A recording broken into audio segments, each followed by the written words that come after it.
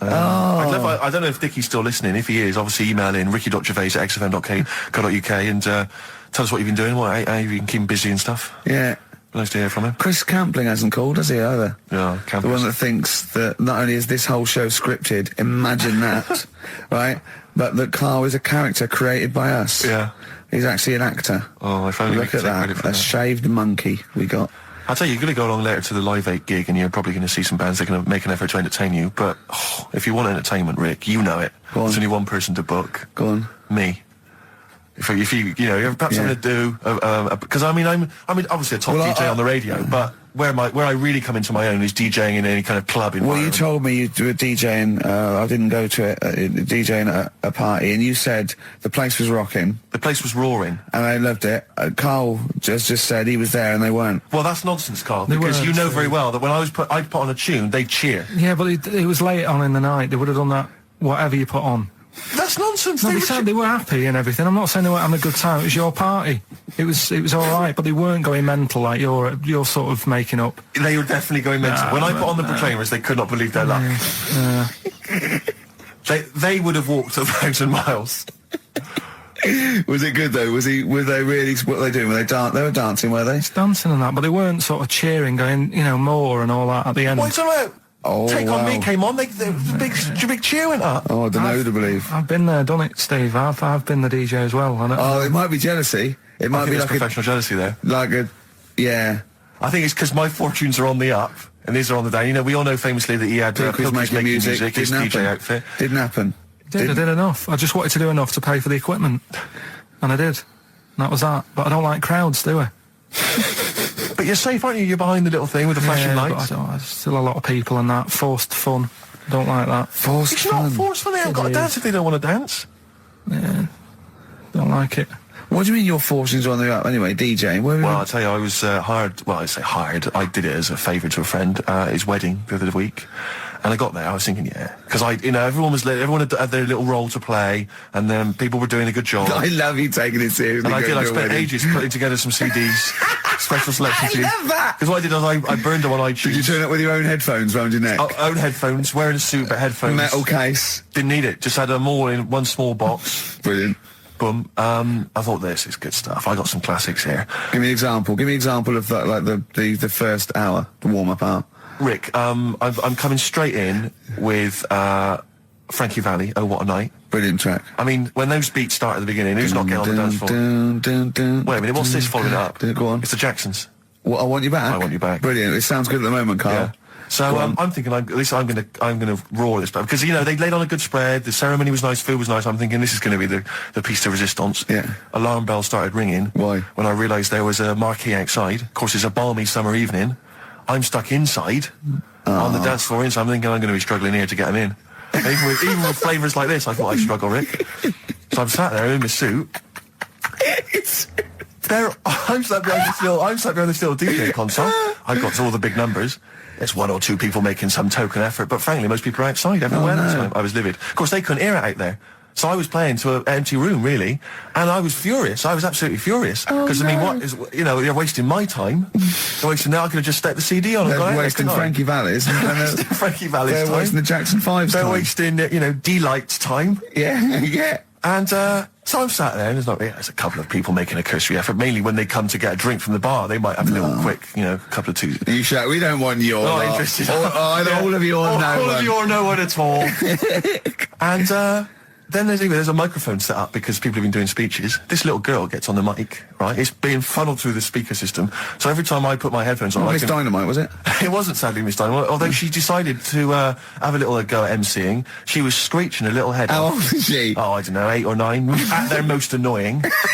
when children are their most annoying, because they got a bit of confidence there. They're a bit cocky. They're not shy anymore. They're a bit arrogant. Yeah. She's screeching her head off. So I'm playing, and she doesn't know it. Your face. I'm playing into the groove. No one's getting into the groove because she's going mental. She's just going, what's this? I don't know what this is. Play something I know. I'm thinking I haven't got any bloody DJ Otsu or Crazy Frog. I'm not going to play what you... So she's just screeching along, ruining it for everyone. I say everyone, there was no one there. So me, she was ruining it for me. I bet you were really angry. I'm furious. But of course as well, every time she screeched, it went through my headphones. So So, of course, and then her dad comes along, right? And I'm thinking, all right, he's seen what's just imagine you in your suit, sweating, getting annoyed at someone ruining your set that no one's listening to. I think, her dad's coming over. He's going to put pay to this. He's realised that, she's causing a disturbance. He comes over there, joins in. No. Sits her on his lap. He's just saying, she's having a whale of a time. I'm thinking I'm furious. I'm thinking it's his responsibility to shut her up. He's not going to do anything. What can I do? I can't step in. No. And I know very well that if I interfere, he's going to say, oh, well, she's enjoying herself and no one's dancing anyway, and we'd have just got into a fracas. Yeah. I didn't want to start a fight. No. Because I don't know, but he'd have knocked you out, wouldn't he? Someone would have got knocked out. And I'm not saying who it would have been, but, but to bear in mind, Rick, there would have been two of them. And so I didn't want to get into a fight with him. And anyway, so I'm playing. Anyway, so my friend came along. He realised what was happening, and I didn't have the guts to unplug the microphone because he'd have known. You see. Yeah. So I got my friend to do it when she had her back to me. So he pulled the plug out. The microphone went dead. She went, "What's going on?" I went, "I don't know what you're talking about." I said, "I don't know." She said, "Where's the microphone?" I said, "You must have broken it." I don't know what's going on. Someone will probably make you pay for that. Anyway, at least we shut her up. That is great. But it really went from bad from worse. And there's that thing when you panic, you start panicking. So you're putting on a lot of flavours that you would have saved to the last hour. What are we talking? Boom, boom, shake. Exactly, you're throwing him in early. Love Shack's coming on way too soon. Really? Oh, Love Shack before 11. It's heresy, but I had to do it. But anyway, in the end, I made the bride go and get some people in. I said, look, it's your special night, all right, and they're going to enjoy this. I'll be honest, love, this is a washout, and it's up to you to turn this wedding around, or I'm walking. I'm walking, and I tell you, they're going to have a sour memory of this evening unless you bring some people in. Everyone in dancing. So she got him in at the end, and I'll tell you this, Carl. I mean, I don't know what you say, but they were loving it. They were absolutely loving it. A bloke came over and said, "Have you got Amarillo?" I said, "No," but I put on something even better, Delilah. Wedding crowds always go for Delilah. A song, of course, about old man killing his wife. It always goes down very well, strangely, at weddings. They get into a sort of hokey-cokey thing. They went berserk for it. And I was following it up with, I had the monkeys, I had all sorts going on. Brilliant. Of course, you know what happens. What? I'm going great guns. People are absolutely loving it. They're rocking it. I throw in, I had something cracking on at the end. Come On Eileen, of course, was on. People were going berserk for it. Which is unfortunate because the bride's name was Eileen. Yeah. And then the bride pipes up. I'm throwing the bouquet. So they all traipse off outside again. Oh. I was furious. Oh, no. I plugged the microphone back in. I said, "What are you doing?" We got, but they went out there. And, of course, you can't get them back once they've done that because all the women are running around. I got the thing. And then they got to wave everyone off, throw the confetti.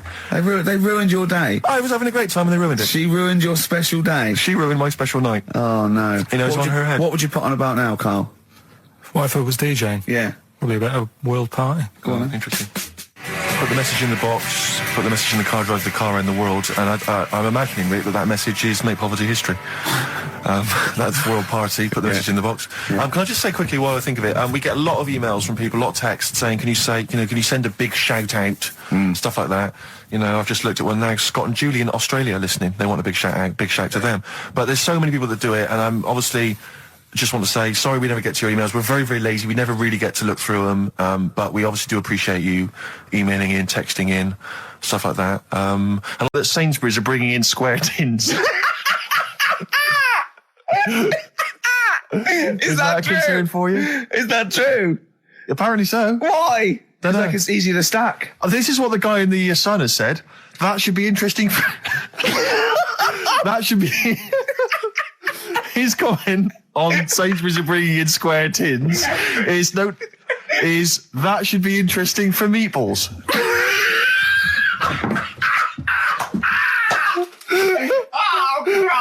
Ricky's just collapsed on the floor. Let's just play a song, Carl. I don't think even you can top that.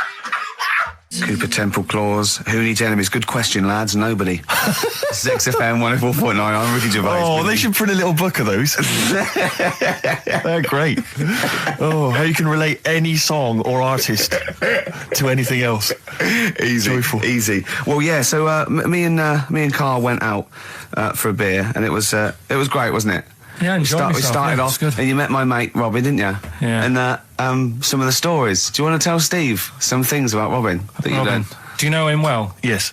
Well, do you know about his worm problem as a kid? Go on. Right.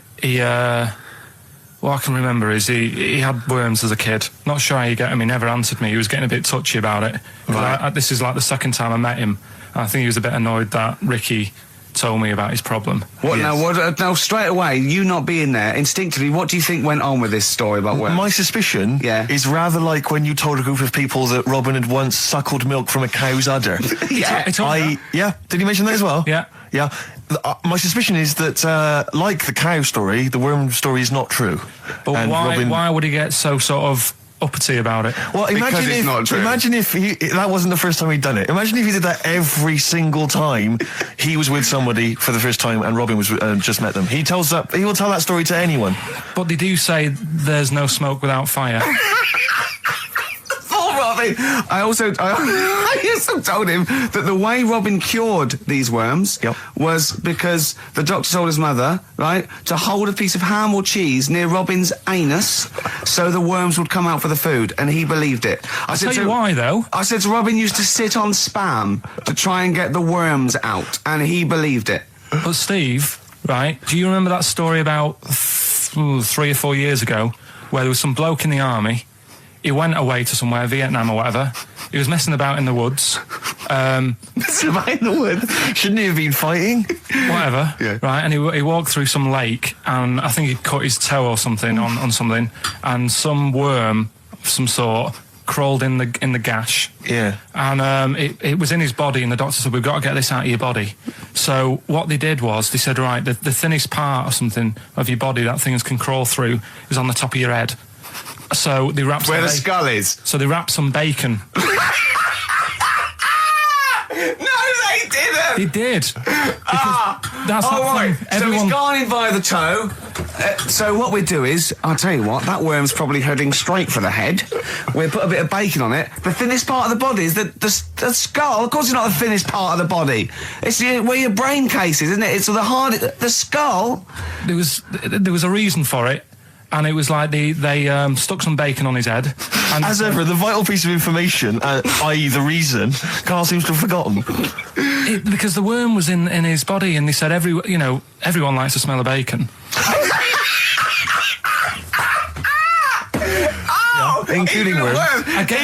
Even a Vietnamese lake worm. They love bacon. Remember last week when I said about the little fella with the bone with no brain, and you were proved wrong? No. Please. No. We were saying it wasn't a little fella. We were saying it was a stillborn child. It wasn't a little fella. You're changing it now. You weren't having any of it last week. Right, hang on a minute. I'm getting confused. There was a Vietnamese snake that went inside of a soldier. A little, like, maggot or some sort that you have to get out of your body because it causes problems. Yes, and so in order to get it out of the body, they strapped bacon to his head. Yeah. That is great. This doctor. And did that work? I think so. They had a picture of him smiling. Oh, God, what, the worm or the bloke? The bloke. Oh, dear. Honestly, I hope someone knows the story. Right. It was about 3 years ago, I reckon. Okay. And, yeah, it did work. G.I. Bacon. So this is why the worm burrowed out of his head to get the bacon? Get to the bacon. Right. That's great. So this is why when Robin was telling his story, I was a little bit disappointed if it wasn't true. Right. Because in a way, you know, Robin's never been to Vietnam. No, but what do you really think that Robin? Well, as Robin said at the time, Carl, why would I sit on ham then tell Ricky Gervais? It's a very good point. Because if he was a kid, you do daft things like that as a kid. Right. He is telling Ricky Gervais though. Yeah. And then, oh, bless him. Okay. And then anyway, Robin left, and I tried to chase him, but he got away. He knows that and then we had a few pints, and then Carl embarked on some of the greatest stories ever told. Can you tell the story about your dad?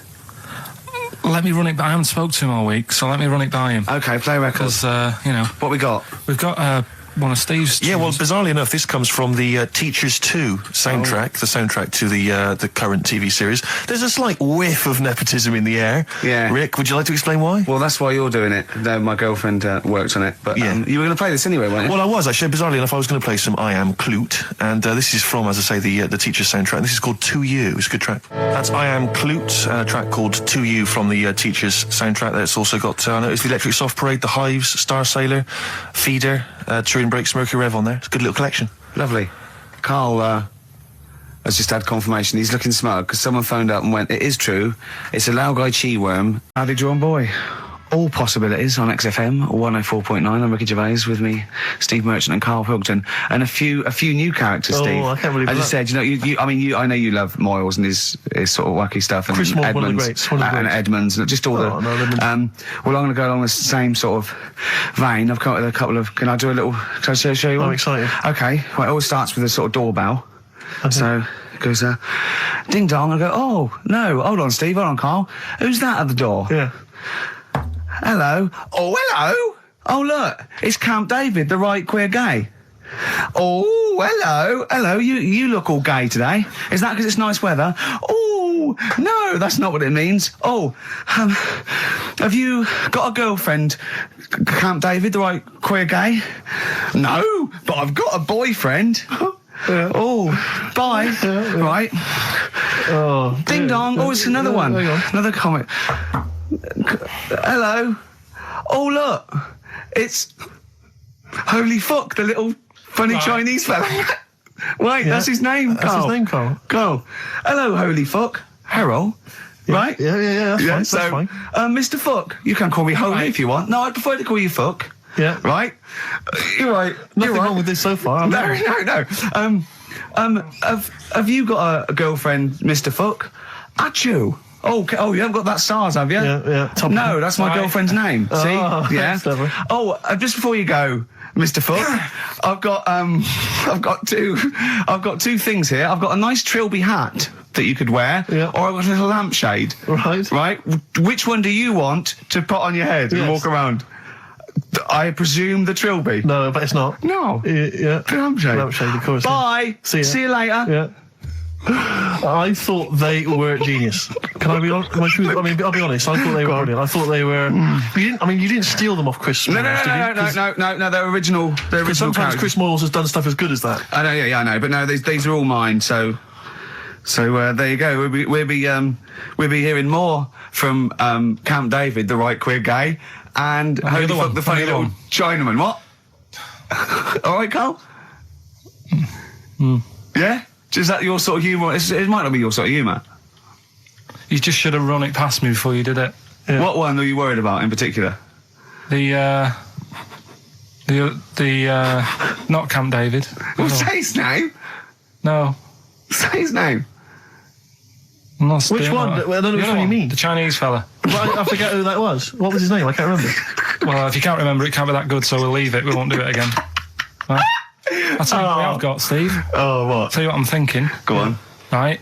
Do you know, like, TV programmes sort of get rested in the winter? Ding dong. Oh no. Hang on, who's this? Oh, Go on. hello again. Not now, Mr. Fuck. We're talking. Bye. Is that Holy Fuck again? Yeah.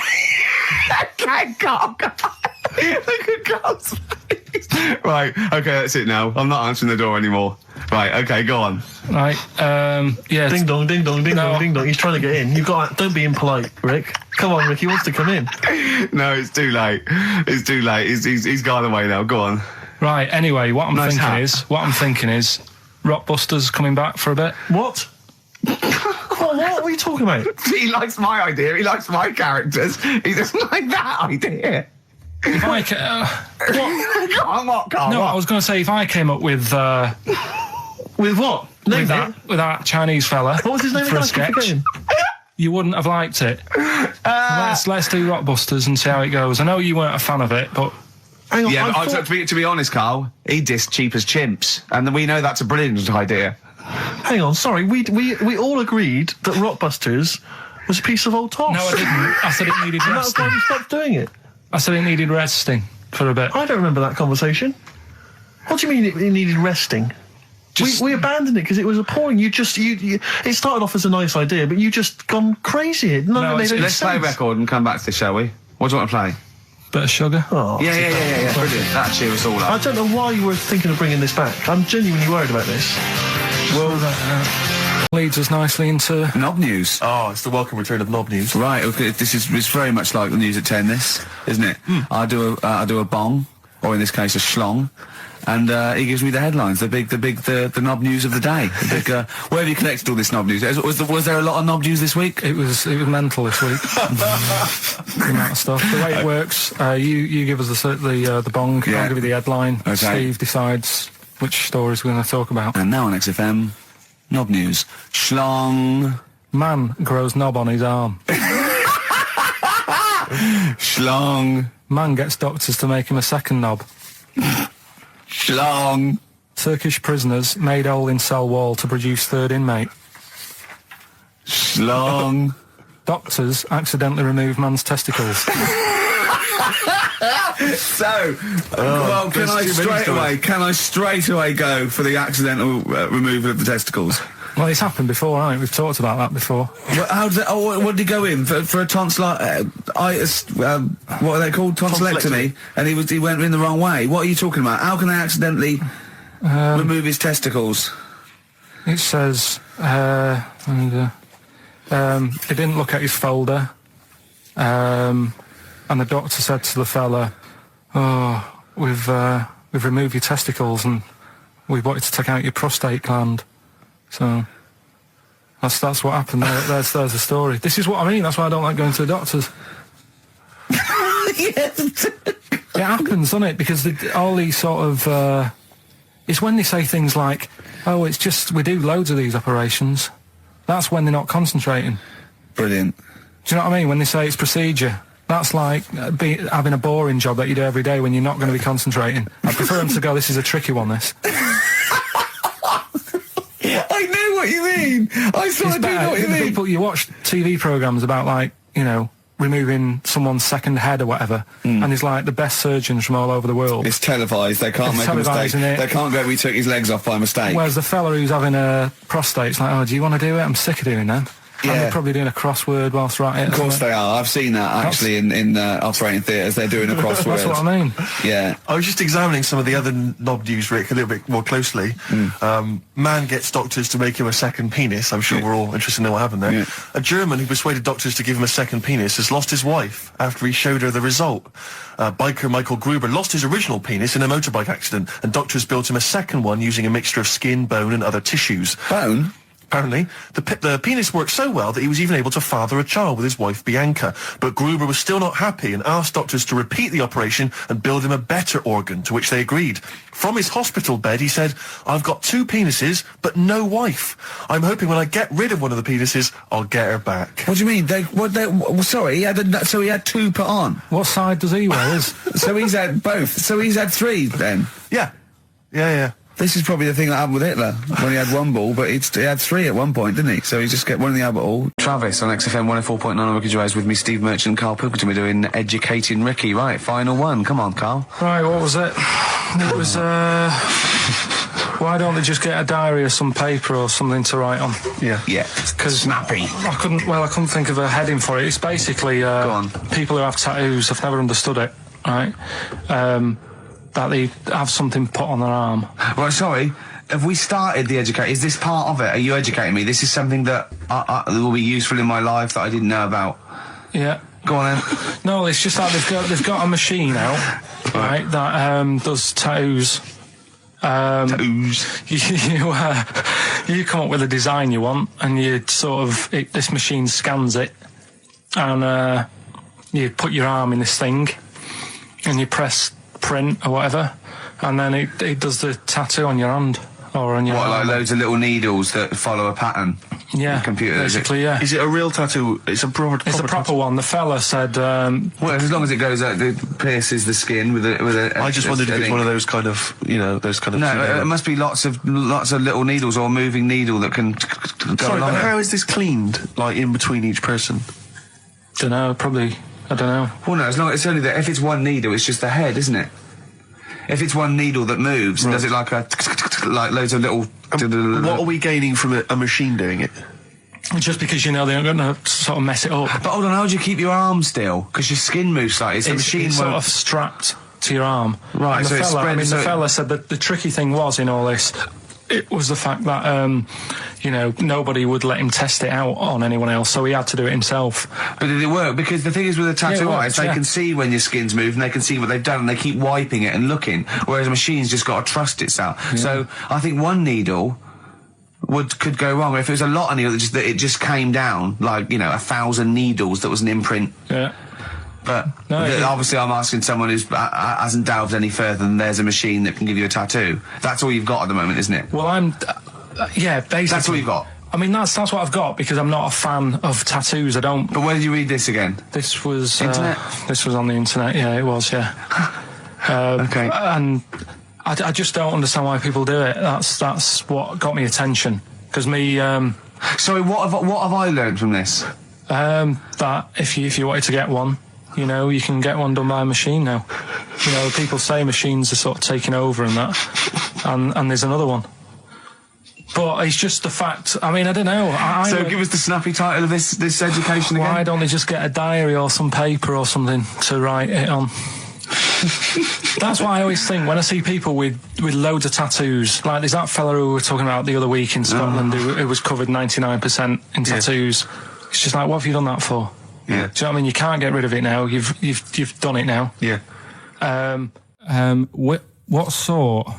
No. The Pope. Yeah. What semi? Sorry, Mrs. Robinson, we're going to have to let you go. Yeah. Go on. You are the weakest link, Carl. Goodbye. Yeah, go on. The Pope. Yeah, the Pope. Yeah, we've got the Pope. Yeah, that's not strictly a question. He wears a. He wears a dustman's hat. He wears gore blimey trousers. Does he Yeah. live in a council flat? Yeah, he lives in a council flat. He wears but- a semi-precious stone. What's the stone? The Pope wears a semi-precious stone. What is the stone? You mean, what is it called? Yeah. What is it called? What, has it got like a kind of papal name? I think it's like, you know, is it a 18-carat one? So we got to try and get Right. the carrot Yeah. of the Pope's he big calls diamond. it Dennis. He calls it Dennis the Stone. Do they want do they want the type of gem it is, like Or is there diamond, some kind of jade, papal name for ruby, it? or do they want it like the Rosetta Stone, or I don't know. the I can't actually play a record. Play 2 records. One. Homeless person called me a dickhead. How did he know? Do you know him? Is that why? He's like the local big issue fella. Oh yeah. Yeah. And he knows me. He sees me walking up and down the street. Oh, that's how he knew you. Right. So normally I have a bit of a chat with him and that. And I walk past him, and you know, I can be a little bit cheeky with him because I've been cheeky with him in the past with stuff. He pinched his arse. No, just, you know, saying stuff like, God, you're always there. I mean, you got home to go to and stuff like that. Yeah, No, but just he- breaking the ice. Just breaking the ice. Go No, on, but he yeah. knows, and he'd laughed at that, right, Yeah, last time, yeah, so I thought yeah. I can be a bit cheeky, right? So he goes, do you want a big issue? I said, no. He said, come on, I've got loads of them, right? So I sort of said, when I was a kid, and I used to do a free paper around the free papers one, I said, just put them in the bin and go home, right? And he went, yeah, but how am I going to get any money doing that, you dickhead? You see, I can see his point. He is homeless and having to sell newspapers to get 50p or a quid or whatever. Yeah, and sometimes I treat him, right? And today I didn't have any money. I had a takeaway last night and I normally give them a quid. And I felt bad not being able to do that because I didn't have any money on me last night. Right. I couldn't look him in the eye. Did you explain this to the homeless person, the traumas of the takeaway without the tip? Did you explain that, you know, you've had it hard as well? I go, look, you don't I know had food delivered to my warm flat. Yeah, It was a you nightmare. don't know what that's like. You don't know what the trauma is because you can't have food delivered to your flat because you haven't got one. So please don't look at me like that. You should have said. But most people ignore him. At least I gave him a bit of acknowledgement and sort Yeah, of... took the mic. Yeah. I didn't think I was. I just was being friendly. No, I know. You got to be careful with the homeless because this is true, and this is you know when the clocks went back recently, Yeah. so you got an extra hour in bed. Yeah. And I was at Cash Point with a friend of mine, and there was a homeless person sat by the Cash Point, and you know we would get some money out, and she said spare some change, and my friend thought, he's a bit awkward. He's just trying to make conversation with her. He went, clocks go back, extra hour in bed. Oh no. I gave her £2. I felt so bad. He didn't do it intentionally. He didn't realise what he'd said. Just making conversation. bumbling. It's tricky making conversation with the homeless because there's so many areas you've got to avoid. You know, what was on the telly. Yeah. You know. Although I get recognised by homeless people and think, are they? I don't know where. But you've got to remember that's very much your demographic, Rick. Yeah. You know, people who watch TV through the window of Dixon's. Yeah, in Dixon's. Yeah, there was a Ricky Gervais on. Yeah. Pop the Well, telly on. they can smell the alcohol on you. They think you're one of them. There's a fella who was in a coma for 20 years. Just, they kept, like, taking him through, like, the normal day. They'd take him to Alton Towers and stuff. Doesn't know anything about it. Just kept going through the motions. Don't know if they kept charging him. Kept putting him through all that. He eventually came out of it. 20 years. And went, stop taking me to Alton Towers, it's shit. I just thought, imagine how much post he had. Eh? How much post?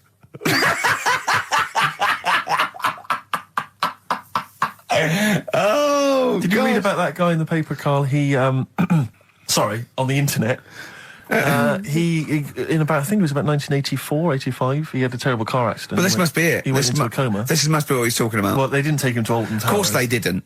But you've got to try and decipher the truth from the conjecture, from the thing that I mean, don't forget, Carl realises that he's had a dream. He talks to Suzanne and goes, that was good, wasn't it, last night we were in the plane? She goes, no, it's a dream. He goes, oh yeah, where's my cornflakes? You got to, you know what I mean? I can now decipher what he's actually seen, what he's read. Well, go on, what did you... Well, I'm assuming it's the same guy. It is the same guy. It was a guy in some small American town, and he'd had a car crash and he'd gone into a coma, and his wife had left him. She'd gone on with her life because he'd been in a coma since then. And he had just woken up recently. Marriage wasn't working. Marriage wasn't working.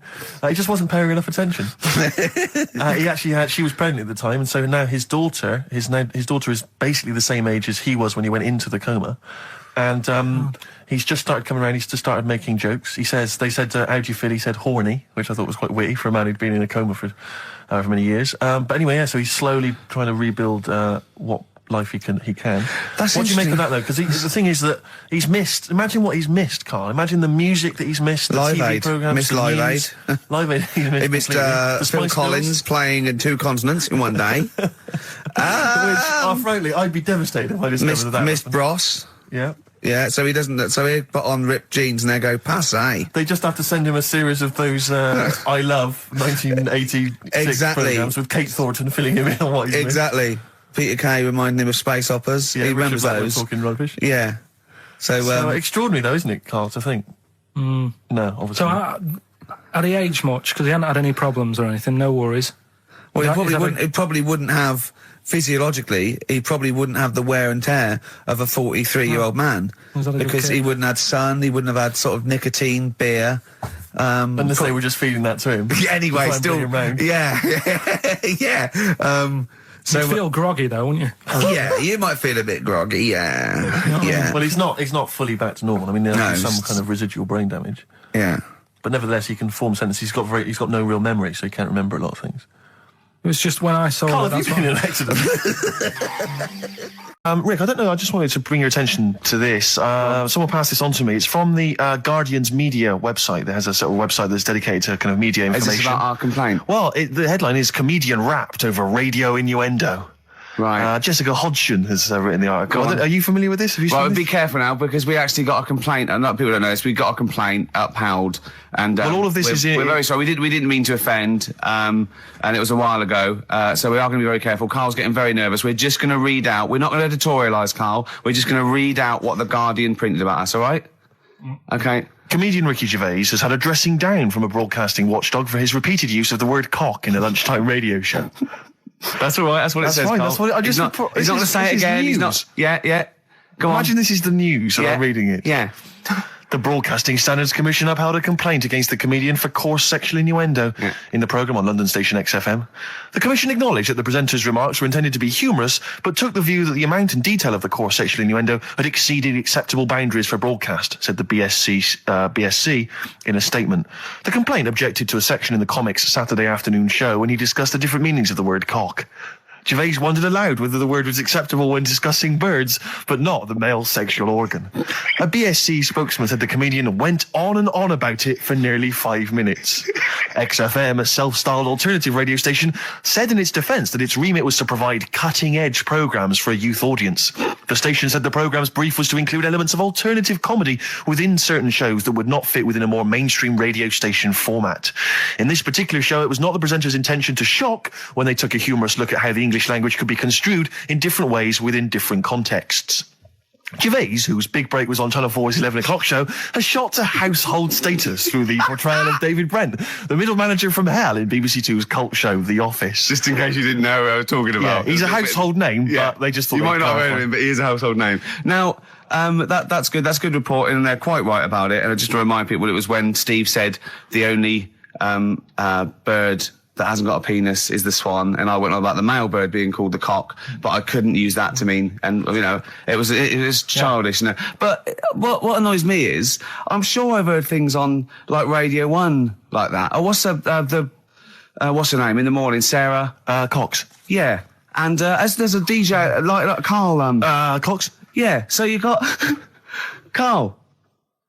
What's the matter? I'm just saying. You're just saying there's a pair of DJs on. Yeah, but we've done this. And what are you talking about? We're just talking about names. They're just saying the names. Now, I love cocks in the morning. You're a big fan. You're a big fan of Cox. And at night. What's the matter with you? Come on, Karl. All right, we've taken it. We've been. Have you actually been wrapped over this? No, I don't know what. Have you that had means. a dressing down? No. When did that happen? I don't know. I was meant to tell you, and I never got round to it. Okay, thanks then. So don't do it again. We went. It was a great day, wasn't it? Brilliant round of golf. Absolutely brilliant. Such a beautiful place in Stoke Poges. It's like a really posh place. And are you a good golf player? Well, we'll get to that. Oh, okay. Oh, Wow, he bought the shoes especially for it. oh brilliant. I'd love to have seen him in those little shoes. I know, and they were no good because they were metal spikes. We had to change them. He was annoyed straight away. He spent over £22 on these golf shoes. We hired a buggy that was brilliant fun. I was bombing along, wasn't I? I don't drive, but it was great on that buggy. Well, you've been on a buggy with me, and you were a bit scared. Yeah. What? I nearly killed us once. I was just taking banks and things, but you don't see sort of bunkers, and he'd scream and go, stop! And he'd put his foot down the brake, and then I reversed. At one point, he sort of did a handbrake turn next to the lake, and then we had to reverse, right? And you just flick a switch and put your foot down. He did that without looking. I looked behind, there's a big oak tree there. He screams, watch the tree, right? He's so... Dukes of Hazzard. And I kept jumping in and leaving him behind because I had to go to my ball. Because anyway, so the first shot, I got on my driver. I honestly did one of the best shots I've ever done. It went straight down. It was great. I thought, phew, got away with that because it's always the first one because it's a clubhouse and you want to look good. Yeah. So. He tees up, and I've been saying, buy some balls. He just got 6 balls. I was going, what if you lose me? I won't lose 6 balls, right? He tees up, right? Whacks it. It goes miles, like right angles, straight into these the woods, right? He turns around, he goes, go and buy some more balls. So I'm laughing, because it's like impolite to laugh, but he broke the ice for me, and I was falling around, and then his second shot, I go, you're off a 3 now. If you take another shot, he went, oh, right. So it's his third shot, he puts the ball down. He hits the ground before it and misses the ball altogether. And I was on my back, wasn't I? Unbelievable. Actually rolling about on his back. And we were terrible. I went round 107. He went round in like 119 or something. Sure. It was just rubbish. How long did it take? 5 hours. Of course. And there was no one around, luckily. But it was fantastic. So then we go and have our meal. What annoys me, I said, right, I'll go for a run. He went, I'll have a bath. I said, I'll see you at 7:45. At 7:55, I have to call him. He's not ready, so he's let me down there. I can't stand lateness or laziness. You hate lateness. Yeah, and he's let me down. Do you know his excuse? He fell asleep in the bath because there was no light bulb. There's no light bulb in the bathroom. So instantly he fell asleep, and he was late. No, do you know what I mean though, Steve? If you're sort of like nice and warm and what have you, I was tired anyway. I've been stressed out for 4.5 hours, right? My life flashed in front of me a few times in that buggy. So it's all sort of wears you down a bit. I thought, right, I've got a headache. You're going for your run. I'm going to have a bath. I walk in, put the light on. For some reason it didn't come on, but I thought, it's all right. I'll just... doesn't matter. You can have a bath in the dark. Summer, so it's light anyway. Well, there's no windows in the bathroom, so... Yeah. So you were in the darkness? So I'm in the darkness. I nod off because I'm shattered. He calls up, hassling me. So I said, well, it doesn't normally take that long for me because, I haven't got, like, long hair. I've got a dryer and I can sort of one wipe. Yeah, he's already 10 minutes late, though, when I called. Well, 10 minutes. 10 minutes. Late. This is late, this. Next. Doesn't matter. Dinner wasn't until 7:15, so we had, like, another 20 minutes anyway. So it doesn't really matter. Yeah, but we said 7:45. So he's calling up, hurry up. So I said, yeah, all right. So I get out and dry and like me tackle and what have you. Calls back again 30 seconds later. No, I don't. I don't like that. Not gonna do that, no. Give it a wipe. 30 seconds later, come on. So I end up going downstairs to the meal area. Naked. With a wet shirt on and wet socks. I've got headache as it is. Meant to be a relaxing weekend. XFM 104.9, Ricky Gervais, Steve Merchant, Karl Pilkington. As ever, Rick, there's always someone who steps in to defend Karl. Okay, what is the defence? What is the defence? Here's an email from Scott Coomer. He says, Karl is actually right. I've got an A-level in statistics and probability. It doesn't matter how long they have and how many monkeys you have. You cannot guarantee they would type the complete works of Shakespeare. Infinity makes it probable they would get it right, but not definite. Yeah. Well, yeah. Yeah. That's what I was saying. No, you weren't saying, Karl. You don't understand it. Infinity sort of sorts it out. That if they do anything, they nearly do everything, won't they? No, I mean, they'll give it a good shot. No, that's not the point. But the I'd point be is surprised if they did one page right. Right, listen, it's not to do with consciousness. It's not to do with them aiming. They are just bashing away at the keyboard. It's like they're used to show that there isn't consciousness. They chose the chimpanzee because it can type, presumably, hit the keyboard. It's because they hadn't come across you at the time. Yeah. It's to take out thought out of it. It's to take out reason and trying, right? It's just random. They're saying that if you typed enough things, if the computer was left typing everything, if you left it for an infinite amount of time, and they chose Shakespeare because there is meaning behind it, and it's difficult to get it exactly right, to show you that Infinity would come up with it's not just Shakespeare, it's every novel. It's everything. Fairly eloquent there from Gervais. A quick riposte, please, from Karl Pilkington. No, I'm just saying, what I don't understand, if it hasn't read it, then how does it know where it's going? Listen, right, Can I just explain to people, right? Some people have said, why are you cruel to Karl? He drives me mental with things like that. What do you mean, well? Let me just take a breather for a How do I do your editing? He keeps coming in the week. You know that I work here properly, in the week, don't I? Yeah, I've got a proper job, yeah? Yeah. Should be 9 to 5, but I normally get in at about 8 o'clock and work A lot till of people about getting 8. 8 o'clock. Working hard, trying to do my job. 3 times this week, I've been rushing around. I walked past my little studio. He's sat in there, all right? Now, because I've got this sort of job, I can get away with it. I said to him, if I was a doctor, would he keep coming to me practice? If you were a doctor, there'd be severe problems with the NHS. Imagine that. The standards would have lowered so much if you can arrive at the hospital, you're a doctor. Pop in, I'll go to lunch, don't we? We have a little lunch break, don't we? I go, come on, let's go now. He goes, I'm busy. I go, come on, let's go now. He's going, you're doing me head in. Well, when I was talking about the monkey conundrum with Karl, he said to me, right, if I had a day off work, and I was, say, watching the TV, and with one hand I was typing a typewriter, would I type Shakespeare? I mean... Yeah, but you see, there's certain things. We were talking a little bit about this stuff the other week, weren't we, when we said, you were going on about Einstein, and I said he's not that good. E equals MC squared. It sounds good, but I've never used it and that. I've never used it! You haven't used 2 and 2 equals 4, Karl! The fella with an apple fell on his head. It could have been anyone sat under that tree. Do you know what I mean? It's just annoying. Lucky. And Newton gets all the credit for his laws of the universe. Well, other people were working whilst he was having a lunch break under the tree. So in a way, it's like he didn't deserve to have that success story. Again, forget the apple and the tree and whether he was sitting down having a lunch break. It's totally irrelevant. Yeah, but what I'm saying is there's certain things that will just happen. It's like, I think we were talking, when we were out eating the other week, we were talking about Noel Gallagher. Well, this is the reason the monkey discussion came up, right? Noel Gallagher... I don't know what to say. I don't know what to say. Rick, I don't want to misquote Noel. I'll be like Herbert Lom in Clouseau. I'm going to get a twitch whenever he opens his mouth. I don't know where to start with some of his statements. Well, as I say, this discussion began because we were talking about a quote that Noel Gallagher supposedly gave. Now, I don't want to misquote Gallagher, but the gist of it was that he said, had I... written Wonderwall or whatever, instead of the Beatles writing Strawberry Fields or whatever, I'd be the one that was considered the great songwriter and it wouldn't be the Beatles. It's just the fact that they came first that meant that they get all the credit as being the greatest band. I don't know where to start with that statement either. I mean, that's Gallagher's thing and he's, well, whatever. We know what we think of that. What was your point, Karl? You agreed with him, didn't you? Yeah, I reckon, right? Do you know we've talked about putting a baby in a room before and it'll know what colour it is and stuff? If you got a room that's painted red, right, but forget that because that's going to confuse Hear him out. Listen to me. Say if they did some new TV show, right? Like, what's that film with Jim Carrey in where the Truman Show. The Truman Show, right? So they make up a little room and some woman has some kids and you say, right, let's put the kids in this room, and they don't know what's going on outside. They don't know anything about, like, EastEnders and that. It's like their little world, right? They don't know anything that's gone on. How could a child survive without EastEnders? Right, listen. So you sat in the room, right? And then when they're all asleep, right, Wait for this bit.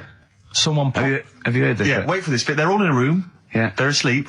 Yeah. someone pops in, puts a guitar next to the bed, right? Nips off out again. They wake up in the morning, and one of them goes, "What's this?" They don't even know it's a guitar because they've never seen one, right? They're talking English, though. Yeah, We just left guitar out of the vocabulary. right. So There's plenty more to come. one of them will pick it up, and they'll go, "I don't know what it is," and they'll start strumming. They'll go, "That sounds good, doesn't it?" Give them a few weeks, they could come up with Hey Jude. Whereas, type in Shakespeare, a monkey that can't even spell. I see that. Darkness growing on me. Love that. Love the darkness. This is the Best Of Show on XFM 104.9. I'm Ricky Gervais, with me Stephen Merchant. Yes. I hope you're enjoying the Best Of. Depeche Mode there, and I Feel Loved. Who'd have thought Depeche Mode would have been that huge? I think I've seen little lads from Basildon with little plinky plonky set. I thought that'd be it. They'd be like Visage or something. That'd be it. And now they're stadium rock fillers. They're huge. They conquered America. He went through some hard times. He came out the other way, and well done. But see, I think what you just said there is a very good example of why they are and why certain other bands aren't. Because if you think about it, for me, you see, whenever I think of a band name, if I see a new band's come along or whatever, I always use a very simple test, which is, can you imagine that you're the announcer at a huge event? Maybe it's like broadcasting around the world, like Live Aid or Nelson something. Mandela Or it's concert. a Nelson Mandela Freedom concert. Yeah. And you can imagine someone He's there. Nelson's there. Yeah, Everyone's with the there. Spice Girls. Oh, they're all there. But you can imagine someone saying, "Ladies and gentlemen, please welcome to the stage, Depeche Mode." Yeah. Ladies and gentlemen, Rolling Stones. The Who. Exactly. But you can imagine someone saying, "Ladies and gentlemen, please welcome to the stage, Visage." Ladies and gentlemen, will you please welcome our headline act? Welcome Idlewild! Exactly. Ladies and gentlemen, please welcome to the stage, Ned's Atomic Dustbin. It doesn't... Do you know what I mean? You just know. The Levelers! Some bands aren't going to make it. Ladies and gentlemen, please welcome to the stage, Mega City 4. You know what I mean? It's So just... it's a simple test. We'd like you to do that at If home. you're thinking of starting a band, or you've just named your band, you're just beginning, just phone in, tell us, or email in, tell us what your band name is, and we will use that simple test. And we will do the test. Ladies and gentlemen, will you please welcome to the stage the Franken Walters. Jimmy Eat World. Ladies and gentlemen, please welcome to the stage, Cooper Temple Claws. I don't think it's going to happen for those lads. Here's a good It's one. a simple test anyway, but 100 reasons, please welcome to the stage. 100 reasons. 100 reasons. Just going to give the email address, ricky.gervais@xfm.co.uk. But if you want, I'll pay for you to take history again. Carl, we'd love to see you get a C or above. And Well, we're I'll willing pay to... for you, and I'll get you some books. Right, now listen. We can, let's get, I reckon, when are the exams? June? Something like that, yeah. We'll try and register next week, and I reckon you can get an A or B. I'm history. busy, I'm In busy. history. No, don't worry about it, it's just easy. I get you Brody's notes. If Heat magazine, they love you, Carl. They could probably sort something out. They could probably pay for a tutor. They got a lot of money, they sell a lot of magazines. I mean, it is almost always, and you found that out, I discovered this, it's always the Tudors and Stuarts. There's no fear for them not coming up. Now, what do you already know about them? You must already know stuff about Henry VIII and Elizabeth. No, because it's too long ago to even get interested in. Do you know what I mean? You can't. Is that why you relate didn't- to it. Okay. The Anderson thing, it was like, God, I bet my mum and dad were in an Anderson shelter. This is interesting. What, when they- Oh, my granddad would have, had something to do with this. But the Tudors, it's like, I don't know even if they had a family back then. Play a record, if we come back Hang to on, this. hang Sorry, on. Steve, Because I need to introduce the new feature. Yeah, for the I record. don't know if I had a family back then. Carl, listen, let me Genius, just ask you now, right? If you can finish this sentence, we've got a chance. Divorced, beheaded, died. Divorced, beheaded. Died. What is it? We just need to do a little bit of work, but otherwise I think you're going to be fine. It's how you remember what happened to Henry VIII's wives. They're little... Divorced, beheaded, died. Divorced, beheaded. It's like spam. Support... What's it? Support, protection, anchorage, movement. That's how You're you going to that's nothing to do with the Tudors No, and nothing to Stuarts. do with the skeleton. Yeah, see, no, we're not doing biology. Mnemonics and acronyms. and What happened to Henry VIII's last wife? Did she die or did she not die? Divorced, beheaded, died. Divorced, beheaded. Do you know that the only king that has got a moustache is... No. The only king that hasn't got a moustache is the King of Hearts on the playing cards. Karl is genuinely... I don't know if he's actually upset or embarrassed, but it doesn't matter. Why does it matter? You were 15 and didn't go to school. If you were my friends, I think you would have just said, oh, we can't find them. Why? But you just doesn't matter, though. What to do with that? Well, what do you mean? What do you mean? It's ridiculous. Do it again because you want to learn, because there's great things in the world to learn about. Don't worry. Look, GCSE is vocational. Is vocationally for a 15, 16-year-old to go on to do A-levels or whatever, or to get results. But you don't need that because you've done very well. You don't care about the Tudors and the Stuarts. I mean, you know. I mean, I've had a couple of jobs, not this one, because you don't need qualifications to get a job. Obviously. In the radio. Yeah, obviously. You're absolutely right. But the ones that I have got in the past, I did, because I didn't collect them, I had to lie. And I didn't like go mad. I didn't say I had A's and stuff. But I didn't put history down because I didn't even know I did it. So it's a bonus. I kind of treated myself to like a D and a couple of C's and that, so it's like, well, he's not... I love the fact that Karl even then was honourable. It's like, I'll at least put down the ones I think I took and lie, but the ones I didn't take, I won't lie about. Yeah, and don't give yourself a B. Exactly. If they're going to find out you lied, give yourself a B next time, It could Karl. backfire, couldn't it? I mean, my brother's a bit mental, and he used to do things like go for jobs and say, oh yeah, I've done this before, like being a mechanic, and he's never even picked up a spanner. And yet, he'd have the confidence to go and try and fix cars. Well, I'm not that daft, but, God, an E. Who do you blame for this? That's just an easy way out. I have to blame myself. No? Yeah. What was the teacher like? Well, there's loads of different ones. I didn't like... I mean, the history teacher, it is my own fault, because with her, she's a bit mental. And I used to kind of stop the lesson by saying, oh, miss, tell us about your fireplace you've got that is made from a gravestone. Because that's what that would stop any English teacher in their tracks. And she loved telling you about it. Yeah. So it was like, oh, I learned that from a teacher. So that's why I didn't know about divorce, head loss, and all that. Yeah. Dandruff legs. Horse, head loss, dandruff legs. But remember now, divorced, beheaded, died, divorced, beheaded, survived. That's all you got to remember. And what's that? That's what happened to Henry VIII's various wives. In order. What does it spell out? No, it doesn't spell out. It doesn't spell anything, you just got to remember the rhythm. In order in which he married. Yeah, but it helps. It's like when my mum taught me the alphabet, she taught me as like a song. A, B, C, D, E, F, G. Yeah, constant. No, not like that. Huh. That's how everyone else could do it, and I couldn't do it that way. Right. What tune did she do it to? It was A, B, C, D, E, F, G, H, I, J, K, L, M, N, O, P, Q, R, S, T, U, V, W, X, Y, Z. I feel like, it feels like Christmas Day. What, you didn't get the gift you wanted? Yeah, do you know that, like, anticlimax? Yeah. When, you've been looking forward to it for so long. Yeah, you know. Well, I mean, I knew you were looking forward to it. That's why it took you 14 years to get the result, and then it was 2 other people that got them for you. Do you wish that we hadn't done it? No. It's alright. It's alright, isn't it? What's your girlfriend going to say? I don't think I'll see her again. She likes a man who knows about the Tudors and Stuarts, does she? Yeah, first gladiator, then the... Yeah, you've been bluffing. Whenever she said, where did you go to Stuarts? You go, good. Like, lots of things, but look, it's a bird. What happened to Henry VIII's last wife? Oh, I wouldn't... oh, yeah. Oh, look, Friends is on telly. Friends is on. No, I just changed the subject by saying things like, you know, about the only king in a pack of cards. That threw off the scent. That threw us off the scent. That wouldn't fool an invigilator, would it? That's the thing. You can't use that one. I've said in the past to you, Rick, that my grandparents, so I love them dearly, but it's like for the last 30 years they've been waiting to die. I know. It's like they just sort of, it's like, you know, the novelty wore off of like... life in the 50s. Yeah, they got kind of bored of it. Like, yeah, in the 40s it was brilliant. All sat around the old Joannas, the bombs fell, singing, they loved that. The 50s, you know, that was great as well, because that was the post-war years. It was, you know, it was a bit tight in the pocket, but it was alright, everyone pulled together. Then the 60s came along, all the crazy music, the funny hair. Let's stay in bed. Exactly, they basically stayed in bed. And it was one Christmas when my grandmother said to my dad, what do you like for Christmas? What do you fancy for Christmas? And this must have been, I don't know, 20 years ago. She said, what do you fancy for Christmas, Ron? And he went, well, you know, I could do with a nice big kind of warm winter overcoat. She said, don't worry about that. Don't worry about that, because your father will be dead soon. It's what you can have his. Meaning my granddad. Well, to be honest with you, my father's still waiting. Which is good news. Good news for my grandfather. Less good news for my dad. Freezing. He's freezing.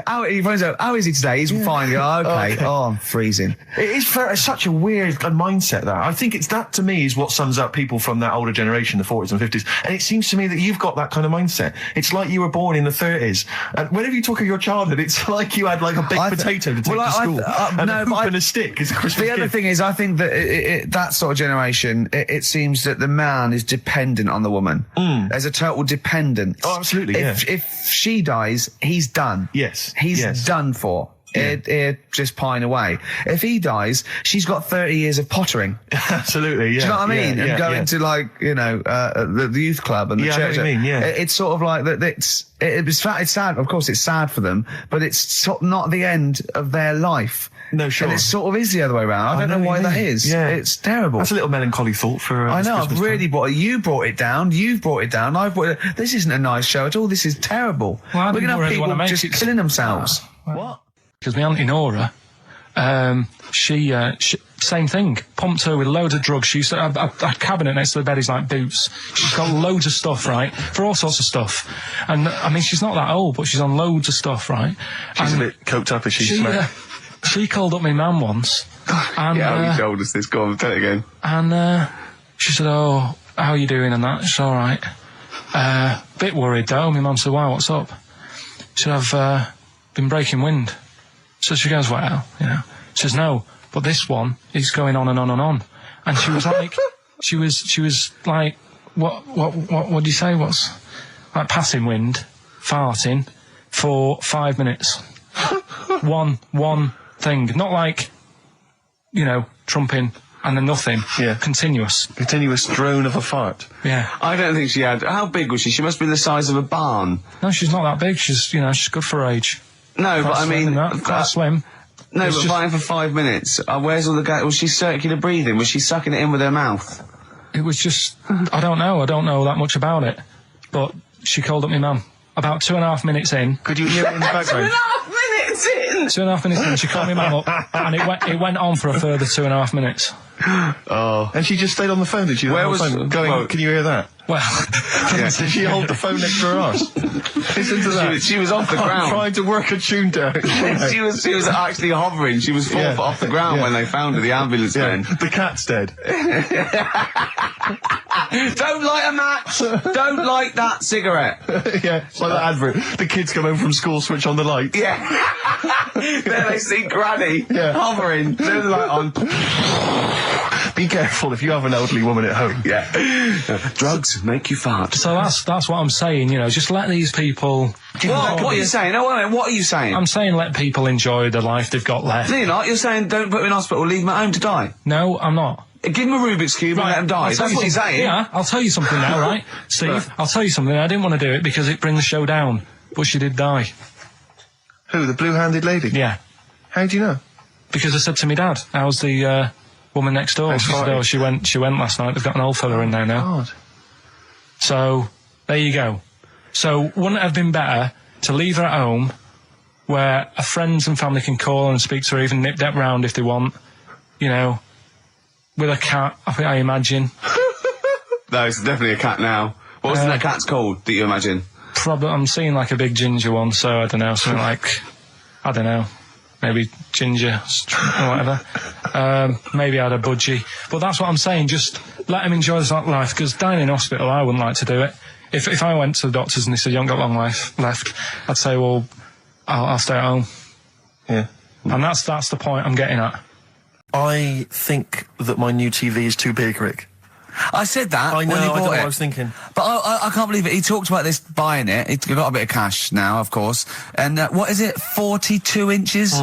42-inch plasma screen. What did it cost you? $3 grand or something? Don't tell me. That's Wow, huge. it's 3.5 ridiculous. grand. $3.5 grand, big spender. Of course, it's too big. Well, I can't get far enough back in my room, in my living room for it. You know, you're meant to be, I think, 4 times the screen size away from it Really? to get out from the air. So that's 4 times 42 inches you're meant to be sitting away from it, which is impossible. Yeah. Well, I'll have to just get friendly with the neighbours. Yeah, watch it through a hat. If that's the case, though, are you better off just getting a portable?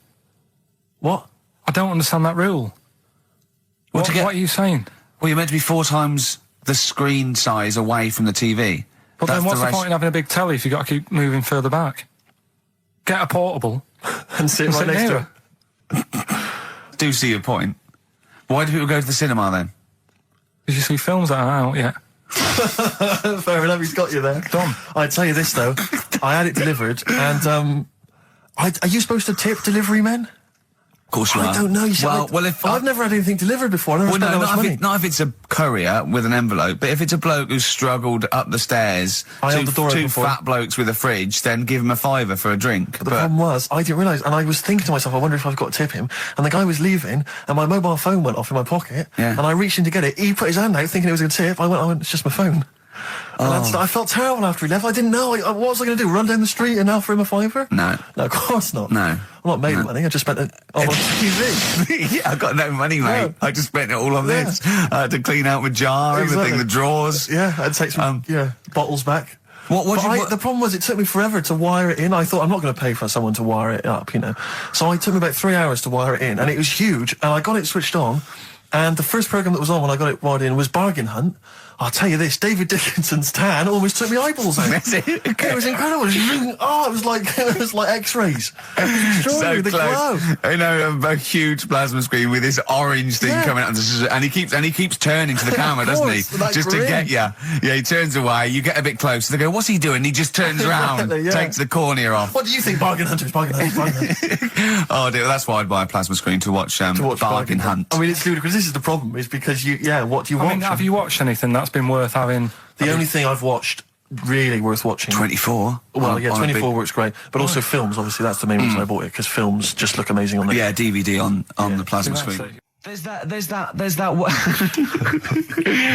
one that a bloke, right, was going to get a phone call at 4 o'clock to find out if his business was, okay, right? And if he didn't get the phone call, he knew he was broke, destitute. So dead on 4 o'clock, the phone didn't ring, so he went up to the roof of his office and he jumped off to commit suicide. And as he was passing his window, the phone was ringing. Oh no. Carl, it didn't happen. Didn't happen. Think it through. Who told that story? Who told that story?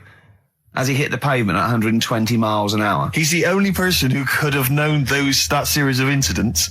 Also, why didn't he wait? As his life's at stake, why didn't he wait till 5 past? I said, I'm going to give it 5 minutes just in case. In case the lines are busy. Yeah.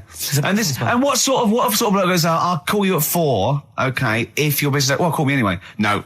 If I don't call exactly 4, then, no, you have to commit suicide. Commit suicide. I would, because if I don't call at 4, that's the end of it. Well, call me anyway. No, that's not the way I work. Why can't you just call me and tell me the other way? Well, I'm telling you how I do it. If you're bust, I don't call. Can't you just call to verify in case something goes wrong? What if it's engaged? It won't be engaged. Just commit suicide at 4, please. It didn't happen, Carl. What exactly is there then? Is it just a kind of moon? Had a swimming pool and that. Yeah. Yeah, it's good. I think it was one of the better ones on the island. Okay. Nightlife? Wasn't really in it. There was a bar, there was some bands playing. Yeah. Not very good. Food got a bit boring. Yeah. It was always the same food every night, but they sort of themed it and made out as if it was different. So, like, on Mexican night, it'd be chicken with a nacho on it. Right. And Chinese night, sort of chicken with a little prawn cracker on it and stuff. Sure. But that got a bit boring. That's me just turning on my phone, because I want to read to you a text that I got from Carl. I think you sort of sum up the holiday in this text, don't you? Do you remember it? Can't remember. Let's have a look. Let's have a little look. Instantly, what did Suzanne, your girlfriend, make of it? Similar view to you, that they should fill in the holes? Yeah, it's just that thing. You see, I went on a coach trip, right? And you go and see the volcanoes. Like I say, there's 36 of them. Yeah. Which, how many do you need? And when we're on the coach going round all these volcanoes, the fella on the front's going and look out your left window at the moment, and there's a volcano. And if you quickly look out at the right-hand side there's another one. Right. And on the left, he's just like, all right, we've seen it. Sure. Do you know what I mean? Yeah. And that trip, we'll talk about that trip in a bit. Right, this is the text I got from Karl, right? All right. Been up to a volcano. Been in some dead artist's house who built his house in the lava. They said they would show me science with volcanoes, but all they did was chuck some water in a hole and it shot up in the air. No dwarves in the canteen, no scousers here, but there is a Swede woman with a big head. She looks effing gormless with a cap on. All right? So a little reference there to... A Swede woman? What's that mean? Do you mean Swedish? Yeah. Or she looked like a vegetable? No, the Swedish woman. But they've all got sort of quite big bill, aren't they? And I sent him a text. Oh, well, it's just good to be on holiday because, you know, I'm working. He sent back, so am I. Just been watching Sky News. There is a school for monkeys who want to get a band together. Is that monkey news for later?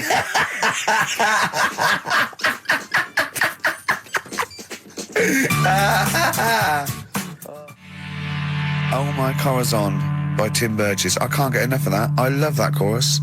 On XFM 104.9. Ricky Gervais, Steve Merchant and little Karl Pilkington. But it was a nice holiday. Yeah, it's all right. It's just, you know, I went there to relax and that. Exactly. Did a little bit of that.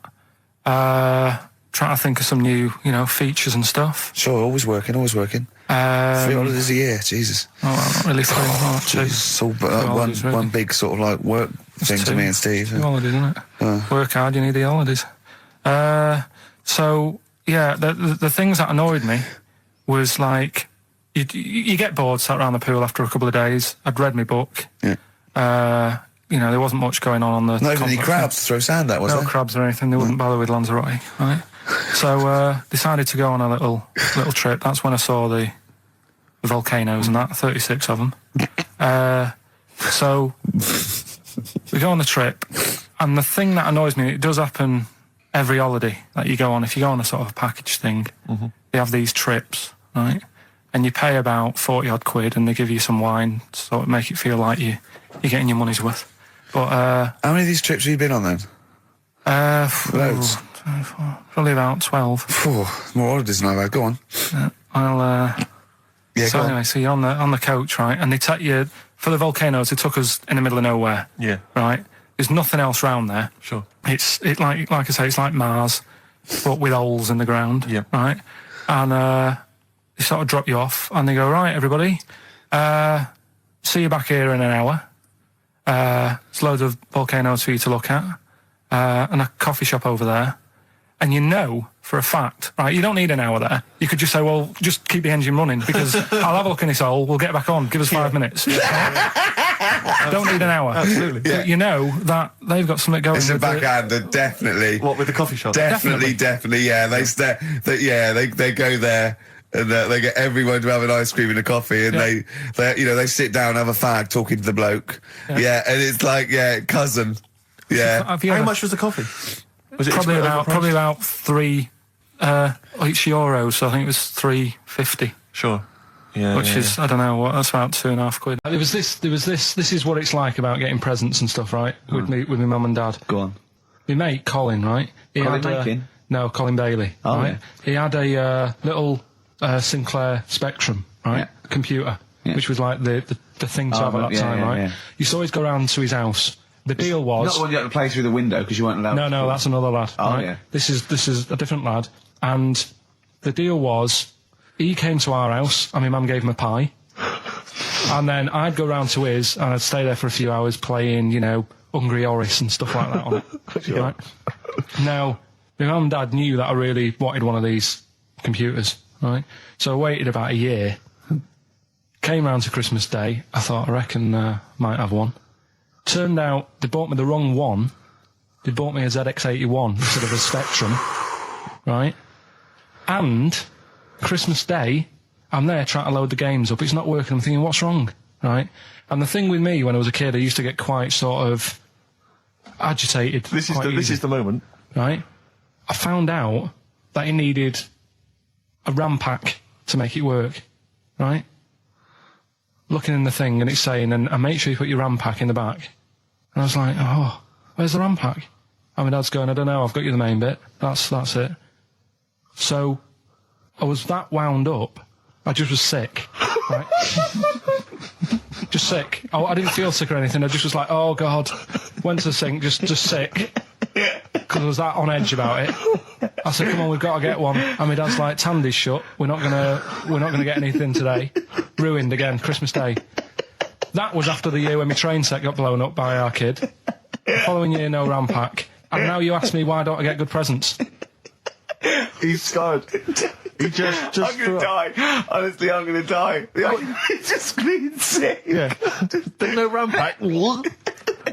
Did you get to the bottom of it? Why wasn't there a RAM pack? You have to buy them separate. Oh, It's one of them okay. cons. What do you mean I can't play Frogger? Oh no. So, wasn't there another incident when you threw up? Spontaneously threw up? Oh. Through sheer anxiety? I do get it. It's not so much now because I've relaxed a bit, but as a kid I used to be quite on edge all the time with certain things. Do you think that's what happened to your The cat wind. that kept being sick? That it didn't get the food it wanted? And it just threw up? Do you remember that? Yeah. God, so they shaved it.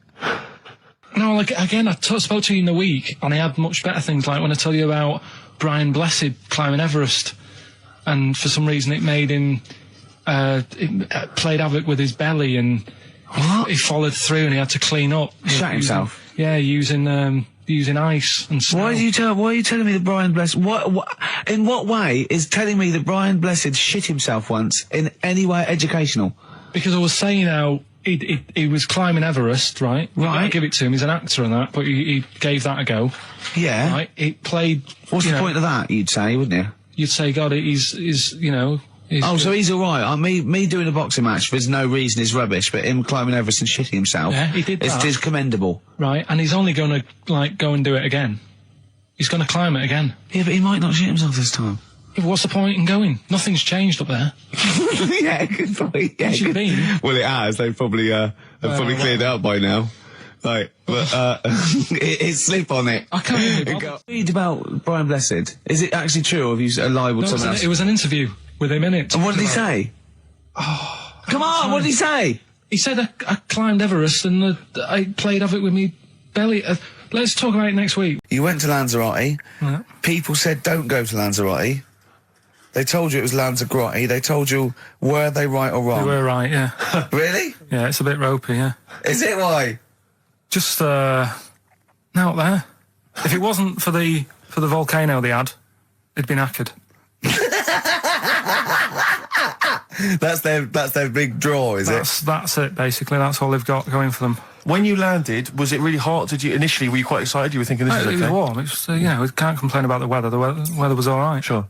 You know what I mean? That's what I went for, but it'd be nice if there just was something else. Yeah. What did you do all day then? Did you read your ritual book? No, I didn't read that. I read that book. Do you know the book that I bought and all the chapters were messed up? Oh, yeah. I bought a better version of that. All right.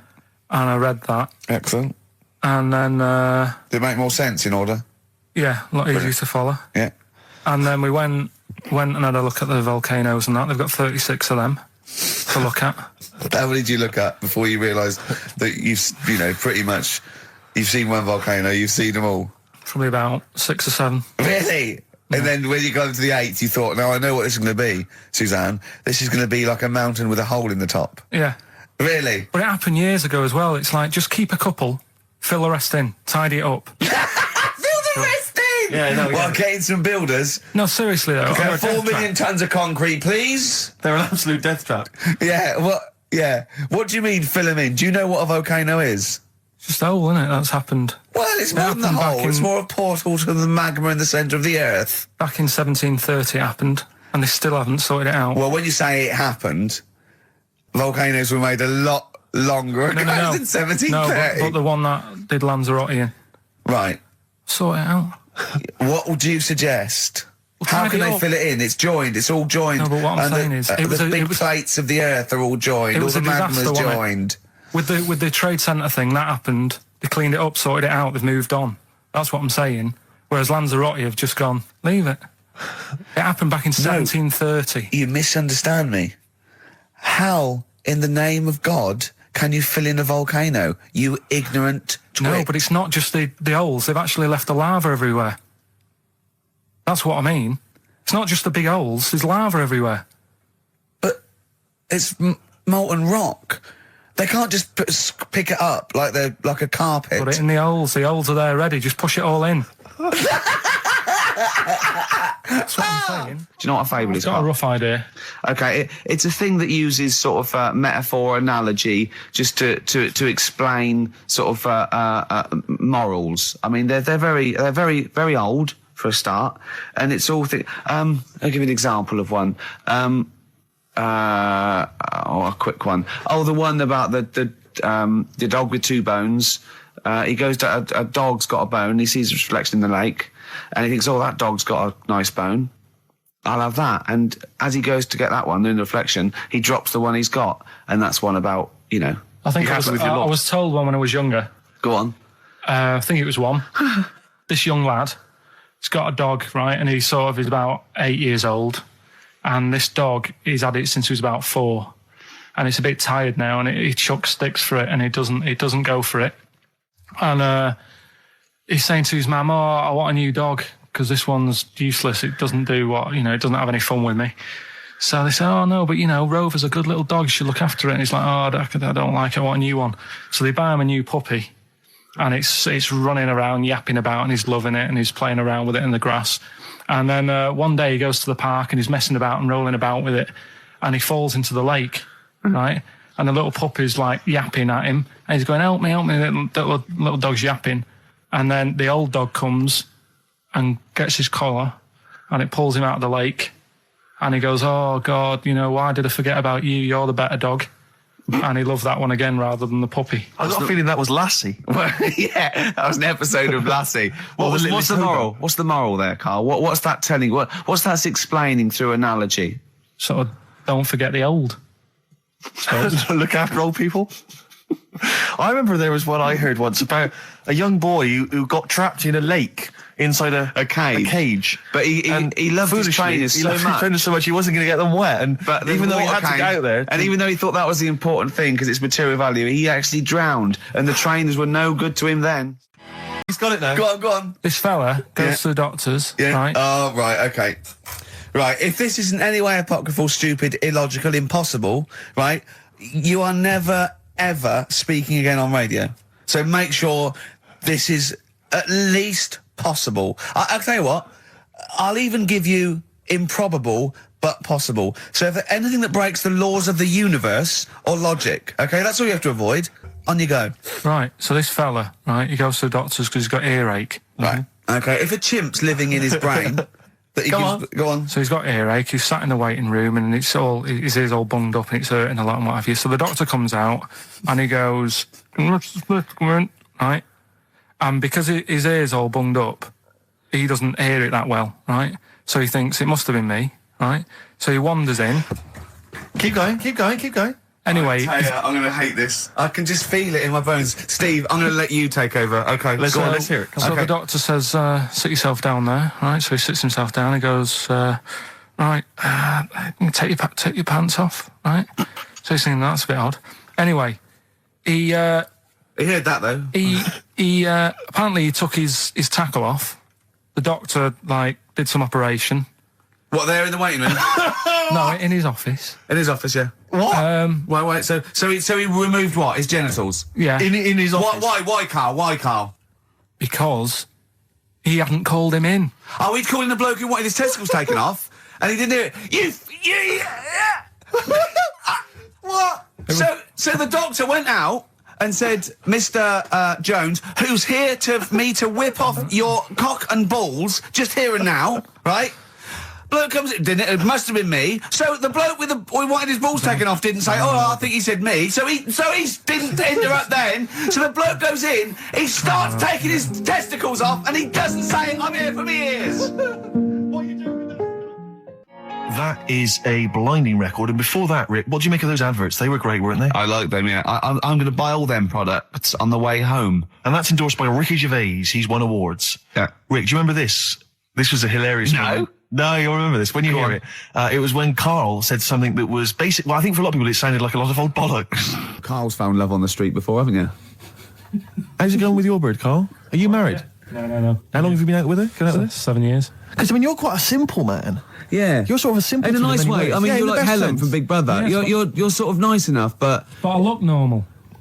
Well, yeah, you sort of do. But you could be one of those that just suddenly go mental with a pen. Yeah, do you know just what I mean? stab people through the eyes. Yeah, you sort of look normal. But if I wouldn't really want to wind you up to a point of frenzy. How did you meet your girlfriend? Through work. What, through her work? What, you phoned up and said... We worked at the same place. Oh, you're right. Yeah. You're quite an enigma, aren't you? Could you give us more on that? At work. You met her at work. What, she came in selling sandwiches? She was going through the bins outside. What do you mean you met her Why at are you work? having an attack on me? You're the not one having an who's attack sad and lonely. Oh, he's done you again. He's done you Yeah, but what I thought was interesting was I just scratched at him and he just went mental. Yeah, no, It's like a but- bear caught in a trap. It's funny, isn't it? You'll never learn. Carl. No, I was just interested to find out what the story was, because it might be a really romantic story. Well, it's not.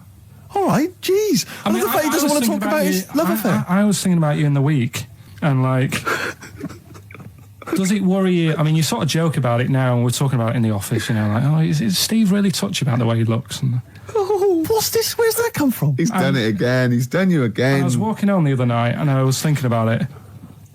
And do you worry that when you're old, you will be on your own?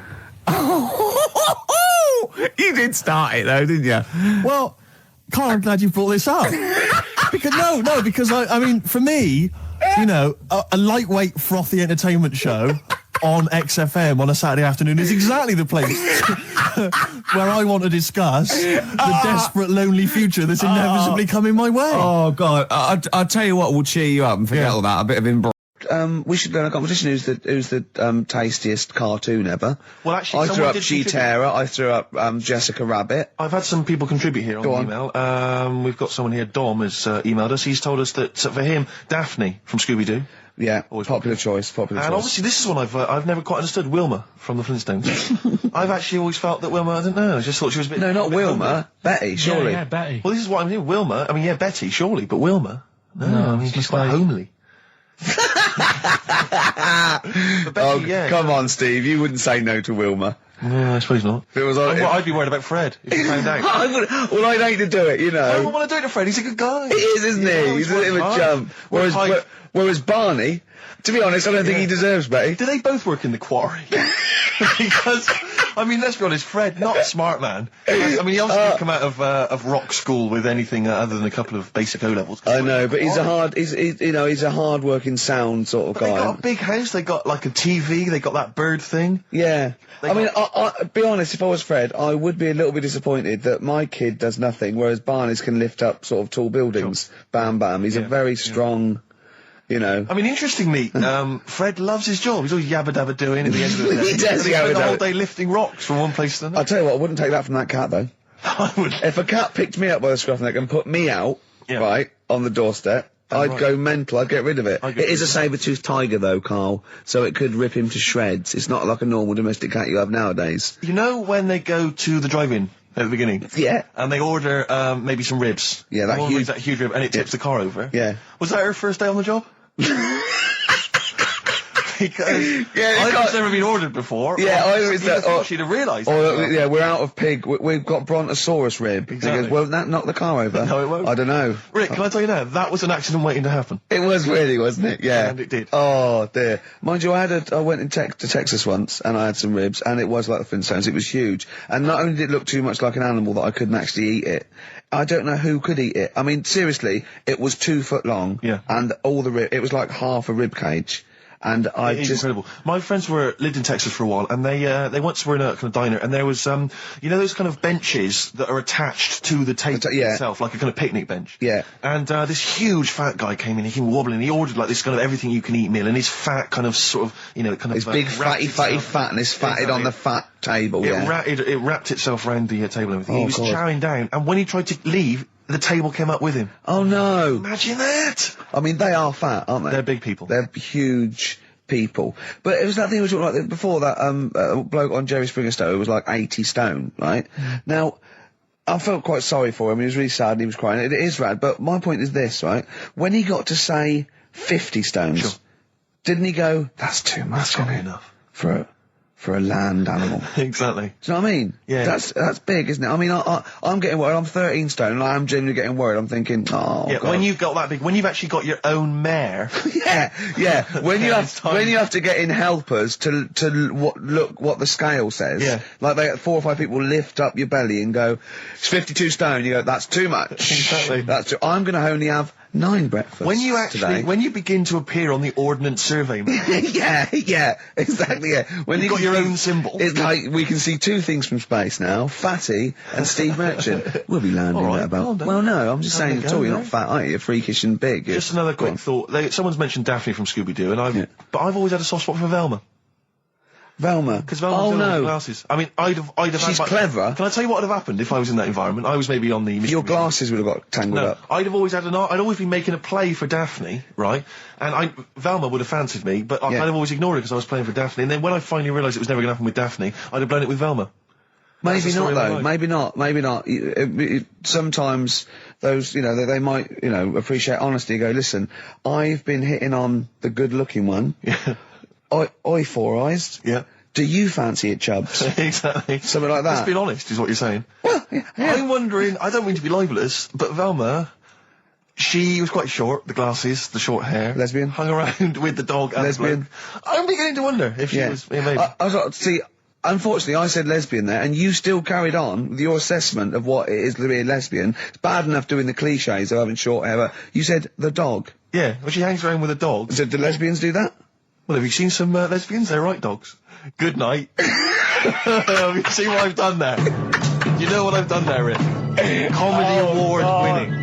Oh, God. The first cut is the deepest. Let's hear it, Rick. On this album as well is The Killing of George.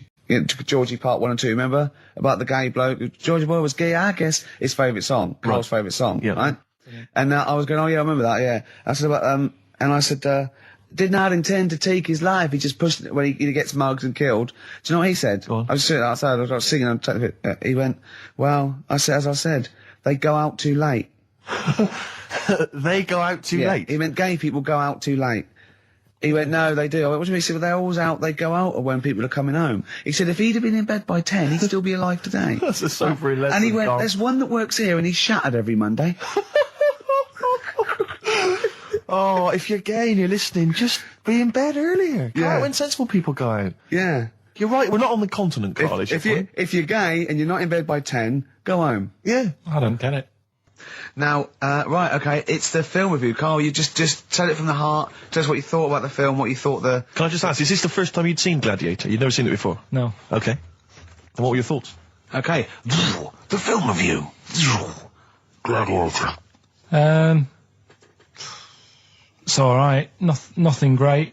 It's like an old, sort of an old version of Rocky done in the olden days, really. Right.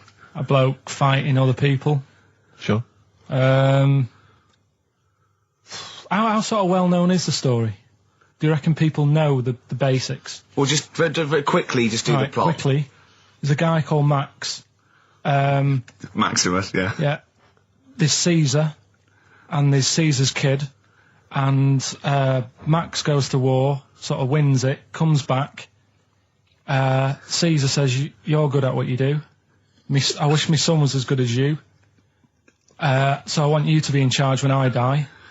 His kid finds out, a bit annoyed about it, kills his dad, because he don't want anyone to hear that he said that he wants him to be in charge. Yeah. So his kid gets in charge and thinks, I'll show you. You're not going to be king. I am. You're going to be a slave or something. And then next thing you see is... Sorry, can I just stop there? My only thought is the film's 3 hours long, so maybe we should go through the whole plot. We've done the first 10 minutes, but Yeah. go on. So, yeah, he's a slave and then... Yeah, but then, that was an interesting bit that I thought, right? I mean, I was watching this with a girlfriend. She was already annoyed because she wanted to watch Friends on E4. Okay. Yeah. It was a good episode as well this week. Was it? Yeah. Don't tell her that. Okay. Right, so she was annoyed and she said, come on then, put it on. And I got it wrong straight away because it says on the back 149, so I thought that was an hour and 49 minutes. It turned out it was 149. No, I thought it was 1 hour 49. Yeah. But it was 149 minutes. Sure. So it overran anyway. By 40 minutes. Yeah. So anyway, the interesting bit was where he was going across the desert on a horse. And I think to show you how long he'd been going across the desert on his horse, he's showing you a shot of the horse's knees and they were bleeding. And I just wondered whether that's what horses do if they run for a long time. Do you know? I don't. Good. Right, so anyway, so he goes on, he keeps going on like this. He's a slave, and then he has a fight at the end with the Caesar's kid, and he kills him. And that's how it ended. Okay, good. What did you think of it? Just generally, what bits... What do you think was wrong with it? Right, well, I've read up on it, and there's already a fact that is wrong. Right. Caesar's kid, he didn't actually kill his dad. His dad died of a natural death. Right, in real life, you mean? Yeah. Okay. And what's Caesar's kid's name? Comedian or something? I think it's comedian, yeah. Yeah. That's where the name comes from. When a funny person is called a comedian. He didn't actually get killed in real life by Max. No. He died by his sister poisoning him, and he didn't die. No. Are you saying that this is not a historical document? It's wrong.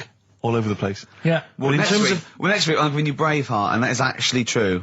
That is factually accurate. I can't handle it. It is. It was a little Australian fella that helped him out. Just for people who watched it, they know that the guy, Caesar's kid, yeah, he died.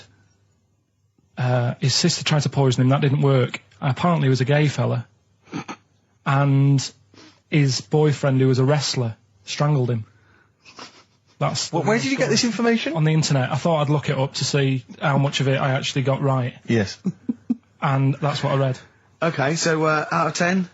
5. Really? Yeah.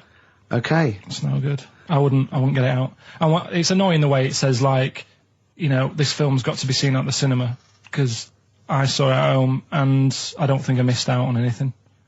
Very good point. I think that's probably the point they're making, but yours is valid too. We'll play a record, and after that I'm going to ask you about Rasputin, the Mad Monk. Go on then. When things like that happen, right, you know, you've been told not to mention it. Yeah. And you're like a little kid. Yeah. And once things are in your head, yeah, it's difficult not to mention it. I mean, when I was a kid, yeah, go on. Right, my mum's sister Hazel, right, was seeing another bloke. It's weird because she's a lesbian now. That's really weird. That must have been an interesting Christmas. But anyway, she was seeing this bloke, and he looked like Ken Dodd, apparently. He looked like Ken Dodd. Looked like Ken Dodd. So people said, don't mention it because it gets on his nerves when you like meet him and you go, oh god, you look like Ken Dodd. So I said, all right, his name's Will or whatever. And I was introduced to him. First thing I said, nice to meet you, Ken. Did you do it as a joke, or did you? No, because you know when you know, it's like, I'm not allowed to say that. I can't say that. Mustn't say that. Can't. And then I saw him. I thought, Jesus, does look like him. It just came out. Was it Doddy who turned her into a lesbo? Do you think? Well, he wasn't a good-looking bloke, so possibly. She started going out with Esther Ranson though, which is weird, out of the frying pan. What was the story with the lesbianism then? How did she announce that to everyone? What age was she when she realised? Well, I mean, we're not a close family, do you know what I mean? We're not a sort of family who keeps in touch with everyone. And I think my mum called her up one Christmas and sort of said, you know, how's the Diddy men? Yeah, how's Nutty Ash? And she said, oh, no, I don't do that anymore. I'm knocking about with Sandra or whatever. Right. And it was like, oh, right. Not big butch Sandra with the big earrings and the skinhead. He used to live down the road from you. I don't know. He used to get Doc Martens wholesale.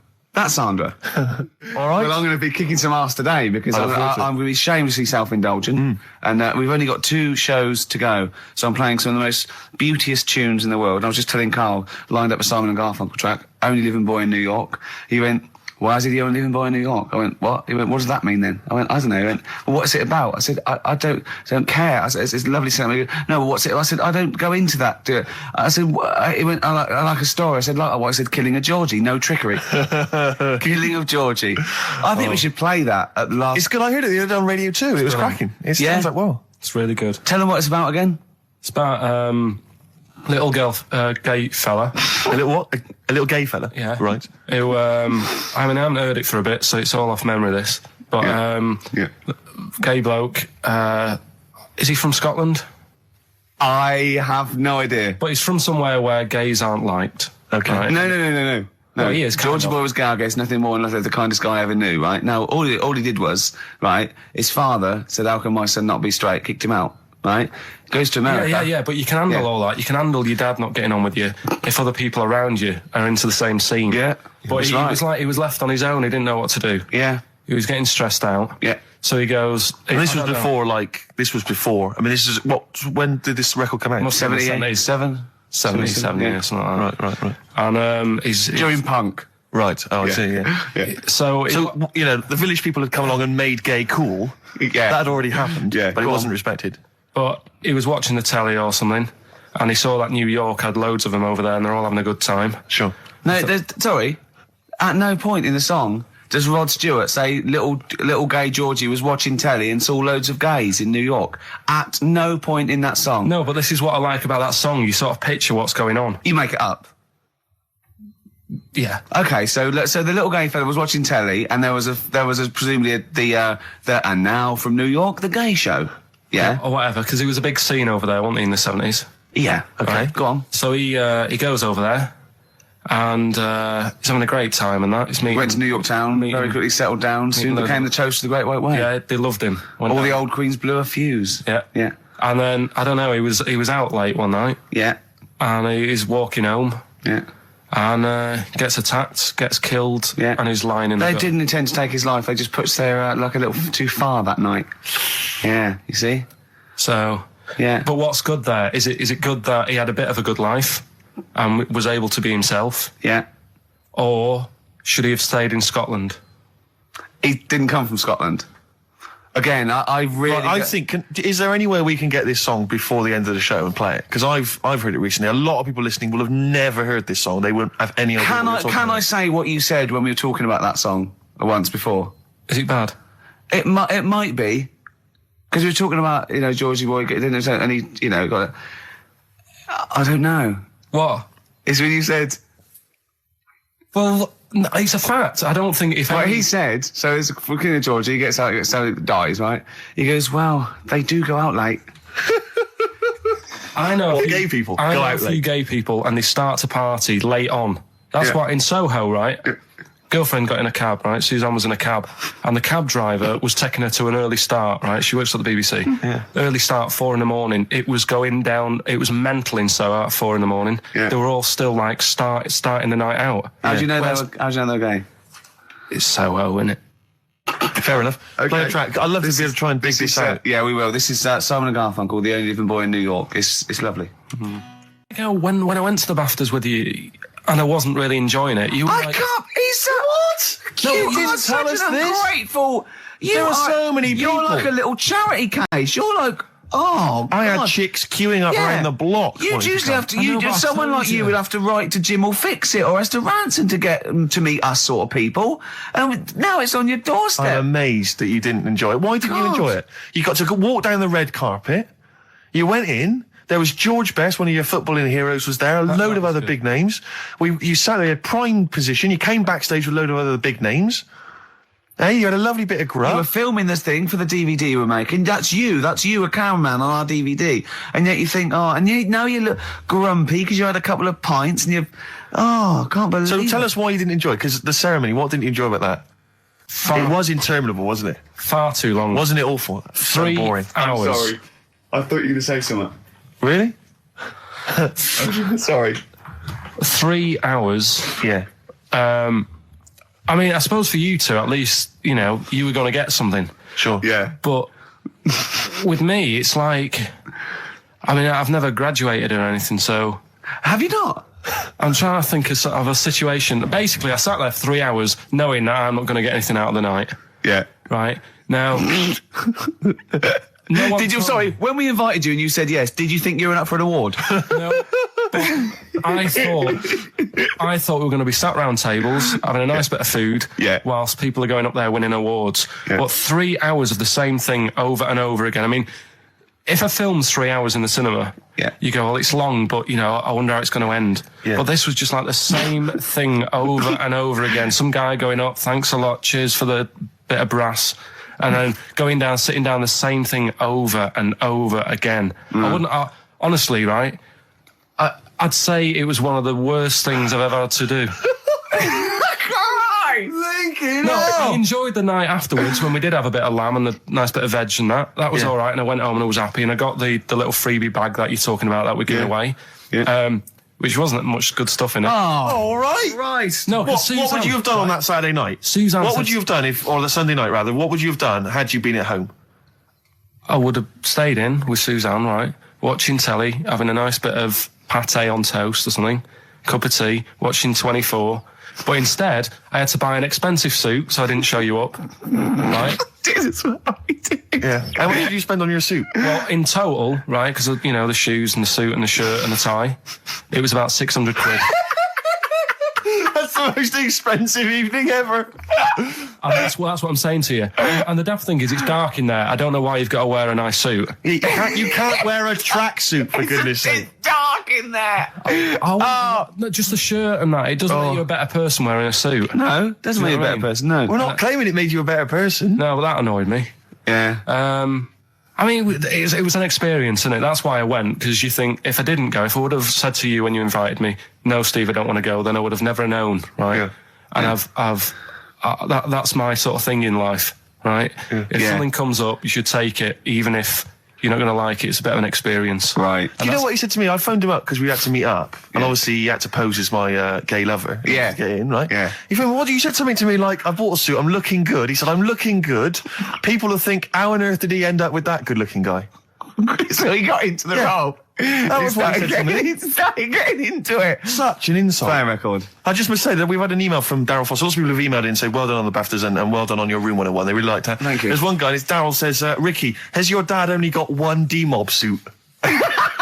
Because I don't know if you noticed, but Ricky wears the same suit every single time he appears on TV because he spent a fortune on it getting it tailor-made. I've only got one. It's a good suit, and I he wears it know. all the time. And it's winter as well. It's like a pure wool, so I'm sweating everywhere I go. Anyway, usually it's too much cheese. I won't be buying another. Huh? I won't be buying another one. Ever. That's it. Yeah. Suzanne told me today, right, because I've handed it in today to have the trousers turned up a bit. Why? Because it was a bit of a bodge job for the night. Yeah. Right. It was just some pins sort of holding it up the other night, but you didn't notice, and I didn't tell you because I thought you'd be getting on the stage and saying, "Look at that freak over there with his pants hemmed up." But I took it to the place to get it done. Suzanne tells me that I'm going to start shrinking now and getting to that age where you start going smaller. I know that must have been a revelation to you and a worry. Like, how small do you get? How small do you get? Oh, Don't what are we know, playing yeah. now? I thought we'd have a bit of Marley music. Marley music. Oh. Okay, go on. Well, Right. there's going to be a bit of a change, isn't there? Yes, that's absolutely right, Rick. Normally we would end the decided show, obviously, with just- a song for the ladies. But because it's sort of Carl's penultimate show, and we're going to play one of his favourite tracks, what are you going to... Yeah, I just thought we could play this. It is obviously the Killing of Georgie By Rod Stewart. by Rod Stewart, and this is a song for the gays. See, his father took it as a sort of personal slight, but you can't help it, it's not you his know. fault. And as he said, you know, it's just gay. It doesn't make him a nasty person. Not at all. Are you enjoying this, Carl? Yeah, but I'm not gay. No evidence of him being Scottish. No, but When he says they blew a fuse, if they're not electricians, they mean it's sort of And it's not a euphemism either. oh, I'm worried. I'm a bit edgy. He's out late. I know. And he's taken a shortcut, which is mental. Not in New York City. Yeah. He doesn't know the area. He's from Scotland. But it was them that were screaming. I'm suddenly worried. This isn't a true story, is it? Who knows? If it is, we don't know that. Just what I'd say that we're not. Oh, well, that'd be terrible. see, how come you think this might be a true story? I just got suddenly worried then. No, but how can this be a true story? But the bloke jumping out of a window and hearing his phone ringing. No, because Rod Stewart, I just suddenly thought, what if he's written a song about this and this bloke did actually exist and was killed? Then I started panicking. Yeah. I don't think it is it? I'm almost certain it's not. Okay. Is that it then? Is that it? Then we got to pack up and go home. Yeah? Well, I think we've enjoyed ourselves. I've loved it. I've loved every minute of it. Karl.Pilkington at xfm.co.uk for your suggestions as to what you're willing to swap for the signed bag. See you next week. Bye. Carl, what was that? That was your little song with a story. That's wasn't another little feature that we do every Saturday. Little So song. make sure you tune in. It's a song that's got a good story in it. There's a lot of music about these What's days. that story about then? What's that story You about? don't know what they're going on about. Whereas that classic from the Kinks called Lola. Yeah, what's it about? I'd listened to it for the first time properly this morning. Yeah. And what I've worked out from it is a fella who goes out for a normal Saturday night out. He's in Soho. Yeah. He's having a Coca-Cola or whatever. And he sees this woman. He thinks, oh, she's all right. Won't mind a bit of that. So he wanders over, and he sort of gets talking to her. He looks at her. She's got a great figure, nice face, and all that. Lovely knob. And she speaks, and he goes, "Oh God." Got a bit of a bloke's voice. Yeah. Got a bit of a voice like a bloke. But he thought, that's her only down point. Sure. So he dances around with her, and I think he sits on his knee, I think he said. Yeah. Anyway, it turns out it's a fella. Yeah. Oh, right. So, a sobering lesson. Yeah. What do you take from that? look always sort of, if you think you might be talking to a bloke in drag, just look at his sort of Adam's apple. And he'll probably have a hairier arse than a woman. Yeah, I think you've gone too far away then, though. I think you're already getting too close. It's a bit late to pull out. No pun intended, definitely. There was a pun intended. Oh, was it? Alright, was it? Yes. Alright, okay, we don't be disgusting then. Right, okay, right, the results of, We ain't got a winner for the first time. Yes, we have. We've done this feature for... We've got loads of winners. No, we haven't. We've done this feature for 3 weeks. This is the first time I've managed to sort of... What? Well, let's go through them then. What have they got wrong? The first one. The first one? What was the first one? Well, hang on, let's do them in reverse order first. So what's the last one? The last one, the clue was, that bloke does sport on the telly and he's got a little kid. What's that? That's Destiny's Child. Des, who does ITV Sport, has got a tiny child, right? No, that's fine, they got that. Okay, Destiny's Child. What's the middle one? Right, the middle one. Right. Child. The second one was, he doesn't like women, yet he's got a couple of kids. That's a bit weird. Yeah. Right? That was PD, that was Puff Daddy. That is offensive. Go on. But it's not Puff Daddy. It's Puff Daddy. And he's not even called that anymore, he's called P. Diddy. Well... Okay, fair enough. But they got that one. Yeah. And if I'm being tight, these lot are as well. Yeah. Yeah. Tight means being something in Manchester. Go on. Right. And the first one that they're having problems with, I don't think them birds should be allowed in this area. They've got it. Boyzone. It's not Boyzone. What's the clue again? I don't think them birds should be allowed in this area. That is perfect. A boy zone. No birds. No women. No women, yeah, birds, right? A boy zone. Sorry, Carl. If that isn't the answer, their clue is better than yours. That is brilliant. What was yours? Boy zone, it works perfectly. What's your answer then? Bangles. I have no idea what that means. Like seagulls. So you don't want them in this area, so you're banning them. Bangles.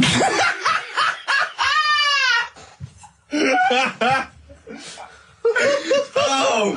Well, give it to Boyzone, because Boyzone's better. Don't use birds to be allowed in this area, it's a Boyzone. I think we should have a rollover.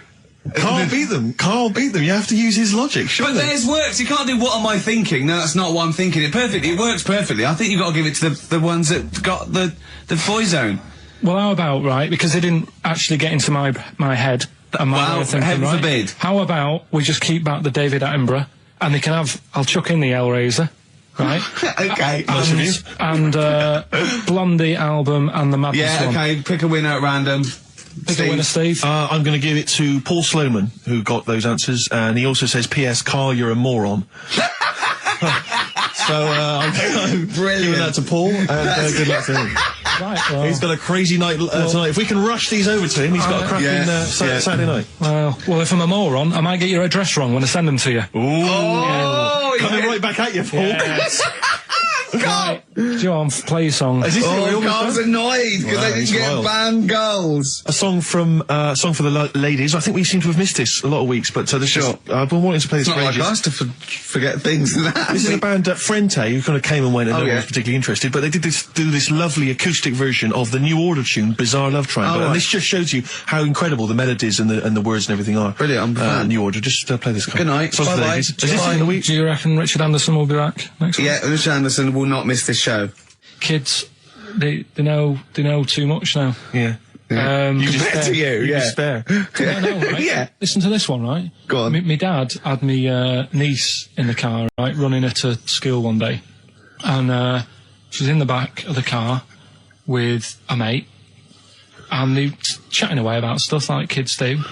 And he got onto the topic of one of the mates, who he said, I mean, you've got to remember, my niece, this point, was probably about 5 or 6, something like that, right? In the back of the car, talking about My Little Pony, whatever it is they play with. Subject changed. That Lisa in our class, she's a lesbian, isn't she? Right. That was that's what they were talking about. Yeah. Chatting away about it. Just openly talking about lesbianism. And probably, this is the topic that they're talking about in the pub when they're having out drinking. Yeah. Yeah, but they might have thought lesbian was a funny word or something. You don't necessarily know the ins and outs of it, do they? He's weird though, isn't it? Because when I was younger at school, you didn't you swore a little bit, but it wasn't like major swear words, and you sort of did a little bit of nicking, but nothing like they get up to now. I mean, my girlfriend, when she was about 7 or 8, just walking to school with her mum, and she called her a C-U-N. Right? You are joking. No, she said, because she thought it was she said she thought it was a big furry animal. So she was being nice, and I remember, where'd you hear that? Where'd you hear that? I just heard it at school. So they might not know what it means. But because I'm thinking maybe, did you start the show with that particular kind of manner? Just because obviously a lot of new listeners, I imagine, thanks to the massive poster campaign, and you obviously want to impress them and charm them. There's a few examples today of irony coming back and biting you. Yeah. That seemed like a funny idea at the time, me posing that. But Jonathan Ross phoned me up when they first went up and he just said, I've just seen a big poster of a predatory gay. Yeah, you do look a little bit. Hello, and what's your name? Would you like to sit down here? And then you're in the background. And also, I think the funny thing about having you as a partner, I mean, the only good thing is that you look weird and tall, like too freakishly tall and lanky. Oh, yeah, but in that one, no, because your background and you're smiling, you don't look as weird as you do in real life, or as freakishly tall. So it sort of ruins it a little bit for me. they found out that scientists. Oh yeah. Have found out 17th century. That like now, 1 in 10 rams are gay. 1 in 10 rams are gay. Yeah. Yeah. So that was like, wall it. That's how I could get that in. They got a load of gay and straight rams. Right. They worked out which were which first. They said, right, that bunch there is a gay bunch. They looked better. They just had more pride in their appearance. And the other ones, the straight ones. And then they gave them to this scientist and said, right, go on, do what you got to do. And they took the brains out of all of them. Just to check. And they did tests on the brain, and it worked out that they've got something smaller in the brain. The gay ones have got something in the brain that makes it smaller. And they said, right, well, that's probably how it's going to work on males, on like males and females and like humans. So you took from this that gays have smaller brains than straight people? No, there's something in the brain. Right, go on. So if someone's saying, oh, I'm a gay, or they're not sure or whatever, they will now be able to find out. So you can go to the doctor and to find out if you're straight or gay. Is there any gay in my brain? Let's have a look. Do. You've got a little bit of a gay in you, yes. There's a little bit of gay in there. Yes, you've got the, you've got a little bent cell there. Well, that's why they did it, anyway. I don't understand how they could differentiate which was straight and which were gay to begin with, before they then gave it to the scientist. Wasn't that what the scientists figured out? How could they tell? There's one theory that it's genetically determined. There is one. There is a theory that's genetically determined, but I don't think it's as easy as pulling a sheep's brain apart and finding a little pink sort of like blob in there, and going, right, we've taken the guy out, and now he's going to go and shag some ewes. I don't think it's that straightforward. Although homosexuality does occur at a similar sort of rate in animals, I think. Yeah. Yeah. So you knew that, didn't you? So that's that one. I mean, I just like the idea of the farmer figuring out which is straight and gay. Well, that one's wearing quite a camp-looking neckerchief. So I'm thinking maybe he's gay. Is that, yeah. I love the fact they can, That one's a big fan of Sophie Ellis-Bextor. They put on ABBA and see which ones dance. Exactly. That's how they... Which one, Put on like Barbara Streisand and see which ones sing along. It is rubbish. What did I find out? What did you just say that is rubbish? No, I found out other stuff in the week that didn't make the top 3. Wow. We haven't even had This must be mediocre stuff. This must be really bad. Or it might be dubious. Go on. We've got to think proactively now. We've got to sort this out. See, there's always other things going on in my mind when I'm in that pub quiz. For me, it's just a little bit of fun. Sure. It's a night out. Do you know what I mean? Suzanne enjoys it. Yeah. Bit of a get-together. We have a chat beforehand. Yeah. We have a bit of fun. Yeah. But there was other things on my mind. Well, Carl, I can do that here. I don't have to lose a tenner. Wait, what were you thinking during the quiz then, when the questions were coming out? What were you thinking of? Well, what it was, right, just before the quiz started, I had to go to the toilet, right, because the rule is, right, people who don't go to it, once it starts, phones off, no more toilet. They take it dead serious, don't they, right? Yeah. So, I went to the toilet. Now, I'm not being out of order here, it just got me thinking, right? I went to the toilet, the gay fella in there, right? There was a gay fella in there. Gay fella in the toilet. Now, How could you tell? How did you know? Just typical, everything about it, right? Everything about it, right, yeah. Oh. What, large handlebar moustache, leather cap. Butt plugs, amyl nitrate. Could I just say that these views do not reflect the views of the management of XFM or me and Steve. Or most of the people in this country. Go on, Carl. What's your problem? Yeah, but this is what I'm worried about, really. But this is why I only got Danny Minogue right. Right? Because this was floating around my mind. Went She's to the a big toilet. gay icon, now, isn't she? Going to the toilet, they have like men's cubicle and they have women's cubicle. Yeah. Now, without sounding out of order, is it wrong for me to think gay men should have their own little cubicle? Go in. They should have their own... Well, not cubicle, you mean an actual toilet, I suppose. When I was at the urinal, normally, there's a fella there and then you go, all right, and there's no pressure. But I couldn't go. I was thinking, should I wait? If I go into the toilet, it'll look obvious. Yeah. I had loads of pressure and But this was what were going you on. worried about? I'm so sorry. What were you concerned about? Viewers? I'm so Well, sorry. it's like, right, listen, when I was a kid, right, and it's all right for you to go into women's toilets when you're a kid. It's like, oh, it's a bit cute, right? As long as you're not, like, over 15 or something, right? Right. But when I was a kid, I went into a toilet, and women, when they use their little cubicles, they don't shut the door. Some of them just sit down on the toilet, right? And you see everything. And... No, seriously, that's probably one of the first times I saw, like, a woman. Yeah. That, right, and my Auntie Nora when she was staying over. What happened with your Auntie Nora? She was, she's into wearing caftans. Into wearing what? Caftans. Oh, yeah. What are caftans? Big, bellowy sort of dresses. Right. And, I used to sit on the floor at home in front of the telly. Sure. She was on the chair behind. Yeah. She did a bit of a sort of a Sharon Stone scene. Oh, God. Yeah. Did you see it? There was no underwear. No. What age were you? What was it like? What age were It you? was like a ripped tennis ball. So. What? Right, we're off air. We're off air. Either that or put us in for the Stoners. Iced tea. That's how I'm living. Bit of old school hip hop. Where's our tea? All right. Good point, yeah. Go and make me a cup of coffee or something. Well, before you do that, can I just qualify something? I'm a little bit concerned about your toilet discussion. What exactly is your point again? I was just a bit bemused. You see, it's a tricky one. All I'm saying is, right, there I was at the pub quiz. I go to the toilet, not thinking about anything. I try to go, right? There's a little gay fella next to me. I love this little gay fella. Now, the weird thing is, there's nothing stopping him having a little glance, right? Because he's allowed in the fella's toilet. Yeah. Now, I'm not allowed to go into the woman's toilet and have a little look round. Right. So all I'm saying is, should they have another toilet area? What, for gay people? Yeah.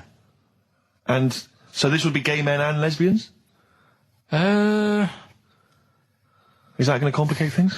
Well, I can only assume. I mean, to what point? I'll ask you a question, right? If you're intimidated, that that's a shame. But, you know, most gay men aren't looking at your knob. You know that? What do you mean? I can only say that 99.9% of gay men who use a urinal standing next to what they assume is a heterosexual man aren't looking at his knob. And what they're doing then?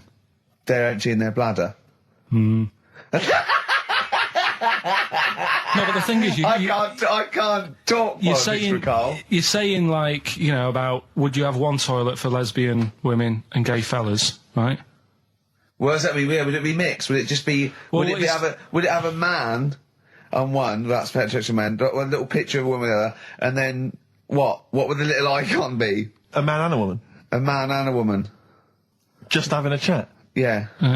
In pink and Doc But you couldn't mix them, because then what would happen is you'd get people who are going, oh, I'll play up to this a bit. What, pretend to be gay? And yeah, you know, sort of grow a moustache and shave their head. And pretend to be a lesbian. Right. Yeah. So, I see. So, you know, people pretending to be gay so they could go in and have a look at the lesbians. Yeah. Right. So that would mean that we need 4 cubicles now, would we? Yeah, no, this is fine. 4 cubicles. So every pub How now... many toilets do we need at Every the pub's moment? now got 4 toilets. Oh, Carl, bisexuals. Yeah. Now, interesting. Bisexuals. How many toilets do we need now? Call the council. Do you use any? Huh? No. No, because they're interested in everything, aren't they? Because a little bisexual fella will be looking at your knob. Right, with them, Yeah. what you do, you just have a door, you open it, and there's one urinal there, so you can't get a queue. They have to sort of wait. I've just thought of it. Well, why can't there just be a thing between the urinals so no one can look at anyone else's knob? Wait a minute. Just to go back to Ricky's point, what stops, even if we've got the toilet for gay men, what stops the gay men who want to have a look at your willy going in the regular toilet and pretending that they're straight? Most men don't Who is going to police this? wear gay across their No, head. exactly. They don't have a tattoo. There's no branding yet in the British house where they have to declare. So we're going to have to expand this. What So we've do all you- got to carry identity Do you know cards. you can see a gay, can you? Coming a mile off. No?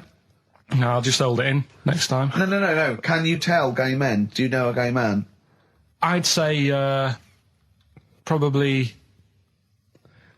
if you did if you lined some people up Yeah. and said point them out, I reckon I'd get. But hold on, we're not talking about people dressed in leather with the arse cut out and an handlebar moustache. Yeah. We're talking about, the everyday, No, non-seen... of course, Oh, no. well, yeah, but I mean, suppose I put you in a room and there was 10 naked men, right? Yeah.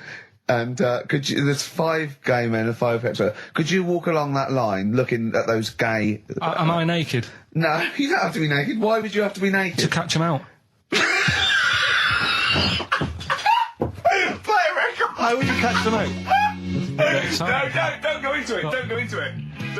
Play a record. Miserable now. Would you share a toilet with Morrissey? From Manchester, you'd have a lot to talk about, wouldn't you? Yeah. We've had an email, Rick, from Jim, and he's just simply said, what about a separate cubicle for bold Mancunians? Wow. Makes a lot of sense. Yeah. You just have your own toilet.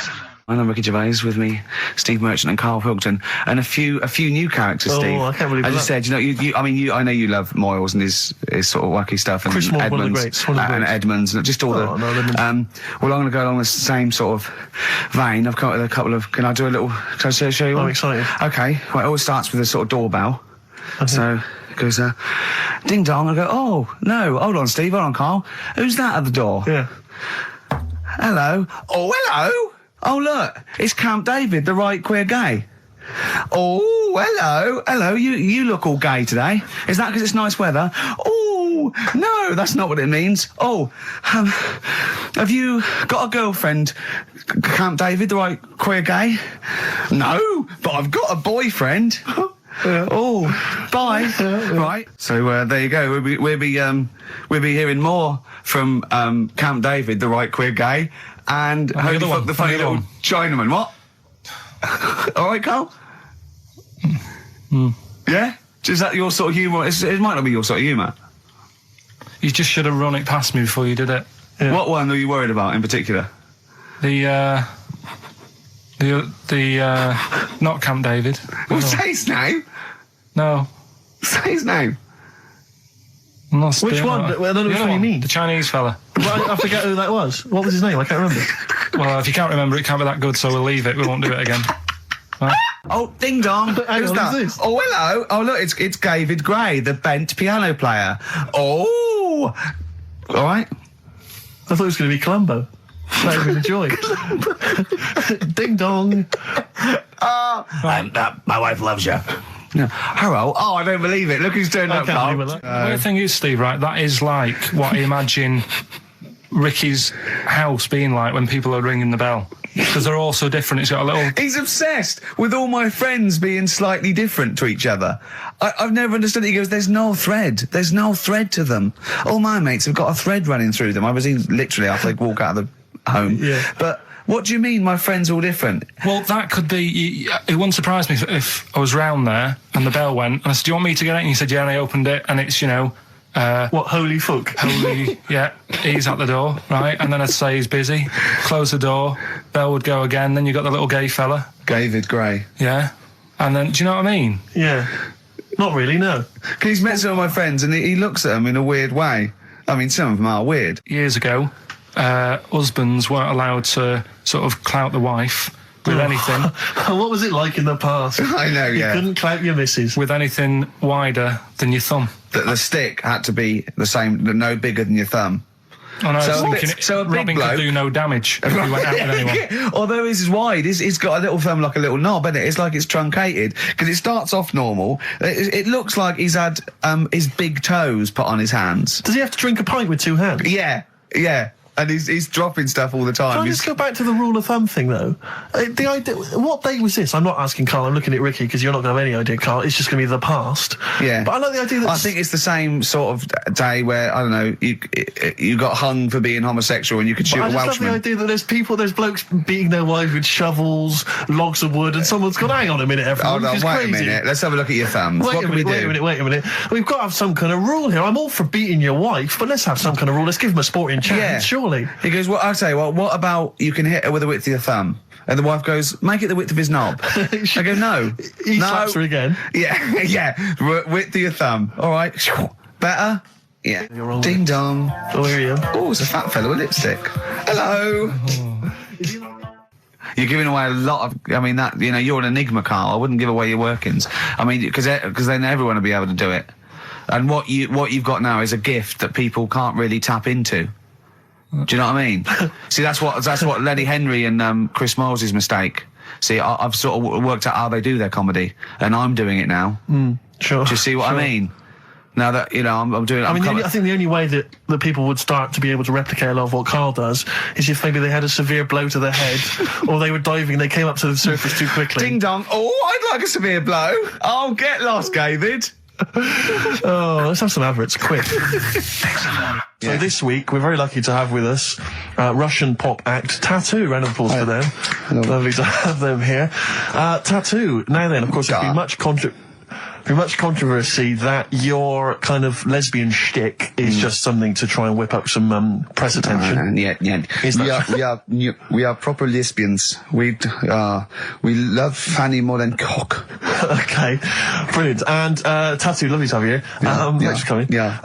Now then, you've got some live gigs, I understand, planned. Yeah, duh. Okay. I can't help but notice that you sound, dare I say it, Tattoo, you don't sound so much Russian as German. No, we cannot do the accent properly.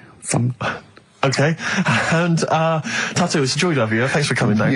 And finally, your lesbians would, for instance, either myself or Carl be able to convert you from your lesbian ways? We like the muff so much that the knob is no good for us. All right, well, thanks very much, Tattoo. Yeah, thanks, Tattoo. Thanks very much. Cheers. Extraordinary. Next week, share. Brilliant. So if you've got any guests, special guests you love us to interview, then let us know. Ricky.gervais@xfm.co.uk. And we'll do Rockbusters Answers next. I was going to say, well, do you want to do that? No, let's do it next. After the record. Just was going to say something. What were you going to say? About gays and that. What? In a bit. What were you going to say? Oh, we'll look forward to that. Martina Topley Bird. Need one on XFM 104.9. Right, there goes the girls from Tattoo. See you later. Well Thanks, done. girls. Cheers. A couple of listeners Carl, what were you saying before we cut you off? Yeah, it's just like, you know, you had the girls in and that, and it reminded me I was talking to Steve in a week. Yeah. I think it's when people were talking about going to Stringfellas and that. Yeah. I was talking about seeing naked people. No, yes, I asked him. I said when he used to watch, say, he accidentally flipped onto BBC Two, and which is the earing? Because isn't it like one ear is for gay people and one is for straight people? Is that just a myth, or I don't know. It might was be something to do with which ear you had it in? Yeah, there probably was sort of like signs for that. Yeah, it's like when you're growing up, I heard loads like right, a white polo neck, right, and a ring on your little finger. That means you're gay. Yeah. Yeah, like you can see him coming. He's just consulting your little chart. Exactly. Hang on a minute. Hold on, polo neck. Yeah. Those are the earrings in the left ear. I don't know where I am. Wasn't there that thing that's the famous cover of Born Bruce to Run? Springsteen? Yeah. Well, he didn't know the handkerchief. Yeah, it was There's handkerchief in the right hand pocket. dominant and was. Yeah, I don't know. But, where is this information? I wouldn't have known that. I might have gone around, with, if it was hot weather, something to mop my brow, I wouldn't have known that. What, can't the gay people kind of notify us? Can't we have some kind of website or something we can check do you still out? go to that pub with all those sort of like butch blokes Lovely guys. with the moustaches and They're the cats, great guys. A lot of them are firemen, a lot of them are like traffic cops. Great people. You know what I mean? Fascinating You know people. you're safe in there. Yeah, and also there's no women to... no women kind of It's like you're just having a marrying great time with the lads. and there's nothing... It's just brilliant. playing pool stripped to your waist. Yeah, I know, yeah. I can talk. Oh, my back's to it. So, now coming up the Verve, after that, an amusing link about gay handkerchiefs. Oh, really? I'm looking forward to this. I've got that feature Educating Ricky, which is a bit of a play on words as well. Right? Do you know the film, Steve? Educating Rita. Yeah. I see what you've done. Go on. I'm doing that, and I teach Ricky stuff. What do you teach me, Carl? Well, I've got a few different topics. Go on. Do you know, like how you taught me about Hitler and Che Guevara and Winston Churchill? Mm-hmm. I'm going to come in with topics every week, and this week I've got Ghosts? hanging bacon is one of the topics. Say that again? Hanging bacon. Hanging bacon. All the titles. Francis Bacon. No, all the titles are sort of named to sort of tease you and get you more interested in it. Hanging bacon. Well, you've certainly intrigued. Go on, what's another title one? Hairy Chinese kid. I'd go for that one. If there was a university degree with that title... Yeah, no, I'm going to go for hairy Chinese kid, And I the think. final one, Yeah. Alien gives man a beard. Right. Alien gives man a beard. I am going to burst. Right, listen, Carl, you've got to tell me. Right, so first, right, let's do it in No, reverse we're order. not going to do it now anyway. What do you mean? We've got to do it now. I mean, this is the first interesting thing you've said in an hour. Okay, the listeners have just been subjected to rubbish and mistakes and everything for the last 6 months. Please, we've got to do Alien gives man a beard. What is that? Tell us that. Right. Sorry, this is just you telling me something, is it? This feature is you telling me something. I'm teaching you something. Educating Ricky. So are we playing it now? We're already into this feature. Well into this feature, are we? Yeah, I suppose we are, yeah. Should there not be a jingle or something? Yeah, can we have a Well, there's no jingle? point, because look, I come up with ideas and you dismiss them straight away, so I'm not wasting my time making stuff. Right. If you don't like well, okay, it. let's play Educating Ricky. Right. Brilliant. Go. Right. So- Ding-a-ling-a-ling-a-ling-a-ling. Educating Ricky. Right, what are we going for then? Hanging the bacon, hairy Chinese kid, Alien gives man a beard. I think Alien gives man a beard. I'd like to do that. Right, there's this fella, I think it happened in America, and he saw a bright light in the sky. And, Carl, if you're bored. and he stood there. This is a true story, is it? Yeah. He stood there, Yes, of course it isn't, Steve. and he saw this bright light, and it came closer and closer, and it was a UFO, right? Yep. And he looked at it, and it disappeared, right?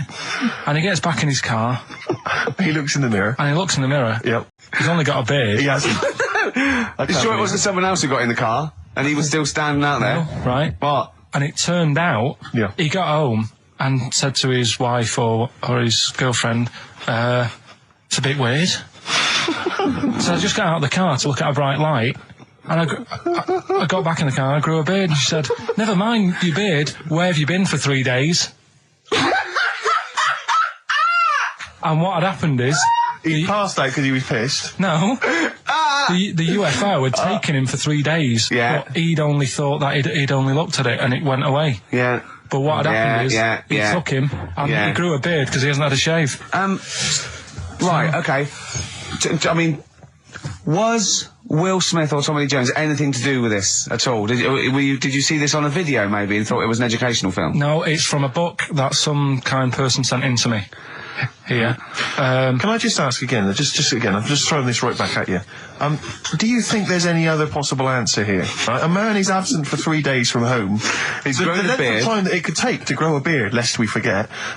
What if he hadn't actually seen a bright light in the sky? What if he was lying? What if he was lying? He'd got knocked unconscious, he'd had a car crash. Just lying. No, just lying. Or he was just lying. Yeah, he'd been on a bender, getting pissed for 3 days and that with was his his mates. excuse to his wife. And they went, Dennis, what are you going to tell your wife?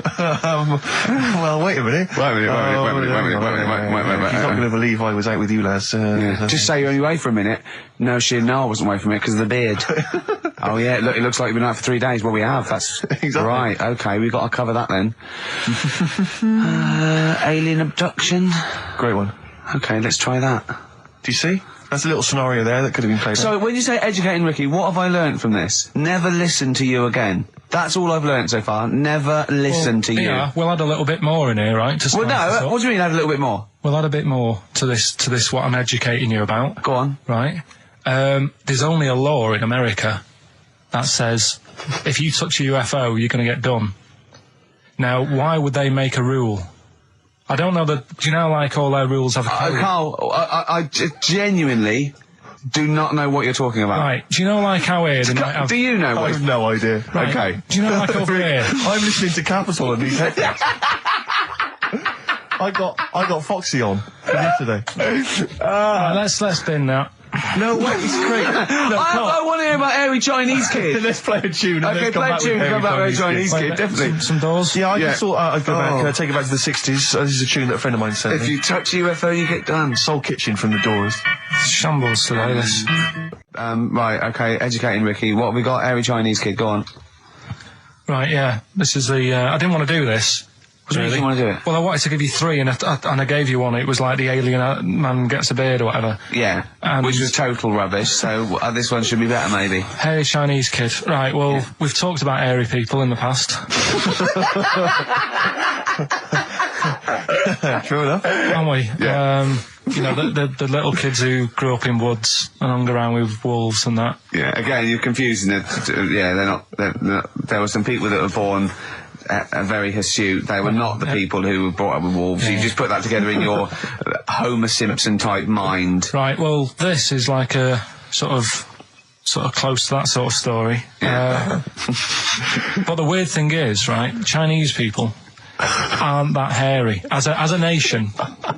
No, seriously, that's a well-known fact. They don't have that much body hair and stuff. Okay. So this little kid who was born over there, he was like covered in stuff. Was he? And it was only his nose that wasn't hairy. The rest of his body was caked in hair, right? And his hair sort of What grew. sort of hair was it? Was Thick hair. No, what I mean is, was it sort of like a pony's mane, so he just looked like an Ewok? You know what I mean? Just like hanging down sort of straight, Well, dark hair. in the picture, it looked like it grows was it from his downy? eyebrow. It grows from his eyebrows quite thick, and then it just goes all the way over You his don't head. think it was just really long eyebrows that he'd done a comb over? No, it was all over his body. It had a picture of like his back and that. Yeah. And Had he styled it? Had he styled it at all? Did he have it in a quiff or? no, it was just Hanging everywhere. all over him. Yeah. And they were like, you know, this is a bit weird happening in China, where we're not normally that hairy. That was the scientist speaking there. Yeah. And the local press and that were getting him down, calling him monkey boy and all this. Oh, And thinking Chinese press. but the doctor, Yeah. Oh. They're cruel, aren't they? It's like those game shows. That's Japanese, isn't it? Yeah. That's what. Yeah. and the doctor said, I was talking through all that time while we were just like talking to each other then. Because I turned round and I still saw he was talking. Go on. So anyway, the local press came there to see the hairy boy, the monkey yeah, boy. and they were like being tight, taking the mickey out of him, and the doctor said Showing him nuts. he's only hairy. Said he's a healthy young kid. The only faults he's got is he's got a little bit of eczema and a boil. And he said everybody should just treat him the same, and I think he grew up a healthy kid. Yeah, so that's the That's the end of the story. That's not a story. Why? But I've got nothing. I don't know what to say to that. So someone in China was born slightly hairier than the rest, and he was normal apart from eczema and a boil. That to me isn't a story. But if it is, I've got a million. I mean, it's sort of like bloke from Manchester went a bit bolder than the rest, got a job on radio. He was normal. I mean, that's not a story, is it? Because my auntie Nora, she same thing. Pumped her with loads of drugs. She used to have a cabinet next to the bed is like boots. She's got loads of stuff, right? For all sorts of stuff. And, I mean, she's not that old, but she's on loads of stuff, right? She's a bit coked up, is she? She called up my mum once. And, yeah, you told us this. Go on, tell it again. And, she said, oh, how are you doing and that? She's alright. Bit worried though. My mum said, wow, what's up? She said, I've, been breaking wind. So she goes, well, you know. She says, no, but this one is going on and on and on. And she was like, she was like, what do you say? What's, like passing wind, farting, for 5 minutes. One thing. Not like, you know, trumping and then nothing. Yeah. Continuous drone of a fart. Yeah. I don't think she had... How big was she? She must be the size of a barn. No, she's not that big. She's, you know, she's good for her age. No, but I mean... Quite slim. No, It's but just- fighting for 5 minutes. Where's all the gas? Was she circular breathing? Was she sucking it in with her mouth? It was just... I don't know that much about it. But she called up my mum. About 2.5 minutes in... Could you hear it in the background? 2.5 minutes in! 2.5 minutes in, she called my mum up, and it went on for a further 2.5 minutes. Oh. And she just stayed on the phone, did she? Where The whole was- time going, well- can you hear that? Well, Did she hold the phone next to her arse? Listen to that. She was off the ground. Trying to work a tune down. she was actually hovering. She was 4 foot off the ground when they found her, the ambulance men. The cat's dead. Don't light a match! Don't light that cigarette! Yeah, it's like that advert. The kids come home from school, switch on the light. Yeah. There they see Granny hovering. Turn the light on. Be careful if you have an elderly woman at home. Yeah. Drugs make you fart. so that's what I'm saying, you know, just let these people... What are you saying? No, wait a minute, what are you saying? I'm saying let people enjoy the life they've got left. No, you're not. You're saying don't put them in hospital, leave them at home to die. No, I'm not. Give them a Rubik's Cube and let them die. I'll tell That's what you you're something. saying. Yeah, I'll tell you something now, right? Steve, I'll tell you something. I didn't want to do it because it brings the show down. But she did die. Who, the blue-handed lady? Yeah. How do you know? Because I said to my dad, how's the woman next door? She said, oh, she went last night. They've got an old fella in there now. God. So, there you go. So, wouldn't it have been better to leave her at home where her friends and family can call and speak to her, even nip that round if they want, you know, with a cat, I imagine. No, it's definitely a cat now. What was that cat's called that you imagine? Probably, I'm seeing like a big ginger one, so I don't know, something like, I don't know, maybe ginger or whatever. Maybe I had a budgie. But that's what I'm saying, just let them enjoy this life, because dying in hospital, I wouldn't like to do it. If I went to the doctors and they said, you haven't got long life left, I'd say, well, I'll stay at home. Yeah. And that's the point I'm getting at. Yeah. Right? If you can't do anything for them, let them enjoy the life. Yeah, a Rubik's Cube. Right. Well, Me and Carl went out, right? With me and Jane, Carl and Johnny and Gigi, wasn't it? Gigi, Is it important who went? No. Okay. But we're walking down the street. Carl was there, though, and he can back me up on this. We had a curry. We were walking back, and this little funny homeless fella, didn't he? He, I got to tell you before I go, didn't he? Yes. He came up to me, right? And he recognised it. And he came up to me and he went, he said, I've just nicked 5 of your DVDs from HMV. And he shook my hand. He was so happy with it. And I went, right, excellent. He went, all I do is I just swing the bag over the top. Like that when I'm going out, and he had a bag full of DVDs, didn't he? And he was so pleased to tell me that he'd stolen. That great. He said they're going like hotcakes. Yeah, he said they're going up, of course they are. Yeah, you're nicking them. I know. We get paid for them, though, don't we? So not the stolen ones? Don't we? No. What do you mean? Did you sign them for him? I know you were, you idiot. What, so, he just nicked 5... Yeah. Well, Yeah. and you say he was homeless, was he? Well, he don't know, maybe. No. Surely, how would he have seen the show? He'd just walked past Curry's one Dixon's. morning. Yeah, that's any Seen a idea. trailer for it, thought, interesting. I don't know if he was homeless. I didn't go into his home Sure. life. He shook his hand, though, and... But he made Carl look smart, do you know what I mean? So, Yeah. How does he sell them? Where does he sell them? Does he go to people and go, do you want an Office DVD? They're not nicked. Yeah. £4. Yeah, exactly. Are these stolen? No. No. They've still got the tags on them. Well, it's like those people who, those cab drivers that you'll meet at sort of 3 a.m. who've just got a car. Yeah. And just went out with a car. Yeah. And just, I'll pick people up and charge them. Yeah. I got in one once. I said to him, the guy just pulled up. I said, he said, I was in like East London. I'm going back to North London. I said, going to Swiss Cottage. He went, sure, hop in. We set off. He went, do you know the way? I said, well, not really, no. I thought you'd know the way. You're in a cabbie. And he went, no, don't really know the way there. I said, have you got an A to Z? He went, no. I thought, well, if you're going to go out just on the, just winging it as a cab driver, two things. Take a map and a torch. He didn't have either. He said, well, I'll probably get to Camden.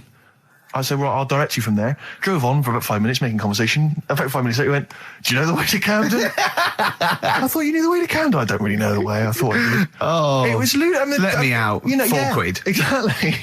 And that's, I don't know who's got that sort of time on their hands that they just think it's 3 a.m. I'm at a loose end. I think I'll go out doing a bit of cabbing. Wow. Yeah. Because your dad was a cabbie, wasn't he? Yeah, he was, yeah. Couldn't stand it, but it's good money. He was he wasn't like a chancer, though. What was he doing when he put that little Forrest Gump in a weedy bin? That was part of the cab company thing. They had to do like a charity event once a year, and he did it one year. Never asked him again. Tell the story again. I'd rather not, because we got a few sort of complaints about it. Why? Why did you get complaints about it? Because he put a kid in a bin, and it's not the thing to do. So, but we could use it as a sort of sobering lesson for people. Yeah, tell it like a, you shouldn't do it. No, but that's how I did it last time. But people still didn't like it. All the stuff I tell you, we don't take the mickey out of people on purpose. No. It's real life, innit? And that goes on in life. Yeah. My dad was saying that in hospital, though. Do you know I was in hospital? Yeah. He did some jokes about old people and that. And he said, at the end of the day, if something makes you laugh, it's funny. And if it makes you laugh, you can't help laughing, can you? Do you know what I mean? So, what are you meant to do? And laughing's good for you. Yeah. So, but being laughed at isn't as good for you, is it? No, but there's probably more people laughing at one person. So if you balance it out, there's only one person who's upset and there's a bunch of people laughing. So it's Jesus. Give me an example of that. Give me an example. Well, for instance, Karl Pilkington as he talks and the people listening. Yeah. No, give me an example of I can't because again, that's what I'm saying. I can't tell you the story because there might be someone out there who this person might even be listening and think, I forgot about that and you brought it all back to me. So I prefer to leave it, but I think people know. Why did he put him in the bin in the first place? Because he was getting out of hand. What was he doing though? You see, I can't explain. You can't. Don't be silly. I prefer to leave it, honestly. What was he doing? Was he annoying him? He was annoying my dad and the other people in the cab. Right. And he thought, how can I deal with this before it gets too out of hand? Yeah. He pulled over and put the lad in a wheelie bin. I'm going to burst. So we'll leave that. Some people emailed in the songs with stories in it. One of them was Babushka, and he went, what's that? And I went, it's Katie Bush. I went, what is it? I said, it's about a woman who dresses up as another woman and seduces her husband. He went, they wouldn't work. Just dismissed it like that. Why do you think it would work? Because you'd know. I mean, say like, right, Suzanne, right, who I go out with, right? She can see me from, say, if I'm coming down the high street. Yeah. She knows it's me by the way I walk. Right. So just the fact that this woman went and put a wig on, there is no... You haven't even heard the song! I know, but you're saying that she put a disguise on and he's like, I fancy her, and he takes her out and he doesn't know it's his missus. You're not buying it. I mean, I'm controlling this. Whereas the flea with your brain going to Glasgow, perfect sense. Yeah, Babushka, rubbish. Carl, can we have the tomato story after the next tune? Yeah. Bit of Coldplay? Yeah, love it. Yeah. Coldplay, The Scientist on XFM 104.9. Right, competition, isn't it? No, it's Educating Ricky Part 2. Oh, is it? Yep. I wasn't even listening. He's doing all the work, I wasn't even listening. I want to spill some water down that. Right, what's this one again then? Right. What's the teaser headline? Teaser headline is, What's Tomato with You? Brilliant. Yeah? Go on. How excited were you when you came up with that? You couldn't wait to come in and tell us, could you? I think it's a good one because you won't forget it now, will you? I mean, like the worm one. What's so special about the worm?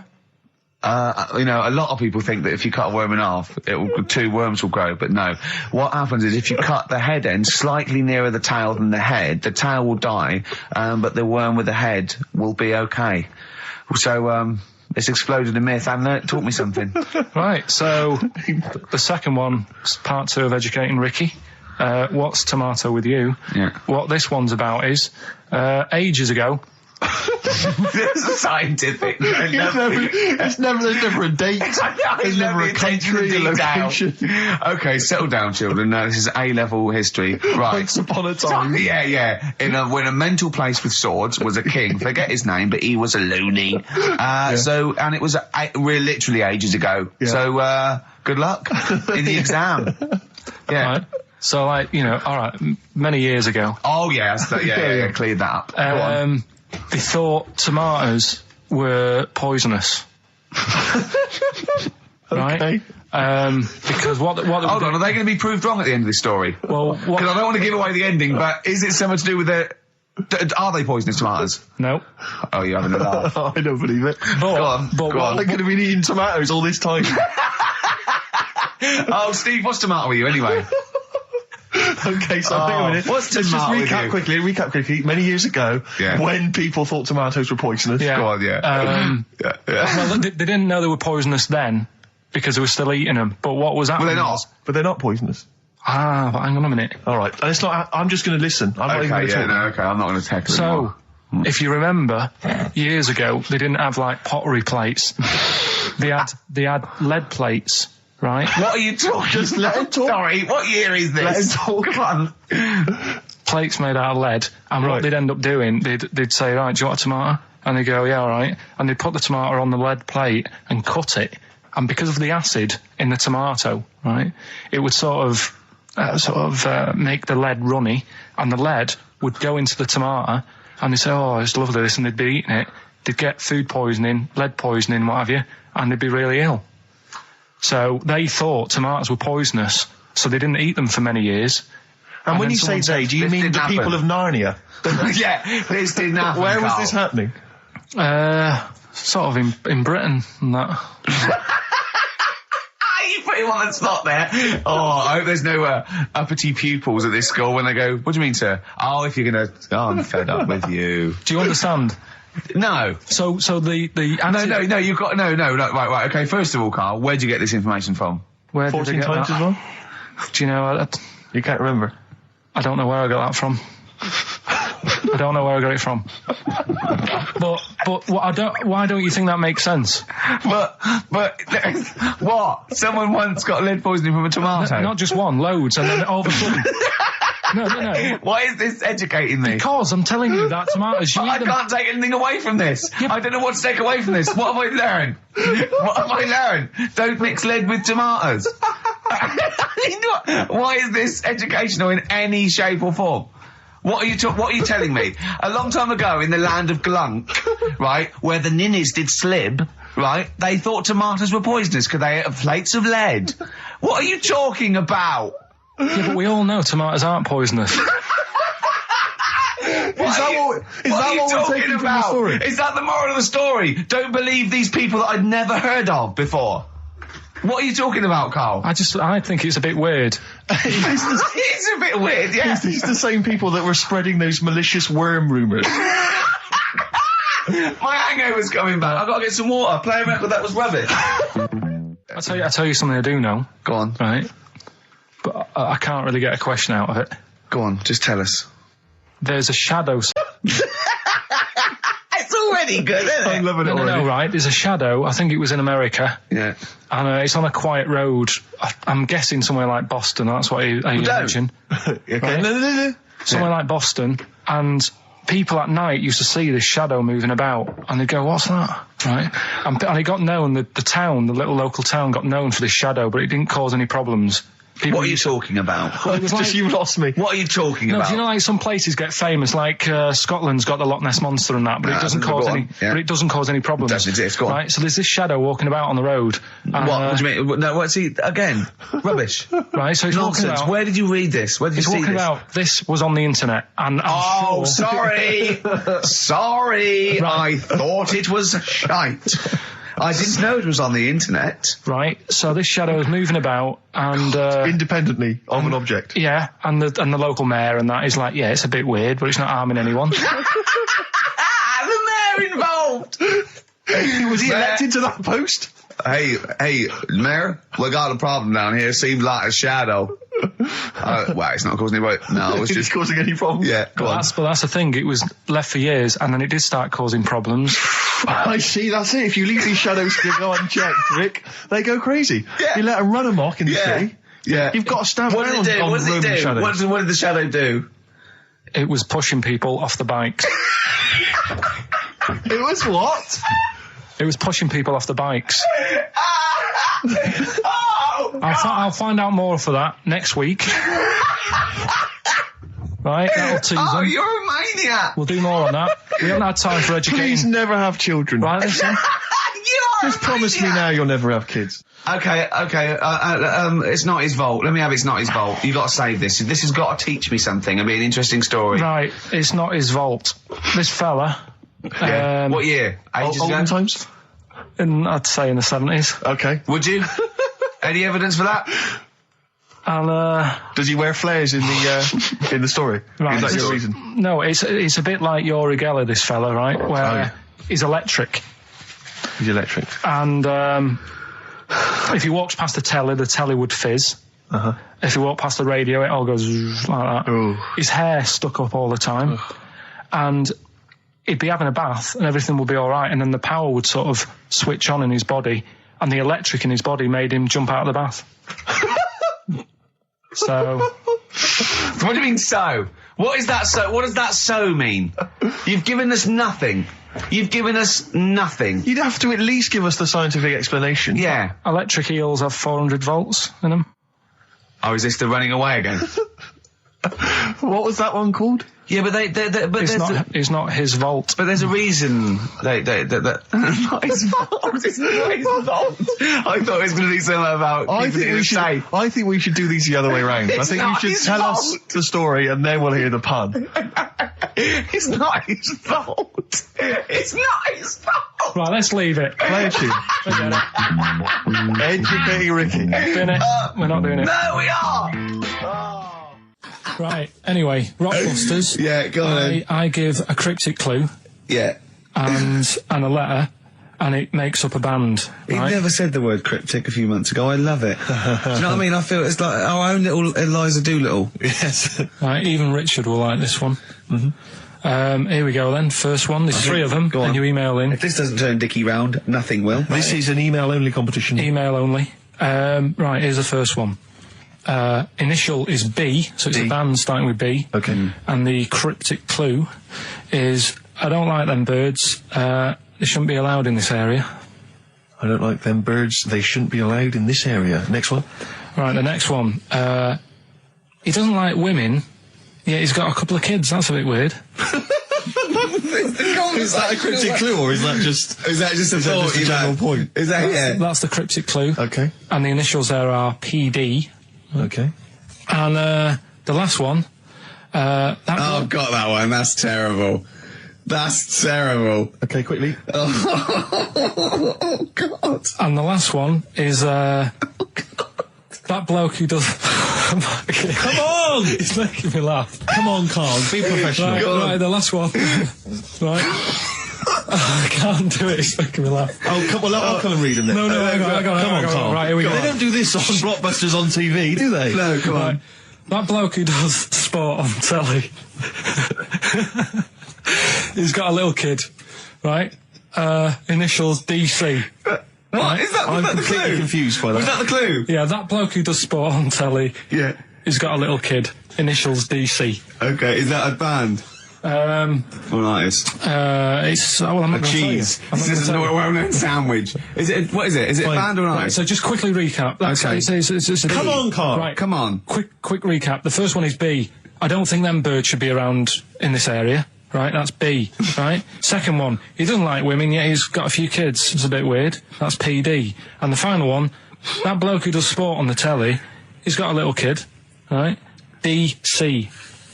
All right, and it's ricky.gervais at xfm.co.uk if you want to enter for Hellraiser. Oh, I'll tell you what, continue to to do a little theme of like some old stuff people haven't heard of. If you're under 30, you probably never heard of this band. It's also a new thing I want to introduce. It's Show Up Camfield. Camfield talks the talk, he doesn't walk the walk, he doesn't play some rock classics on his show because he's scared. I'm going to play the tracks that Camfield's too scared to play. This is Kansas and Carry On Your Wayward Son, alright? Right, okay, Educating Ricky, part 2. Right. I'm committed to this treatment.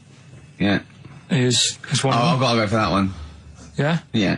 Or the other one is the police are causing a bit of a stir. He still says it like it's the best thing he's ever come up with, which in a way it is. It could be. Right, go on then. I'm committed to this treatment. Right. Do you know the saying... Is it just sayings now? Are they all sayings? This No, week? no, they're not. Okay. No, the other one isn't. Frog in your throat? The saying, there's a frog in your throat? Yeah. I assume it's when you croak a little bit. You sound like a frog. No. Right. Might seem a bit weird, this one, right? But years ago... Oh, yeah. Sorry, well, what is that clue? Committed to this treatment? It's about frogs Kermitted. Kermit. Probably works better with a K and an ER written down. Well, also, if you pronounced it committed, yeah. but not committed. Committed to this treatment! Right, go on then. That's Right, genius. So, yeah. Well, what? You go to the doctors and you go with throat hurting a bit. Right. And what they did ages ago... Ages ago, what year was this approximately? We are going back quite a bit with this one. Oh, okay, go on. And the doctor would say... Did history. Imagine years ago, go on. and the doctor would say, right, keep your mouth open. I need to look at your tonsils. And the jaw would ache a bit because they weren't as quick back then because they didn't have the technology and stuff, and they'd have to like stare at it and study it and stuff. And like they get an achy jaw, right? Keeping their mouth open. Yeah, like you get, Yeah. when you eat a Mars bar or whatever. So they'd sat there, and they used to always close their mouth, and it used to annoy the doctor. Right? So what they did, they used to get a toad, Right. and put it in the mouth, Rubbish. Okay, keep talking. Keep talking. and that way they couldn't close the mouth because either they'd squash it, Right. or apparently you're not allowed to lick a toad's back. So the doctor would have them for breaking the law? No, but it's poisonous, right? A toad's back. You should never lick a toad's back. Or put it in your mouth, really. Oh, just stop for a second. Wait. What? Can I just ask one question? Go on, Can I yeah, just go ask on. one question? I've got a few, but no, go on. Sure. My initial thought is, it sounds like a brilliant bit of sort of medical knowledge there. It's a great idea. Yeah. My only thought is, how does the doctor see past the toad? At your tonsils? What's he actually looking at with the mouth open? Surely the toad is Is in it the like way. hopping around in the way?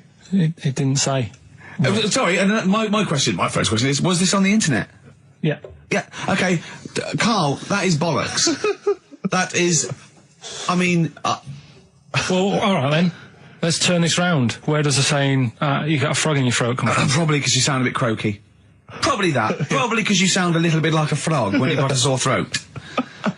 Carl, did you not question it just for a moment when you read it? Just for a second, didn't you think, that seems an odd approach? Firstly, why a frog, of all the different Because species? it's poisonous. A toad. So a toad, so it's a toad as well.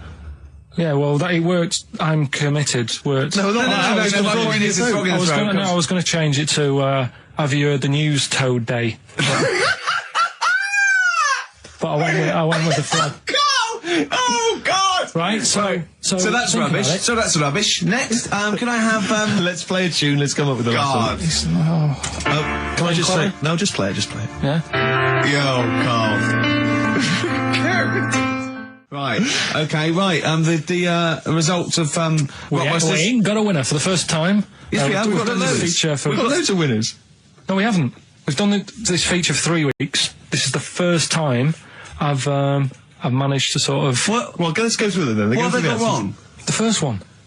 The first one. What was the first one? first Yeah, the first one. Well, hang on. Let's do them in reverse order for a second. So what's the last one? The last one, the clue was, that bloke does sport on the telly and he's got a little kid. What's that? That's Destiny's Child. Des, who does ITV Sport, that's has got terrible, a Tiny's man. Child, right? No, terrible. that's fine, they got that. Okay, Destiny's Child. Des- What's the one? Des What's the Tiny's Child. middle one? Right, the middle one, right? Child. The second one was, he doesn't like women, yet he's got a couple of kids, that's a bit weird. Yeah. Right? That was PD, that was Puff Daddy. That is offensive. Go on. But it's not Puff Daddy. It's Puff Daddy. And he's not even called that anymore. He's called P. Diddy. Well... Okay, fair enough. But they got that one. yeah. And if I'm being tight, these lot are as well. Yeah. Yeah. Tight means something in Manchester. Go on. Right? And the first one that they're having problems with, I don't think them birds should be allowed in this They've area. got it. Boyzone. It's not Boyzone. What's the clue again? I don't think them birds should be allowed in this area. That is perfect. A boy zone. No birds. No women. No women, yeah, birds, right? A boy zone. Sorry, Carl. If that isn't the answer, their clue is better than yours. That is brilliant. What was yours? Boy zone, it works perfectly. What's your answer then? Bangles. I have no idea what that means. Like seagulls. So you don't want them in this area, so you're banning them. Bangles.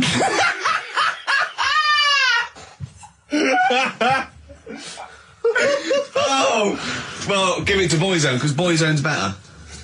Don't use birds being allowed in this area, it's a Boyzone. I think we should have a rollover.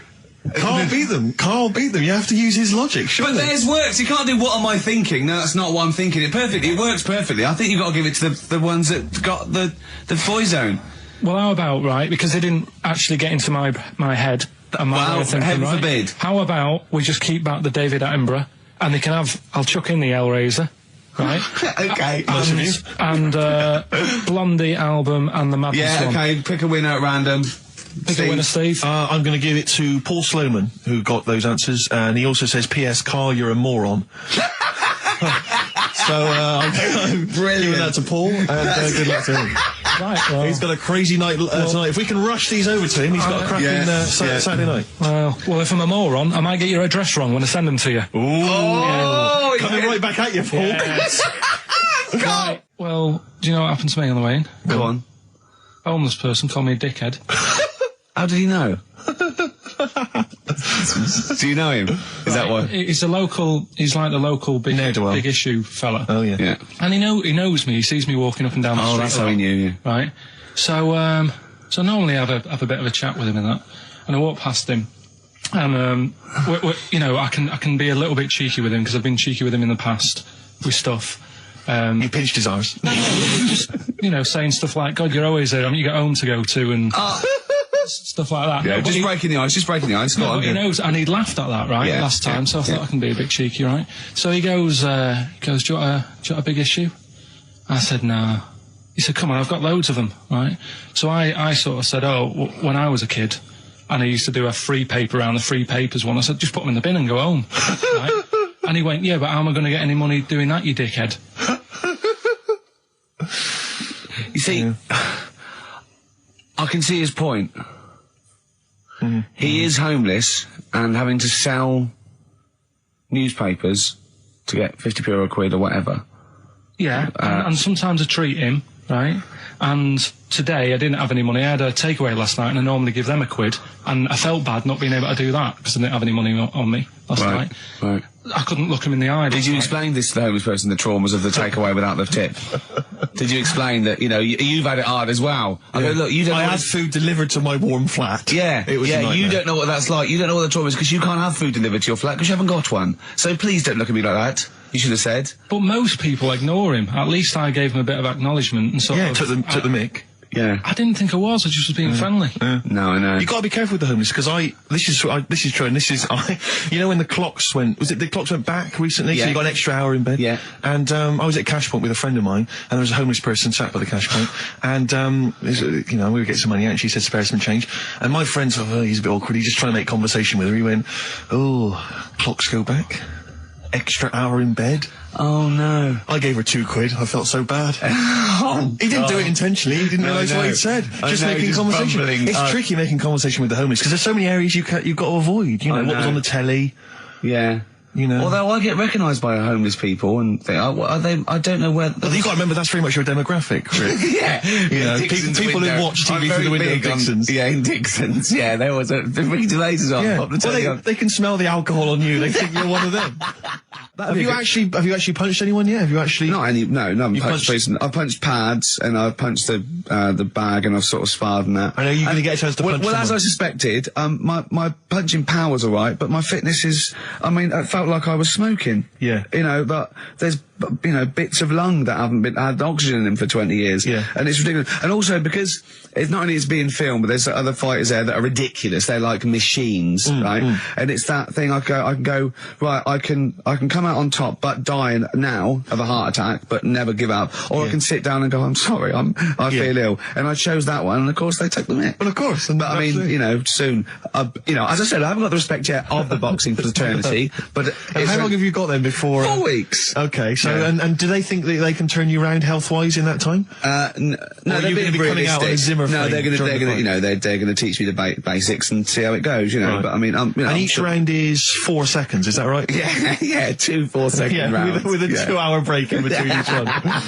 Sit-down meal. So give them a number. I want serious suggestions of my fighting name. Nothing insulting. Something we can actually use. Well, let's give out on the email. That's BBC. always the easiest. Yeah, exactly, Ricky.gervais@xfm.co.uk. What's the number, Carl?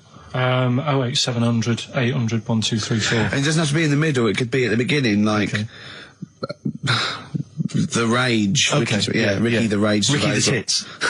Yeah, sure. Ricky the Man Breast. Play a Yeah. record. It was a good day, yeah. Ice Cube talks to me about my life. In the pub. yeah. A couple of emails are already coming in. They're flooding in, Rick, Yeah. inevitably, as boxing name suggestions for you. This is one from Matt, I think. He's given a couple, actually. Ricky the Pudding Gervais. Ricky Big Mac Gervais. There's a theme here. Ricky Pasty Gervais. The Pasty. I quite like the Pasty. Here comes great, the isn't it? Pasty. As Carl said, he said the thing is, if you have a really good nickname, it's embarrassing when you lose. Whereas if you just call yourself, it's not so embarrassing when you lose. Carl, this is doing so good for my ego. Do you know what I mean? If you have like Killer Gervais. Yeah, and then you end up like vomiting, choking on your own vomit upside down, hanging out the ring. What happens if you win? Do you have to do something? Whereas there goes the Pasty being stretchered off in the first 2 minutes. Yeah, Not such a problem. There he is, being lightly basted, and chucked down a mine. What do you mean? What do I have to do? Say if you beat Grant, say if that happened. Yeah, right. What happens next? What do you mean? What happens? What do you think? Oh, this is a contention fight for the big one. But do they? Yeah. Well, then we make Ricky 2. No, but do you know if they're planning on making more money? Because it's for comic relief, isn't it? So what happens on the night? No, it's for a charity of our Comic choice. relief would make sense. Yeah, Well, yeah, whatever, right? yeah. It was Somebody- last time. I think that was last time. Is it sport relief? It's not sport. It was last time, yeah. But this is. I think this is a program where And how do we? Sorry, how do you make money for charity from this? Do we pay to sort of for how many punches to the head you're going to take? Or No. I just how think long you're going to last? I assume the BBC donate money or someone or a sponsor or whatever. I don't know. Just donate money because it's actually a program. This is more about a program with a I think I a see. charity angle. So yeah. So as if you get like killed, there's more money and food to go around. Maybe. But no, I mean the thing is, what's the next step? Because if they go like, right, yeah, well done, you've won. Thank you very much. Well, Carl, what do you expect? That it's winner stays on? Yeah. Like in a fair where I go out there and I let people punch me Bring in on Bird of Manning. Yeah.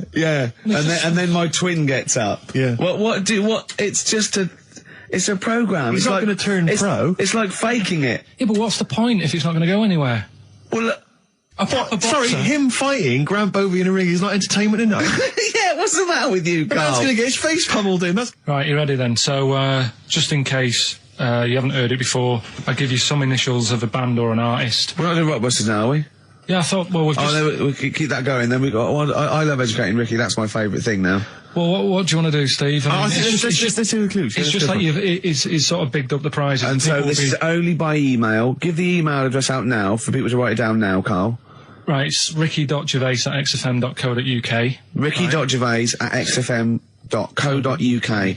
Only entries on email. Yeah. You're going to get 3 clues. You've got to get them all right. And you win all the You win all those prizes you said. Okay, Carl, go on then. Right, and just a quick example, one of the first ones we did, it was like AK, and the clue was exploding pet, and it was atomic kitten, right? Yeah. So you understand how it works now. These are your clues. The first one, that army has got some nice trenches. That army has got some nice trenches. Excellent. Yeah. And the initials there are DW. Do you write some of the questions for 15 to 1? Go on. So that army has got some similar phrasing. Trenches. Okay. Okay. The second one. What were the initials there, Carl, on that person? DW. DW. Yeah. Right. The second one. The top of them curtains are all wrecked. All the materials all worn. He acts it out though. We've got to get him on telly. We have got to get him on telly because his little face and his gestures. That's the second one. The initials being HV. Okay. The top of those curtains are wrecked. All the materials all worn out. Right. HV. And the final one, here's the final clue.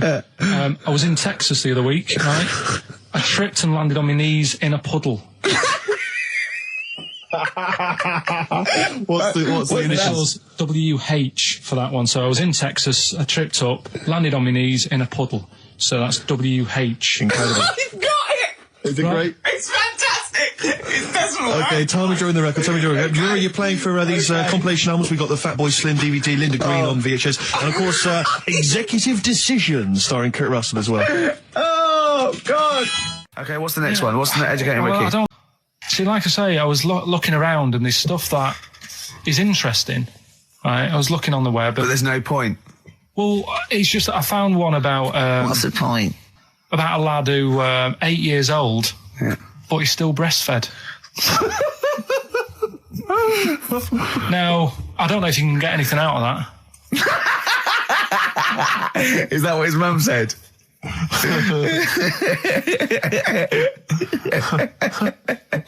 So, what do you mean? I don't know if I can get anything out of that. You don't need to. No, it's just that. You know. Where did you read that? That was on the internet. Oh, well, yeah.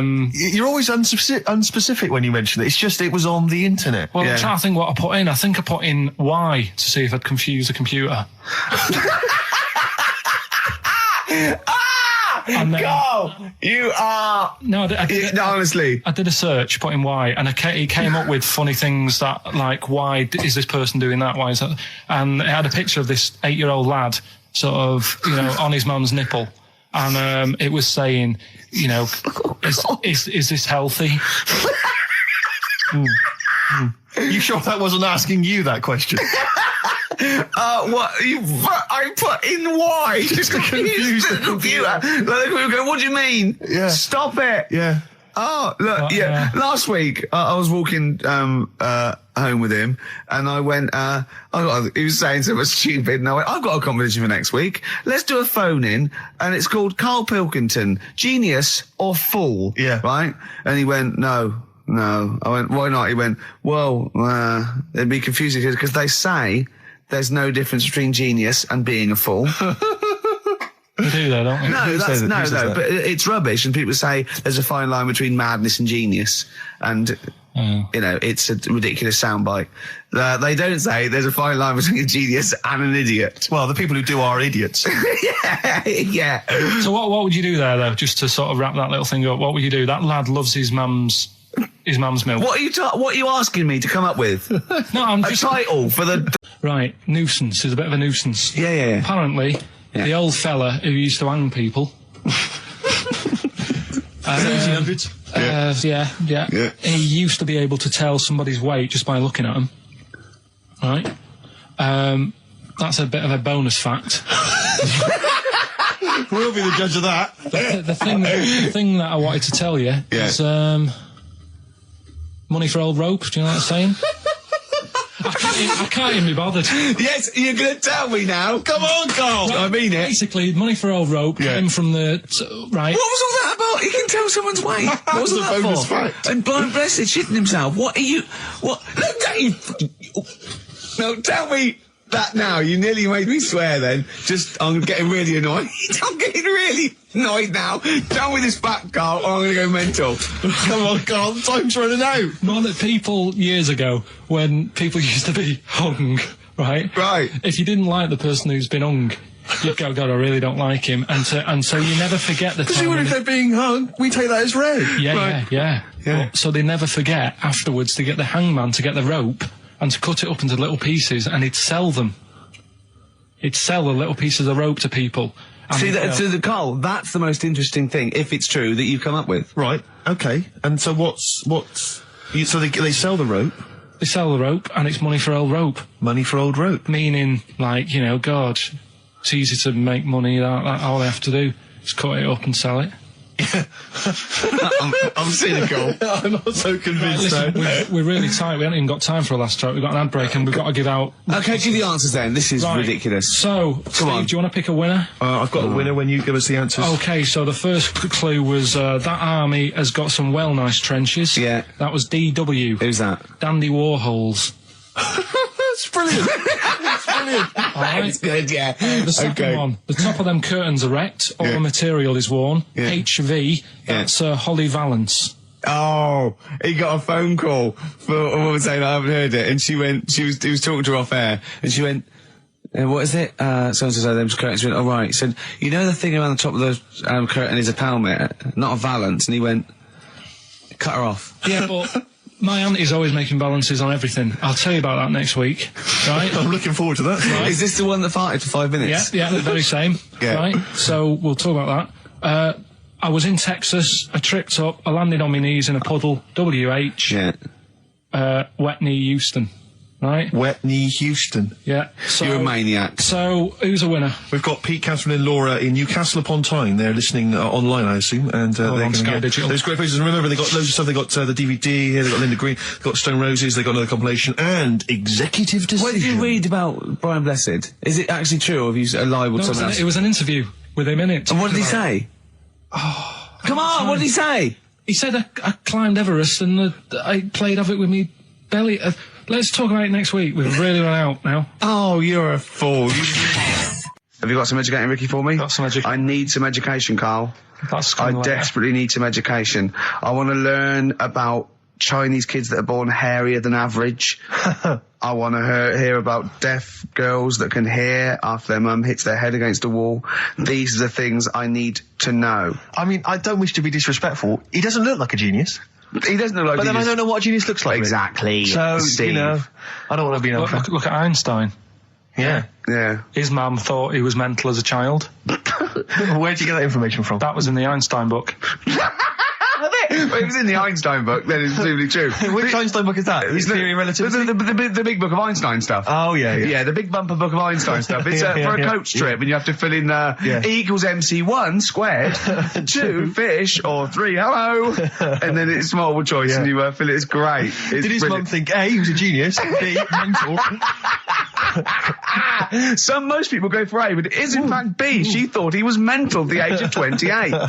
Oh, Carl, you never let me down. You never let me down.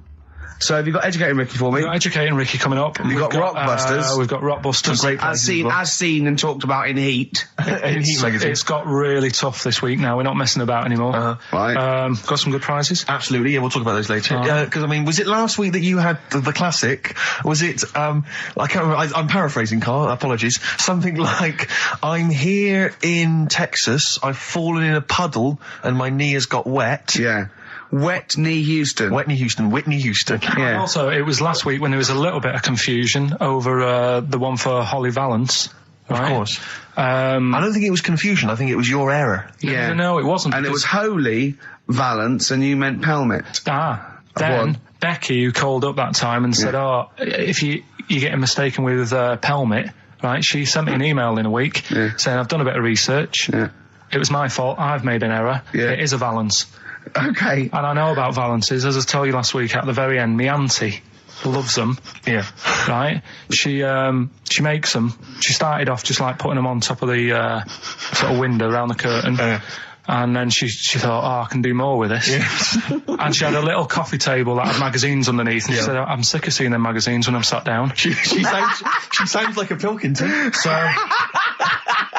I'm sick of seeing them magazines when I sit down. So she put a valance around the table. She just got valances around everything now. Yeah. Right? Then, next step, she tapes everything. She never actually watches telly. She tapes it all because she gets sick of listening to the adverts and that. Yeah. So she tapes everything. So she's got loads of videotapes and that.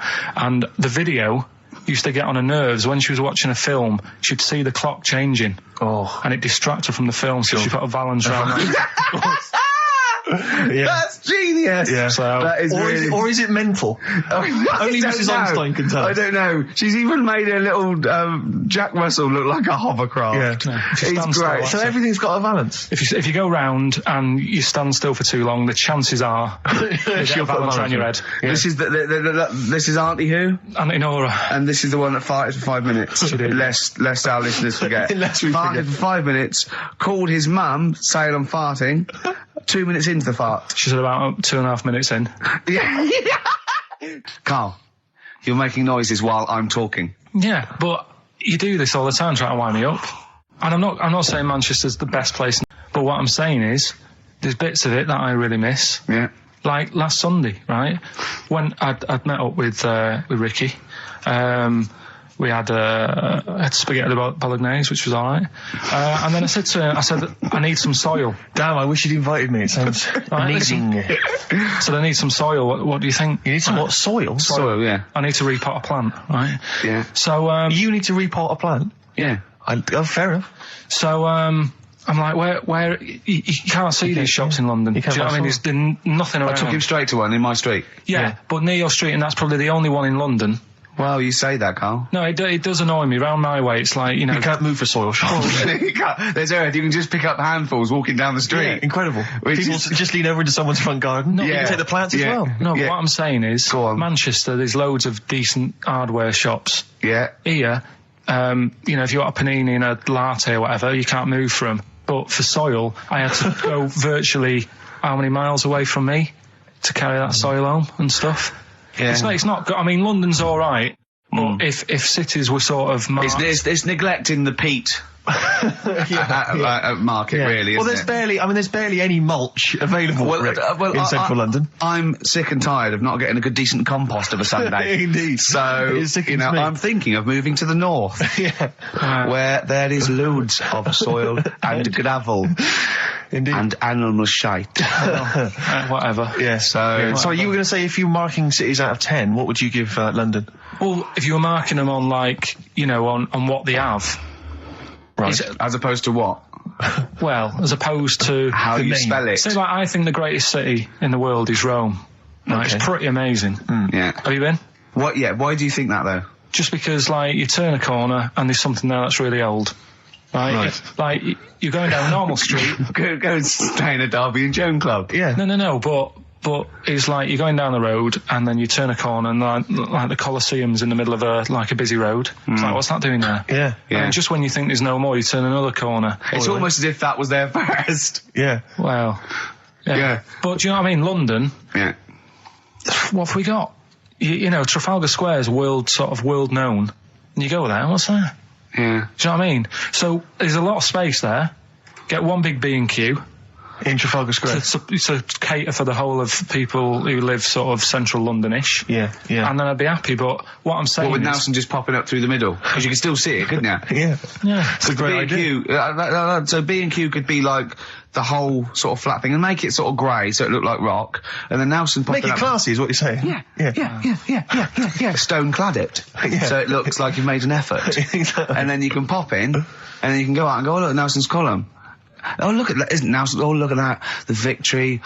Defeat. That's fantastic. One of the greatest living. Yeah. I need some nails. Yeah. Perfect. Killing two birds with one stone, you're saying? But why isn't there more than them shops? Because when I went into yours, every time I've been in there twice now. The first time was to get a shower head, right? Right. And I went in there, couldn't resist buying something else. I ended up getting some super glue as well. Blimey. Hey, big spender. And then, last Sunday we went in there, got 2 bags of soil, not one, I bought 2. And I bought some scissors to cut plants with. Secateurs. Well, you don't. Scissors. You never know when you want. You know, you might need more soil, I suppose. Well, I've got You've 2. stocked out now. Where'd you keep it under your bed? Sorry, this isn't going out, is it, this conversation? It's not going out on air. I got a feeling it might be. You're joking. We better play a record. Okay. Play a classic. Karl Pilkington in the chair now. The talked about, the acclaimed Educating Ricky. Right, well, just in case anyone's new, doesn't normally listen. Basically, I'm educating Ricky. Do a bit of research in a week, find stuff, news, history, anything that's interesting. 3 stories, I give them a nice little headline. You take your pick. Between now and 3, you're going to learn 3 things. Yeah? Yeah. So, the headlines are, I'll be no buying one of them. Give us that again. I'll be no buying one of them. Nice, okay. Yeah. We've also got hippopotamus news. Okay. And can you believe it? Can you believe it? Well, I'm going to go with hippopotamus news. Hippopotamus news? News. Right, well, this one, it's... I'm not going to take the credit here. I heard Christian talking about this on breakfast, right? Because it's a good story that happened. Basically, I don't know if I told you about it last week when we were having our spaghetti, but I think you did. Right, I know what it is. I know what this is. Okay, I've not heard this. right, there's a little midget. Right, there's a circus. I'm loving it already. Circus going on somewhere. I think it was in America. And is that present day or old times? I'm talking like in the last 3 weeks. Okay. Right, little midget. Circus, really packed out show. People are loving it. Steve, you'll ask the same question I did. I know. So there's a little midget jumping up and down on a trampoline. That's what circus is. Right. I'd pay good money to see it. So everyone's clapping, and he's getting carried away. Because he can't believe they're loving it. I didn't know they'd like a little person on a trampoline, but they love me. But you know what it's like when, if there's a crowd of people sort of encouraging you to sort of go higher and stuff. Yeah. And I'm sure he knew it was getting out of hand. But he was jumping and he was coming down, they're all going higher, and he's going really high in the air, right? So he's doing this, crowd are clapping. There's a hippo, right, just sat next to the trampoline, getting ready to come on and do his act. Oh, right, I thought he was in the audience. It's hippo getting ready to do his act, Steve. Yeah. So he's a ventriloquist. What do you mean he's sitting by the trampoline waiting to do his act? Because why does he sit in the dressing room and they go, 5 minutes, Mr. Muss, 5 minutes, Mr. Muss. So anyway, right, so the hippo's there. He's getting annoyed, is he? Because the midget's He's going, how can I follow this?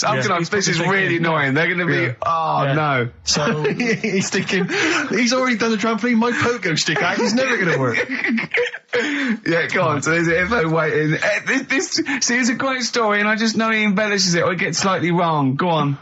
So there's a midget jumping up and down. The hippo's getting annoyed. The crowd are going mad. The midget's loving it. Can't believe his luck. Although you think he probably knows he's dicing with danger. Yeah. So next thing you know, they're all saying higher. He gives it one big, like, heavy sort of landing on the trampoline. Goes really high, but goes off at a funny angle. Oh, hypotenuse. Okay. Yeah.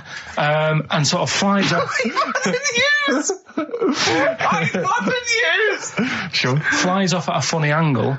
Oh, dear. Hippo's there, swallows him whole. Crowd are clapping, thinking that's why the hippo was waiting there. Rubbish. Rubbish. It's not rubbish, though. But no, maybe there was an accident in a circus with a midget and a hippo, but at no point was this hippo waiting to go on, going, come on. The midget flew off at hypotenuse and landed in the hippo's mouth and was swallowed whole. This is what you embellish it. That is great. And what's that? I have to say, though, Rick, when I heard midget, trampoline, hippopotamus, I was thinking accident waiting to happen. Yeah. So... Yeah, maybe. I mean, it is that you should never put those three together. Never. It's a recipe for disaster. Everyone knows that. Midget, trampoline, hippopotamus. Are you mental? You're asking for trouble. Well, you know when he told me it, he said, and the midget, he didn't mention the hippopotamus, and he said the midget went on, and soon he fell off, and the hippo ate him. And I said, sorry, what was the hippo doing there? He went, it's a circus. I've never heard of a circus having a hippo. What do hippos do? What can they do? You can't train them, can you? Aren't they, like, very deadly? They're huge, aren't they? You can't have a hippo in a circus. Are you sure? You're not thinking of Zippo? He's neither clown. Yeah. And it wasn't some sort of where Zippo was eating a midget and it's some sort of horrible sexual act. No, it was definitely. I heard it on breakfast, right? Oh, okay, sorry. No, it's definitely fact. Yeah, okay, right, proof. okay, good. Gervais with me, Steve and Karl. I love that. But they didn't consult you, did they? When they were handing out this money willy-nilly to people who were dying, you could have had a quiet word with them. All I'm saying is, you could have said to Harold Wilson, Harold, you're not going to get this back, mate. You're not going to get this back, mate. When I wanted a mortgage, I had to supply 3 wage slips, is what I'm saying. I was double checked out loads of times. I'd like to see, have you ever seen that guy Alvin Hall, who gives financial advice to perhaps teenagers who don't know how to spend their money wisely? All right. Perhaps, like, send him over there. He's the guy with the bow tie. Oh, yeah, You know yeah. what I mean? Yeah. Like, send him over there and just sort of have a chat with him and say, make a list of what you're spending it on. So he's basically, will you be annoyed if they drop all debt and double aid and everything? No, because I mean, you know, people sometimes need help and that, don't they? You've got to help people out, but Yeah. it's how many times is the thing. Do you know what I mean? Let them off. But do I? I've got this monthly payment at the moment, haven't I? Yeah. I'm paying for tools for people out there who need a drill to build a house or whatever. Yeah. Am I now in my right to say, well, you can't have it all? Do you want the drill or do you want the debt cancelled? This is what I'm saying. I'm just, I'm all happy to help people out. Do you think they're taking us for a mug? Is that what you think? Won't be taking? We'll see, won't we? Time will tell, won't we? You know what I mean? If next year at the same time Geldof's putting on another gig, I'll go, what's going on now? Geldof putting on another gig and the mean fiddler. What's going on now? I think you're missing out on the true meaning of today, Karl, which is an opportunity to see Keane for free. I think that's the problem. I don't want to go. I don't like crowds and that, do I? Right. Can't be dealing with that. Don't like big crowds. People, because I was talking to people at work about it, and they were saying, it's a big occasion, it's one of them events, like, you've got to be down there, because in years to come, when they say, were you there, I don't see what's good about having a memory being stuck in a crowd of 150,000 people. I'd prefer to do something nice, say if I have like a nice cake and a cup of tea, right? In years to come, when they go, do you remember that day when we were all cramped and what have you? I'll go, no, I was having a nice cake and a cup of tea. So I've got a nicer memory than them.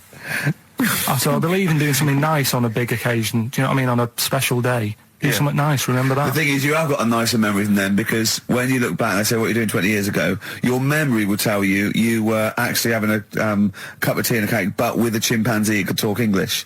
That's what your memory will tell you. You're thinking, I was out with my mate. I was out with my mate Marty. He's a chimp, and it just you'll be in cuckoo land by the time you're 50.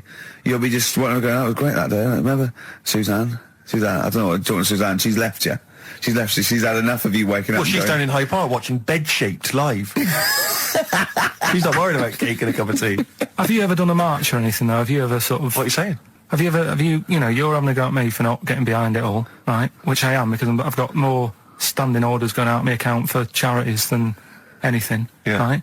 But have you ever got behind a problem? No. I don't think I have, to be fair, no. No, I am quite slack in that respect. It does take a lot of effort, though, doesn't it? Well, it depends. What sort? Well, if you're going to do one of those walks from John O'Groats to Land's End or something, that's a lot of time commitment. There's one, I tell you what, there is one that looks all right. On Portland Place, just off Oxford Street, there's always just a little Chinese fella sat on the pavement, right? Oh, I've seen him, yeah. What's that all about? Yeah. He's just sat there with a poster, but you don't know what it's for because it's in Chinese. Yeah. So he's just always sat there. But that's for me, that's the sort of march I want, where you just... And he's only there when it's sunny. If it's raining, they don't bother. I tell a lie, I did pop down when all those women walked through London in their bras.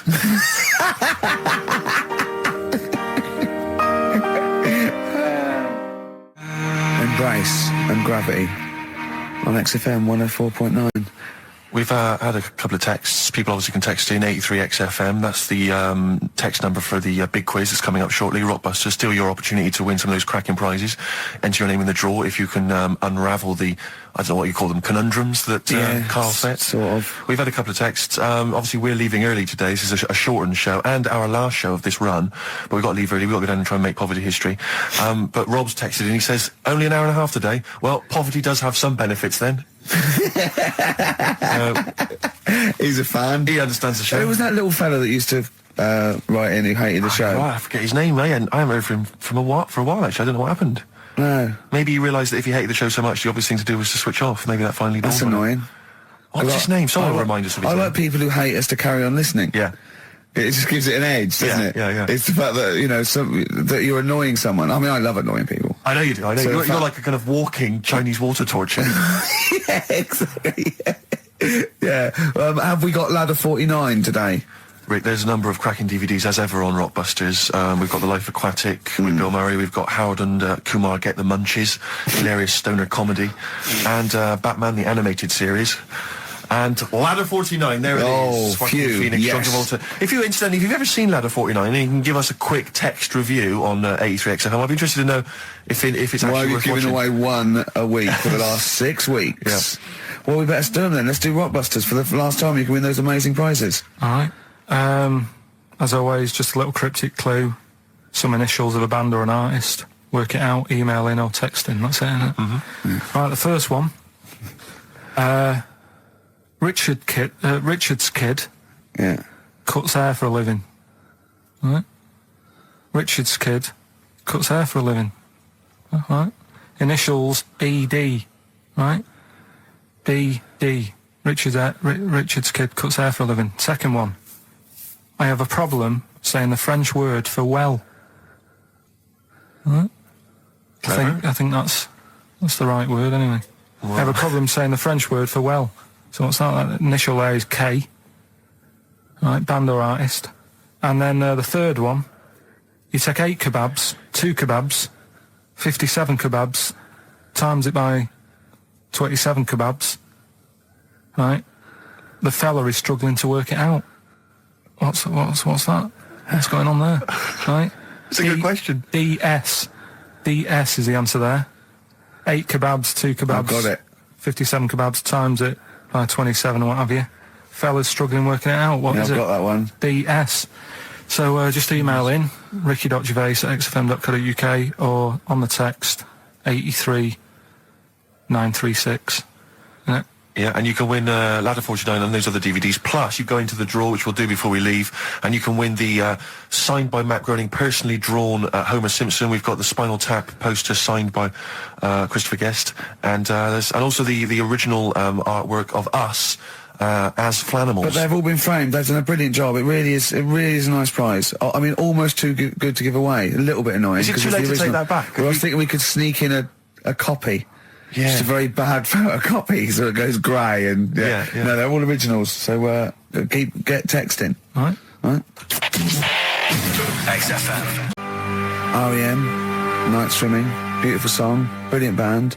I've got to introduce them, and I'm actually nervous. Yeah. I never get nervous. You never get nervous, do you? I never get nervous, and I get a little adrenaline rush. It just takes, 80% of the world's population to be watching you, and then you get a little bit jittery. And I don't know what to wear. No, this is interesting actually. I don't know. No.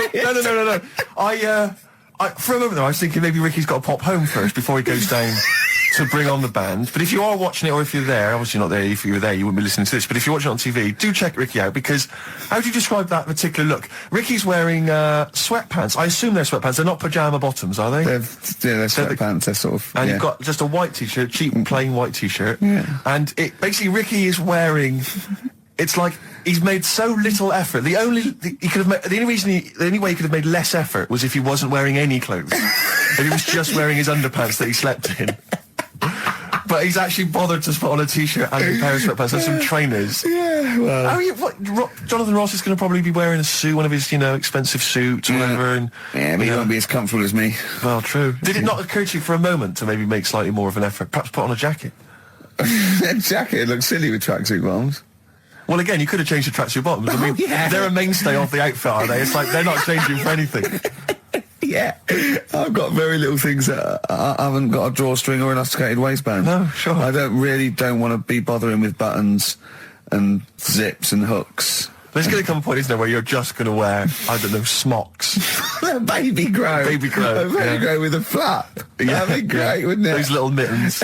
Yeah, all in, yeah, that'd be great. And then an oven glove, so I can just get stuff out of the oven, eat it, let it drop everywhere. Yeah. Right, and then just get out of the baby grow, put a new one on, a clean one on. Or those kind of red flannel things with the which cowboys wear. Yeah. The kind of buttoned up bit Yeah, in the back. they're like old cowboys. Yeah. Grandpa, he comes out with the shotgun. Exactly. And he's Exactly. yeah, the long johns. Well, how's it going with Rockbusters? Anyone got the answers? Actually, one guy has texted in, James in Deptford, he's offered some answers, and he says here, the guy that hated us, famously, of course, we should have remembered, Dickie Anderson. Dickie Anderson. Richard Anderson, of course. I don't know if Dickie's still listening. If he is, obviously email in ricky.gervais@xfm.co.uk and tell us what you've been doing, how you've been keeping busy and stuff. Yeah. Nice to hear from him. Chris Campling hasn't called, has he, either? Yeah, The one that thinks that not only is this whole show scripted, imagine that, right? But that Carl is a character created by us. Yeah. He's actually an actor. Oh, if only we Look could at take credit that. for A that. shaved monkey we got. I'll tell you, you're going to go along later to the Live 8 gig and you're probably going to see some bands that are going to make an effort to entertain you. But if you want entertainment, Rick, you know it. Go on. There's only one person to book. Go on. Me. If you have perhaps something to do, because I'm obviously a top DJ on the radio, but where I really come into my own is DJing in any kind of club environment. Well, you told me you were DJing, I didn't go to it, DJing at a party, and you said the place was rocking. The place was roaring. And I loved it. Carl just said he was there and they weren't. Well, that's nonsense, Carl, They because weren't, you know so- very well that when I'd put on a tune, they'd cheer. Yeah, but it was late on in the night. They would have done that, whatever you put on. That's nonsense. No, They they were said they were happy and everything. I'm not saying they weren't having a good time. It was your party. It was all right, but they weren't going mental like you're sort of making up. They were definitely going mental. When I put on the Proclaimers, they could not believe their luck. They would have walked 1,000 miles. Was it good though? Were they really, what were they doing? They were dancing, were they? Dancing and that, but they weren't sort of cheering, going, more and all that at the end. What are you talking about? Oh, Take On Me wow. came on, the big cheer went up. Oh, I don't know who to believe. I've been there, done it, Steve. I've been the DJ as well. Oh, it might be jealousy. It I might think be there's like professional jealousy there. yeah. I think it's because my fortunes are on the up and his are on the down. We all know famously that he had Pilkington Pilkington making music, his Didn't DJ happen. outfit. Didn't happen. I did enough. I just wanted to do enough to pay for the equipment. And I did. And that was that. But I don't like crowds, do I? But you're safe, aren't you? You're behind the little thing with the flashing lights. But there's still a lot of people and that. Forced fun. Don't like that. Forced It's fun. not forceful. They haven't got to It dance is. if they don't want to dance. Yeah. Don't like it. What do you mean your fortunes are on the up? Anyway, DJing. Where were Well, you? I'll tell you, I was hired. Well, I say hired. I did it as a favour to a friend. His wedding the other week. And I got there, I was thinking, because everyone had their little role to play, and then people were doing a good job. I love you taking it seriously. And I going to a spent wedding. ages putting together some CDs, special selection CDs. love that. Because what I did is I burned them on iTunes. Did you turn up with your own headphones round your neck? Own headphones, wearing a suit, but headphones. Metal case. Didn't need it. Just had them all in one small box. Brilliant. Boom. I thought this is good stuff. I got some classics here. Give me an example. Give me an example of that, like the first hour, the warm-up hour. Rick, I'm coming straight in with Frankie Valli, Oh What a Night. Brilliant track. I mean, when those beats start at the beginning, who's not getting on the dance floor? Wait a minute, what's this following up? Go on. It's the Jacksons. What, I Want You Back? I Want You Back. Brilliant. It sounds good at the moment, Carl. Yeah. So I'm thinking, at least I'm gonna roar this, because they laid on a good spread. The ceremony was nice, food was nice. I'm thinking this is going to be the piece de resistance. Yeah. Alarm bell started ringing. Why? When I realised there was a marquee outside. Of course, it's a balmy summer evening. I'm stuck inside on the dance floor, so I'm thinking I'm going to be struggling here to get them in. Even with flavours like this, I thought I'd struggle, Rick. So I'm sat there in my suit. I'm sat behind the steel DJ console. I've got all the big numbers. There's one or two people making some token effort, but frankly, most people are outside everywhere. That time. I was livid. Of course, they couldn't hear it out there. So I was playing to an empty room, really, and I was furious. I was absolutely furious. Because, I mean, what is, they're wasting my time. They're wasting, now I could have just stuck the CD on and gone out They're there, wasting couldn't I? Frankie Valli's. Frankie Valli's They're time. wasting the Jackson 5's They're time. wasting, D-Light's time. Yeah, yeah. And so I'm sat there, and there's a couple of people making a cursory effort. Mainly when they come to get a drink from the bar, they might have a little quick, couple of twos. You shout, we don't want your Not lot. interested. All of you or no All one. of you or no one at all. And then there's a microphone set up because people have been doing speeches. This little girl gets on the mic, right? It's being funneled through the speaker system. So every time I put my headphones on, Miss Dynamite, was it? It wasn't sadly Miss Dynamite, although she decided to have a little go at MCing. She was screeching her little head How off. old is she? Oh, I don't know, 8 or 9, at their most annoying. When children are their most annoying, because they got a bit of confidence there, they're a bit cocky, they're not shy anymore, they're a bit arrogant. Yeah. She's screeching her head off, so I'm playing, and she doesn't know it. Your face! I'm playing into the groove, no one's getting into the groove, because she's going mental, she's just going, what's this, I don't know what this is, play something I know. I'm thinking, I haven't got any bloody DJ Otsu. Or Crazy Frog. I'm not going to play what you... So she's just screeching along, ruining it for everyone. I say everyone, there was no one there. So me, she was ruining it for me. I bet you were really I'm angry. furious. But of course as well, every time she screeched, it went through my headphones. So of course I'm... And then her dad comes along, right? And I'm thinking, all right, he's seen what's just imagine happening. you in your suit, sweating, getting annoyed at someone ruining your set that no one's listening to. I think, her dad's coming over. He's going to put pay to this. He's realised that, she's causing a disturbance. He comes over there, joins in. No. Sits her on his lap. He's just saying, she's having a whale of a time. I'm thinking I'm furious. I'm thinking it's his responsibility to shut her up. He's not going to do anything. What can I do? I can't step in. No. And I know very well that if I interfere, he's going to say, oh, well, she's enjoying herself and no one's dancing anyway, and we've just got into a fracas. Yeah. And I didn't want to start a fight. No. Because I don't know then, but he'd have knocked you out, wouldn't he? Someone would have got knocked out. And I'm not saying who it would have been, but, but to bear in mind, Rick, there would have been 2 of them. And so I didn't want to get into a fight with him. And anyway, so I'm playing. Anyway, so my friend came along. He realised what was happening, and I didn't have the guts to unplug the microphone because he'd have known. You see. Yeah. So I got my friend to do it when she had her back to me. So he pulled the plug out. The microphone went dead. She went, "What's going on?" I went, "I don't know what you're talking about." I said, "I don't know." She said, "Where the microphone's at?" I said, "You must have broken it." I don't know what's going on. Someone will probably make you pay for that. Anyway, at least we shut her up. That is great. But it really went from bad from worse. And there's that thing when you panic, you start panicking. So you're putting on a lot of flavours that you would have saved to the last hour. What are we talking? Boom, boom, shake. Exactly, you're throwing him in early. Love Shack's coming on way too soon. Really? Oh, Love Shack before 11. It's heresy, but I had to do it. But anyway, in the end, I made the bride go and get some people in. I said, look, it's your special night, all right, and they're going to enjoy this. I'll be honest, love, this is a washout, and it's up to you Exactly. to turn this wedding around, or I'm walking. I'm walking, and I tell you, they're going to have a sour memory of this evening unless you bring some go people and in. Get everyone in dancing. So she got him in at the end, Brilliant. And I'll tell you this, Carl. I mean, I don't know what you say, but they were loving it. They were absolutely loving it. A bloke came over and said, "Have you got Amarillo?" I said, "No," but I put on something even better, Delilah. Wedding crowds always go for Delilah. A song, of course, about old man killing his wife, but it always goes down very well, strangely, at weddings. They get into a sort of hokey-cokey thing. They went berserk for it. And I was following it up with, I had the monkeys, I had all sorts going on. Brilliant. Of course, you know what happens. I'm going great guns. People are absolutely loving it. They're rocking it. I throw in, I had something cracking on at the end. Come On Eileen, of course, was on. People were going berserk for it. Which is unfortunate because the bride's name was Eileen. Yeah. And then the bride pipes up. I'm throwing the bouquet. So they all traipse off outside again. I was furious. Oh, no. I plugged the microphone back in. I said, "What are you doing?" We got, but they went out there. And, of course, you can't get them back once they've done that because all the women are running around. I got the thing. And then they got to wave everyone off, throw the confetti. They ruined your day. I was having a great time and they ruined it. She ruined your special day. She ruined my special night. Oh, no. It's on her head. What would you put on about now, Carl? What if I was DJing? Yeah. Probably about a world party. Go on then. Interesting. Put the message in the box, put the message in the car, drive the car around the world, and I'm imagining, Rick, that message is make poverty history. That's world party, put the message in the box. Yeah. Can I just say quickly while I think of it, we get a lot of emails from people, a lot of texts saying, can you send a big shout out, stuff like that. I've just looked at one now, Scott and Julie in Australia listening, they want a big shout out, big shout to them. But there's so many people that do it, and I'm obviously... just want to say, sorry we never get to your emails. We're very, very lazy. We never really get to look through them.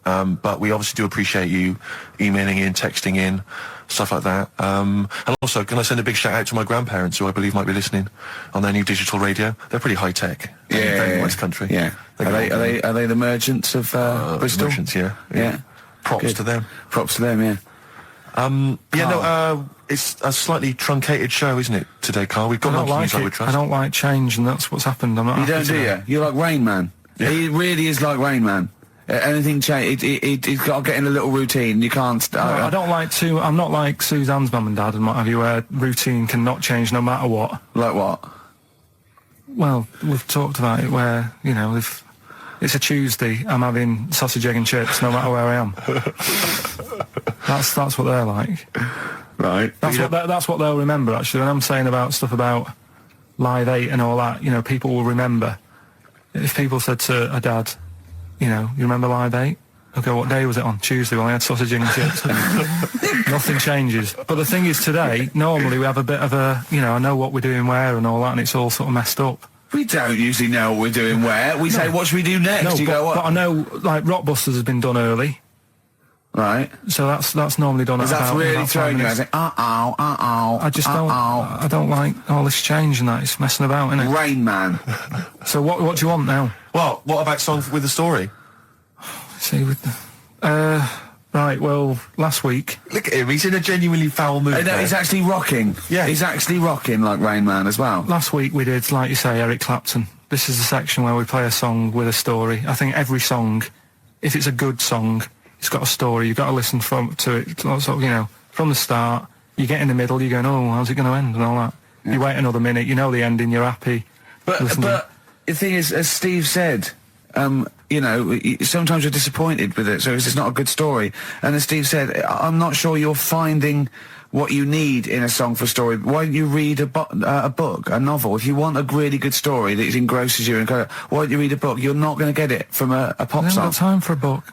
Song's 3.5 minutes. And that's it, is it? And that satisfied you? Well, yeah, it gets you thinking for a few minutes, then you move on. This Then you one, stop thinking. 2 minutes 50, this one, right? It's brilliant. Go on, then. It's about, last week we talked about the little crippled fella, right? This one... as I say, I don't think we say cripple anymore, but go on. All right, this one, someone emailed in saying, if you want a song about that, this is a song you want to listen to, right? Right. It's about this fella who, basically something happened. I think he's in a wheelchair, right, for some reason. You thought that last time. His wife, you know, likes going out. She doesn't take him with her when she goes out. Right. Is it Ruby, Don't Take Your Love to Town? Yeah. Brilliant song. Well, just play it then. Yeah, great song. All right. What do you mean? Oh, it's just, it's a good story. It starts off well and that. You're feeling sorry for him, but then he says, where's my gun? Yeah. Because she's a slut. Why? Because she's going off. Yeah, but what does he expect her to do? What? Just because he paralysed his legs fighting for his country, presumably in the Vietnam War, says that crazy Asian war. So he's gone, he's fought for his country, he's taken a bullet, he's come home, he can't walk, he should be a hero, and then his wife's going out putting it about downtown. Why do I never meet women like Ruby? XFM. Forever Lost. The magic numbers on XFM 104.9. Well, the concert's kicked off, Steve. Yeah, I'm a bit annoyed that we're still here, really. Let's try and wrap this up quite quickly and then shoot No off. one's listening anyway. Nah, we could talk about anything. Well, we do. Yeah, true. It makes no difference to We us. could do a lot more swearing than we normally do. We could do even more. I was talking to Karl the other night, because I've been rewatching for some reason, that film Witness with Harrison Ford, where he's a great film. policeman that has to protect a little boy who's part of an Amish community. Amish? Yeah. And I tried to explain to Karl... You look plain, John Book. Exactly, Yeah. exactly.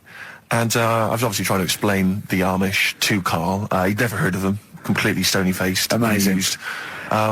Now, for those... Okay, you explained it to him, have Yeah. you? Okay, then. Yeah. Now, I don't know what you said, but I'm assuming you got it right, right? Karl, now tell me back now, what are the Amish?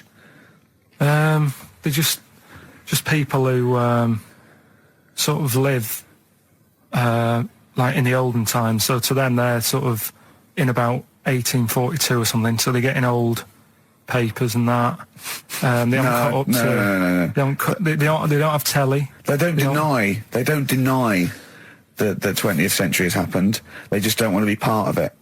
They look up and they see planes and they know what they are, and they go into the town and they see it in the window of Dixon's, a telly. They just don't want to be part of it. No, they're still living. They are still living like it's that's what I mean. Yeah, but they know about everything else. They just don't want to be part of it because they think that the sort of the revolution was a bad thing. They think that society became more and more depraved, and they wanted to go away from it, and they want to go back to old values, and they think they don't need TV and jets and that way of life, they can survive in the old way because the old way was better. Missing out on Live 8. Yeah, but they haven't had Band-Aid yet. Yeah. I think this is the problem that Karl had. He in his mind, they were just a bit delayed, so that Yeah. in his head they were slowly moving towards the 20th They wouldn't be able century. to watch most of these bands, all their electric guitar. They'd be allowed to watch Tracy Chapman Yeah. doing an acoustic set Yeah. between the bands. Yeah. That'd be all right. But no, in love her. Karl's mind, it's like if he... Although they wouldn't like Fast Car. They wouldn't like a scene about that. They go, I don't know what you're talking about. Pony and Trap. You got a pony and trap. That'd be all right. But are they still? Do they still get sort of rubbish posts and that saying we need your money for this, or No, get behind this they charity? live in an isolated community. They're farmers, aren't they? They're farmers. It's an agricultural community, and they're obviously very staunchly religious. In actual fact, it would suit you very well, because you hate crowds, you hate groups of people, you don't like the modern world. You'd love it down there, wouldn't He you? wouldn't like getting up at 4 o'clock to milk a cow, though, would he? Well, no, but he'd get used to it. Go back to bed, couldn't you? It's probably out. I mean, have they got anything to do with the Hare Krishna people? No, nothing at all. Because out of all the religions, that's I'm not a religious person. I don't understand. You're it. only saying Hare Krishna because you've got the head. That's the only reason you think it'd I'm be... halfway there. Yeah. But the thing is, out of all, you just what was that? My money just fell out of my pocket where I'm nearly laying down. That's the danger of wearing sweatpants everywhere you go. I'm only ever lying down in a chair. No, I'm I've never been a religious type. If people want to do it, I let them do it and what have you. Good of you. But out of all of them, I want one that's not going to take over your life. I don't want one where you've got to get up 3 times a day and you've got to go and pray and that you've got to get up early. Forget that. It's getting in the way. But if it's something like... I was walking to work the other day, right, across Oxford Street. There's a little Hare Krishna fella there. And he sort of had... he had a leaflet and stuff. And he said, are you interested? And I said, what do you do? And he said, well, we're against getting stressed out and what have you. And he gave me a plum.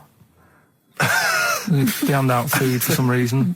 But I sort of asked a few questions. Just the imagery. These two bold people, one of which is wearing an orange smock. Holding a plum in the He middle. hands the other one a plum. It's almost like you can imagine some kind of religious painting. Exactly, yeah. But what is their sort of main thing? Because he didn't really tell me that much. He was a Japanese bloke, so I didn't know what he was saying that much. Why? He wasn't speaking English? Not very well. He wasn't the best sales bloke to send out for them, is what I'm saying. Yeah. But what's that? Are they? You're saying they're nothing like? Well, I believe Hare Krishna is a kind of as an offshoot of a sort of Buddhist faith. It is, I And, think they are Buddhist, aren't they? Yeah, and obviously their kind of trademark, as it were, is that they have to say, I believe they have to say Hare Krishna, Hare Krishna in a certain rhythm, in a certain order, a certain amount of times per day. That's why you see them all down the street saying Hare Krishna, Hare Krishna, because it's actually a sort of religious chant which they're obliged to do. So you see, even if you go into the Hare Krishna faith, you may find yourself, in Tesco or whatever, forced to say Hare Krishna, Hare Krishna. out loud, out not loud. just thinking it. Yeah, no, out loud. You can put it on an iPod and You couldn't put that on an iPod, and that doesn't count. No, I think you have to actually say it. So I guess that kind of eats into your social life a little bit. And there's the wearing orange as well. Particularly frustrating, I imagine, if you're in a cinema or a library. A little bit awkward there, midway through. Or Star you Wars, live whatever. next door to a bloke called Hare Krishna. Yeah. Who constantly thinks you're calling him. Yeah, That probably... yeah. So that's in this. I mean, I don't think we've quite done the Hare Krishna faith its full service there, but so interesting to you. I mean, you got handed a plum. You've been treated well by them. Yeah, well, but he couldn't tell. I just wanted to know how much time it would take up. What are the benefits? What can you do? What can Well, I you think do? the benefits are they probably don't get stressed out. They've probably got that sort of that zen, that chi-ness about them where they try and interact and Quite meditative. yeah. Yeah. I've got some nice trainers as well, don't they, with their orange. What are you looking for then in a faith, Karl? You say what are the benefits? I mean, obviously Catholicism, you get the communion wine and bread. So Yeah, but I can afford that. right. Probably just I like the Crusaders. I was forced into joining that as a kid because a mate sort of joined it, and he sort of said, "Are you joining?" I sort of swore at him. I said, "I'm not doing that, right? Yeah. He said, right, if you don't come with me, I'll tell your mum that you just swore. So I was like, oh. So I went. So I went along, and I used to just go on the Friday when they played, you know, Sabutio and stuff. And then I went on one Sunday, and it was totally different. There was no Sabutio. There was no sort of, you know, Table tennis. the thing where you hold a thing and knock things over. Skittles. There was all that on a Friday. Went on the Sunday, it was rubbish. He said, right, sit down in this room. They gave me a Bible. Thought, this looks too heavy, this is too big. I'm not interested in this book. And I never went again. I used to hide on a Sunday when they came round. And that's been the only sort of... I suddenly, why did it suddenly turn out to have to hide on a Sunday when they're coming round? Because they wouldn't leave. They wouldn't leave. Who was the it? Were they house. adults? It was well, he seemed like an adult to me at the time, but he was probably about 27. Well, that is an adult. Yeah, but do you know what I mean? He seemed a lot older when I was a kid. Yeah. And he came knocking and that, and he used to say to me, Mum, I'll just tell him I'm ill or something. And they used to hang around to see if I'd eventually come out to play and that. And if I did, I think they would have grabbed me and took me there. I love the idea that for you, religion has to bring with it some kind of gift. It's like, you know, join our faith and you get an alarm clock radio. It's like something like I think religion does bring a gift. Usually, it's the gift of the Lord. Well, the gift of everlasting life, isn't it?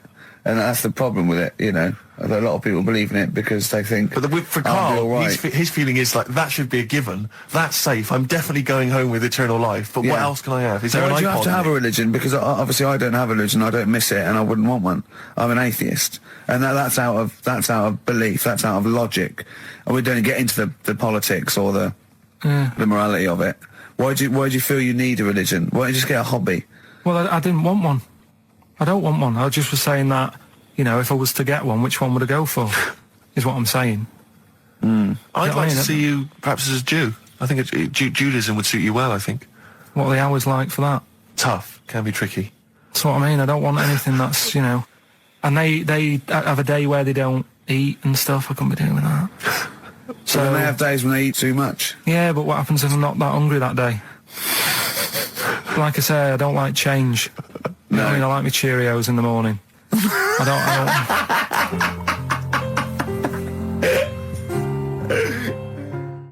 I still have that other girl in my head by Elvis Costello and Burt Bacharach on this final XFM show. Ricky Gervais, Steve Merchant, Karl Pilkington. Well, we nearly got to wrap it up. I think we've got to do the Rockbusters winner and give someone those lovely prizes. Monkey News, then we're out of here. We'll maybe come back, maybe do some Christmas specials. I don't want to make any promises. Right then, first one was Richard's kid. He cuts hair for a living. Yeah, what's that? That was, well, try and work it out. No, You know. there's no point. Dick's son, yeah, he was a barber. Barbara Dixon, right? Doesn't work. Dixon, well, again, they always get Barbara Dixon. Right, Her name so- wasn't Barbara Dixon, was it? So that's that one. Did Ronnie Corbett ever say, ladies and gentlemen, Miss Barbara Dixon? Second No, one- second never one did, was, did he? He never did. I have a problem saying the French word for well. What's the French word for well? Oh, isn't it? That's good. What? No, that's good though. Bell? Well, no, what? Isn't it bien? Yeah. Yeah, all right. I have a problem saying it, so I can't say it. I can't say bien. I can't say bien. Can't say Kasabian, right? So they managed to work that one out. Can't That's say, one of your worst, that. Can't say bien. Can't say bien. Can't say bien, it's not. Yeah. And the last Doesn't one. work. That's terrible. 8 kebabs, 2 kebabs, plus 57 kebabs, times 27 kebabs. This fella is struggling working it out. What's the answer there? DS. Right? A Donna sum. Right? So he's struggling working it out. It's a Donna sum. Right? So they got that right as well. So What was the answer? Donna Summer. Donna Summer. Yeah, Donna Summer. So just pick So one, went out on a Steve. high then. Steve, just pick one. We went out on a high. That was shocking. What about, let's have a look, there's, Well, it's the first one to get all three. Steve, what's the first one with all three? Well, there's so many here. Yeah, but this is the first one that came through in time-wise. probably that one there. No, I don't like Rob because he's been slagging us off. In fact, no, let's give it to Rob. He hates If he's the show. first, if he's the first... No, to be honest with you, Rob's been slagging us off, but at least he knows. I mean, at least he's got some taste. Yeah. You know? Yeah, well, what if he was the So- first, then Rob's the winner? Well, yeah, well, give Rob, he gets Ladder 49 and a bunch of other DVDs, but that means he goes straight into the you're hat putting him for in the big there now. draw. I'm just going to write his name now, I'm going to throw that straight in the hat. I can imagine that no one, even the people who've entered, are that excited. Not because the prizes aren't great, but I'm worried that they don't appreciate it, Rick. Do you know, I get the feeling that our listeners, they just don't appreciate the fact that we've gone to all this trouble, we've got the Homer Simpson drawing and things like that. I just feel like these people don't deserve it. Do you know what, it's weird? I just wish we had a better quality of listener. Like, people who listen to Radio 2, they deserve it. You know, they're elderly and infirm, some of them, it would really cheer them up. But our lot, you know, drug addicts, Yeah, let me pick you that know, out. truck drivers. So I've just put all the names in the hat, all the previous winners from the previous weeks, and Who's Rob as put it well. out? Is this Pilky going to put it out? Do you want Pilky or do you want Ricky? Oh, well, let's have the shaved monkey do it. All right. Plunge your hand in there.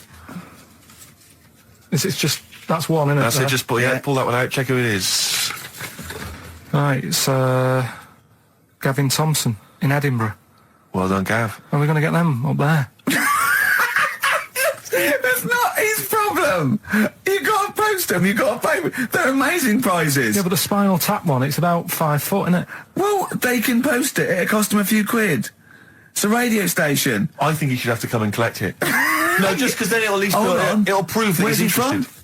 Edinburgh. Give it to Bob Geldof. I'll give it to Bob Geldof. He's walking up there, so He can look it. XFM. Chewing breaks. Fishing for a dream. That's what we're fishing for, isn't it? We're fishing for a dream today. What's So that mate, dream? poverty. I don't know what I was talking about. I don't know. It doesn't matter what you're saying, Rick. No one's listening. No one's listening. Well, we've got to finish anyway. I mean, think about the fact that think how small our percentage of listeners is anyway. Anyway, and then you two are on stage Yeah. at the moment. This is like broadcasting during Christmas dinner. This is the same. It's just On pointless. hospital radio. Yeah. Yeah. Exactly. Where everyone's got an iPod for Christmas. Yeah. On the ward. yeah. Well, we're going to go through now till 5:30, and I've got to rush off, I'm afraid, to Live 8. Don't apologise, mate. When people see the glam that you're bringing to that event. They don't even care about the people introducing it. Comedians going, ladies and gentlemen, just get on with it. No, I agree. No, I've got a good joint here. Two blokes will get on with it. Bring on Madonna. But we're going to give it to them, Carl. We're going to go through to the end. We've done everything we have to do. I'm annoyed. Office. I was walking away from the show last week. I was walking towards Berry Street. I like to look at the records and the record shops. And I was on my mobile phone, and I was chatting away to someone, and what can only be described as a prostitute. Go on. Stood on the street corner. Was she a woman that gives you sex for money? Yes. That is a prostitute. Yes, that's what I thought. Go on. And as I was walking by, she said, "Do you want to buy sex?" Now, You sure it wasn't a market trader giving 6 plums or No, it was something? definitely 6 for a quid? No, it was definitely Go a on. prostitute. Yeah. And what annoyed me about it, what I wanted to pick her up on something, was the fact that I was on my mobile phone.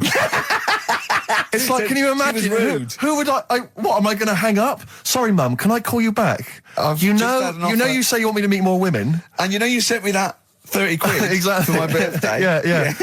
Sorry, Mr. Johnson, I'm really excited about the job. Can I call you back? I'm just going to negotiate with a whore. And it was just sort of, you could tell that she was clearly probably desperate for crack or a latest Yeah. fix of smack. So she was literally the normal etiquette of prostitution. You know, that they hang around, they show some thigh. I've seen this in They films. will ya. Yeah, They exactly. will, yeah. Take you out for a meal. I That sort of know, thing. straight That had sort of into gone it. out of the window, and she Yeah, was just sure. there, desperate, running around. Did the she go out of a streets window? Like a Because that's zombie. another thing they sometimes do, specialist Exactly. ones. But I was Yeah. shocked because I've never been propositioned before like that. Really? In London. I was That's weird, isn't it?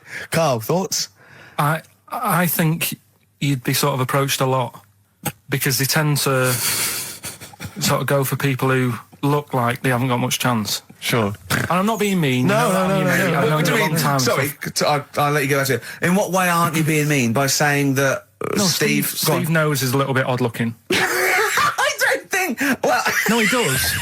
Do you know Yeah, before... no, but it's not what he thinks of his looks. Yeah. It's what he thinks of you talking about his looks on... No, but it's on. like how you were talking before about, your eyes are bad. It's nature's little way of saying, look, nothing to see here, right?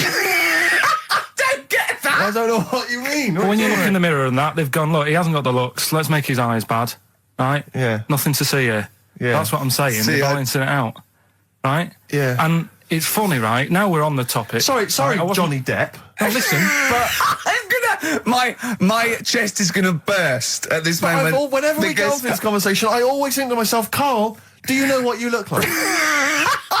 I am going to burst. Seriously, can I be honest with you? You look like, if you've got like a balloon, a hot air balloon, right? Just a little balloon, like a party balloon. If you drew a little face on it, right, and inflated it about halfway, that's what you look like. Right. No, play a record. I don't want to get into this. It's too intense. Now you've got onto this. Let's just nip it in the bud now. I'll tell you something that I wasn't going to tell you because I think it was I don't want to hear it. I don't want to hear it. Right, it was on the tube. Right. Well, I wasn't. Someone told me they were on the tube. Right, and the tube pulled into a station. Right, and one of the women saw the poster that's out at the moment with you and Rick on it. Right. Yeah. So this woman apparently goes, "Oh look, there's Ricky. Ricky's on the radio." Right. And the other woman goes, "Oh yeah, don't you listen to it?" So she goes, "Oh, I didn't know he was on the radio." And she goes, "Oh, I'm sorry, Steve. look at." Because he didn't make it sound this bad. She said, "Oh, look at that person he's with." So she goes, "Yeah." She said, "That's Steve." She said, I was sort of aware that he looked odd because Carl mentions it on the radio. Yeah. So it wasn't as much of a blow to me, but I can see how it was a bit of a shock to you. Yeah. So that's weird, isn't it? Yeah. And that isn't me sort of telling this woman to say anything. That was all happened without anybody else sort of bringing it on. Yeah. Do you know what I mean? Yeah. So Was it...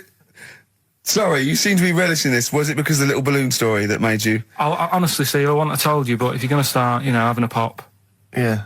Do you know what I mean? I can't just sit here and take it and that. No. I mean... All mates.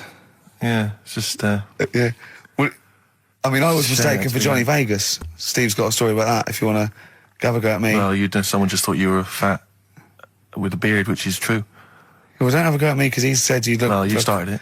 No, I didn't. Yeah, I did. didn't. You were milking it. You were egging him on. I was laughing. You were egging him on. I sort of was. Yeah. But let's not, Oh, it's a good job you got lots of good mates like Jonathan Ross who you can go and hang out with. You don't need other friends, people who've helped you in your career. He's good looking bloke, isn't he, Jonathan Ross? He's a good-looking fella. England are world champions again then, so... Oh, it's brilliant. It was amazing, wasn't it? See, I'm not a rugby man at all. I never watched rugby. I think the last time, was when we won about 12 years ago, whenever it was. And I got into it last week because I realised we were doing so well. I watch England win anything. Yeah. Do you know what I mean? I don't care what... In fact, I wasn't into war when I was little until I realised we were so bloody good at it. We are really good at it. It's brilliant. But, yeah, fantastic. Yeah, it was great. Right, that's the rugby thing over. That's What dealt next? with. That's it. That's all I've got. That's all I had today. It does steam me. Sometimes I watch it and it does remind me of when I play rugby, because one of them will boot it down the field and then someone will catch it and boot it straight back again. Yeah. Which is essentially how we I was played made rugby to at play school. rugby. We had to play rugby. Yeah. And I don't think I'd get rid of the ball so quickly. Yeah. I don't think I ever got tackled or fell over. Yeah. I think I touched the ball about 20 times in the 2 years it was compulsory. Yeah. I was terrified. Yeah, And absolutely. same as cricket. I can't... I'm a terrible batsman. I'm all right at bowling, but it seemed like the pastime for people I went to school was to injure you. Yes. It was funny to see someone poleaxe. It was funny to see someone get a cricket ball in the head. Absolutely, yeah. I never relaxed into rugby because the first day I was going to play it, my mum, I swear to God, my mother said, "Are you playing rugby today? You got the kit and everything. Enjoy it. Be careful." There was a kid at my school who broke his neck. And cheers, Mum. thanks very much for that. See you later. So I just went to school absolutely Man, one thing, petrified. broken neck, is that or does you get better in a couple of days? Oh, you can find your wheelchair. No. Enjoy the game, though. Yeah, no, it was absolutely petrified. I was just petrified from that day See, on. at least American football, Got the helmets. padding, the helmets. Yeah, but anyway, no injuries, thank God. Thank goodness. So, Well, I tried to play rugby, but it's awkward when you've got glasses. I don't know, there's something about you didn't really play with glasses on? Yeah, well, I couldn't see anything, could I? I couldn't see anything. How else was I going to play? Oh my God! And So you're bound to be cautious, because inevitably you're a bit more cautious when you've got glass next to your the tallest face. person on the pitch as well. Yeah. I mean, you were when you were about 14, you were probably 6 foot already, weren't you? Yeah. And everyone else was what, 5'2"? Yeah. So you were Towering above them. with glasses on. Just with the glasses on. And you've got pretty cool glasses now. Thanks very You've much. had a bit of a makeover. It's like Trinity and Suzanne said, Yeah. first thing to go, the glasses. Sure, sort them out, yeah. Yeah. And presumably you used to have those National Health sort of bottle. Pretty much. Yeah. Is it true? You've never been able to mosh at I a try to concert? mosh. 'Cause Because it's I've scared. always watched people stage dive in, moshing at concerts. I've always thought that looks like brilliant. You know, when they ride above Like a everyone's wave, heads. like they're surfing on across someone's yeah, hands. And so amazing. everyone say, yeah. And I've always wanted to do that because I'm a big rock music fan. And the only time I did mosh was at Rage Against the Machine. I tried to mosh at Rage Against the Machine. I love the idea of a band called Rage Against the Yeah. Machine. Yeah. Aimed at a man with glasses who Yeah. won't mosh. Well, it was at the Reading Festival, and I think the lead singer, I forget his name, he went, can I just remind everyone that racism and fascism are on the rise in Europe again. Let's not let it happen. What did you do? And we all cheered, obviously. I mean, if there's one thing that guarantees a cheer at Reading Festival, it's down with fascism. And what did they do about it after the concert? Pretty much went back and went home and took had a some cup of drugs, tea. probably. I don't know what they got up to. Sure. I They didn't go to Europe then and try and stop. I don't think they got involved politically in Europe. I think they just continued to rage. Against the Machine. Yeah, but mainly. largely in America, I think. Sure. But sure. I tried to mosh, and I got moshing, and glasses flew off. And I remember, because they were playing away, you know, you do what you tell me. And I was just going, careful! I've dropped my glasses. Can we be careful? Loads of kids in hooded tops. Yeah, exactly. Just going mental. Yeah, and they're all jumping up. So I was going, can we just calm down for a second? Let's So I not got be them. silly. Yeah. Yeah. It was absurd. And I had to kind of, scrabble around on the floor, and thankfully they were okay and they didn't get broken. So what couldn't you do then? What do you mean, what couldn't I do? What at school? Can you not see without glasses? No. I mean, it's like that you couldn't do anything. It's a blur. Really? It's a blur, definitely. God. Yeah, it's like being kind of punch drunk or whatever. So yeah, you can't play sports when when you've got glasses. But why not contact lenses? Because they're not strong enough. No, they seemed a bit fiddly. 4.9, I'm Ricky Gervais, with me Steve Merchant and Karl Pilkington. We've had quite a lot of emails as ever, Rick. I should just say, because we're very It's a lazy. much listened to show. We're very lazy people, and we rarely reply or read out the emails. But we do. I never read the emails. Absolutely so never I read them. rely, if I haven't replied to them, or my mail, Steve opens my mail and reads my emails. So if I haven't replied, it's just because he hasn't passed it on to me. Yeah. Okay. But I haven't passed it on to you because I know you'll never reply. Sure. I'm just cutting out that. But just want to say thanks for the emails. We do read some of them, and we do appreciate the fact people send in jokes. I appreciate it. I love it. Yeah, But as long as I don't have to do anything towards it. Sure, we had an email from Jack. He just said he missed the last 2 weeks' shows. Has he missed anything? Not really. No. It's the same stuff. Same old I rubbish. think last week Carl was having a go at Chinese people not aging well. He had a go at the gays, and he came up with a ludicrous story about a monkey that was impossible. Yeah, So I exactly. don't think Jack's missed much. Go on. We've just had an email from the Pringles people. Oh, right. Good, because it's finally started to happen. I hear these stories about people getting given cars and Armani suits and trips abroad, and we haven't had no. But finally, people are starting to, realise what we're doing, our impact on society, Yeah. and we got a whole box of Pringles sent to us. Not on those little tubes, the proper tubes, the foot-long tubes. Yeah. So. And what have they said? Well, the Pringles They guys want have them said, back. No. They've said they like the show, and if you want more Pringles, give them a call, and they'll send you I more want more Pringles. Pringles. Yeah. I bloody love Pringles. Yeah. Pringles are. The thing about Pringles is, they're Moorish, right? Yeah. But how would I put it? You know the sort of thing when I open them. Yeah. And by that when I pop. Right. Yeah. I have to eat the. Well, right, okay. How can I put this? When I pop, I can't stop. What do you mean? I don't. Well, when I pop them open, I can't stop eating them. Right. open. When you pop, you can't stop. Yeah. Yeah. I think that's because of the chemicals. I think that might be the reason. But they're good chemicals. They're good chemicals. They're the best chemicals. Pringle chemicals. They're not bad chemicals. Like Lovely. you're using chemical so warfare. yes, I want some more Pringles. Yes, what else do they more do? Pringles. It's interesting actually you were saying that like other people, like Kylie I imagine would get given sort of maybe sexy underwear. You got Robbie Williams where he gets the Armani suits. You get sent the crisps. Yeah, Which seems appropriate. Yeah. Yeah. Oh, but it's nice to be sent. Go on. Talking of Pringles, on the Finchley Road tube station, early on the way in. There's a I'll tell lot you of what- Pringles there, isn't Well, there? I'll tell you a job I don't like. What? I wouldn't want to be doing. The woman, there's a little woman who sits in the little snack stall on Finchley Road station. Yeah. And I don't know how to describe it really. She is surrounded by snacks. She can't move for snacks. It's Does like, it look like American Beauty, but with different... not dissimilar to that. Yeah. It's a little hut on the station, and it's like if you go to the seaside, you can put your head through one of those cardboard cutouts, and it looks like you're a big fat person, or whatever, and you can have your photo taken. It's like an equivalent of that, but it's just snacks everywhere. She's got bananas up to her chin. She's got chocolate coming down to her eyes, crisps either side of her. She can't move. She can't do 360 degrees. She's like packed in there. I don't know how she gets in there. I think they put her in her first, and they put, okay, pour in the bananas. Yeah. And then they go pour in the nuts. She has 2 hours of makeup before they open, exactly, yeah. dressing her in there. Because I'll ask for something from the fridge, and she cannot turn her head to see. She has to go by feel alone, just to feel the fridge and get stuff out and pass it. And often I'll say, that's not what I wanted, but she can't. You've got to let her off. It's extraordinary. Dear. But there's no music playing. Does she have there's to nothing. sell her way out of it? Exactly. If it's a slow day, she's stuck there till the next day. Yeah, it's like a world-breaking attempt. Yeah. Oh dear. That's Finchley Road. So if you, If you're on Finchley Road or just want to pop down there, have a look at the snack woman, because it is. It's how always does she amusing. get refills though? I don't know how it works. I don't know how she goes to the toilet or eats. I don't know what she does. Yeah. But God bless her. That's the toner. Yeah. You know what I mean? It's so dry, and I just imagine going to work with a hangover. Yeah. 8 hours in that sort of I think it's environment. those jobs where what's the best that can happen that day? Do you know what I mean? The photocopying shop. What's the best? Well, they probably have interesting things, like people going and photocopying. Porno mags. Can I have 30 copies of my art? Right, yeah, exactly. Yeah, I couldn't make it to the staff party. Yeah, But I yeah. wonder if I could do that in here. Yeah. Carl, what job wouldn't you want to do? Well, any job. You're a lazy... You're joking, aren't you?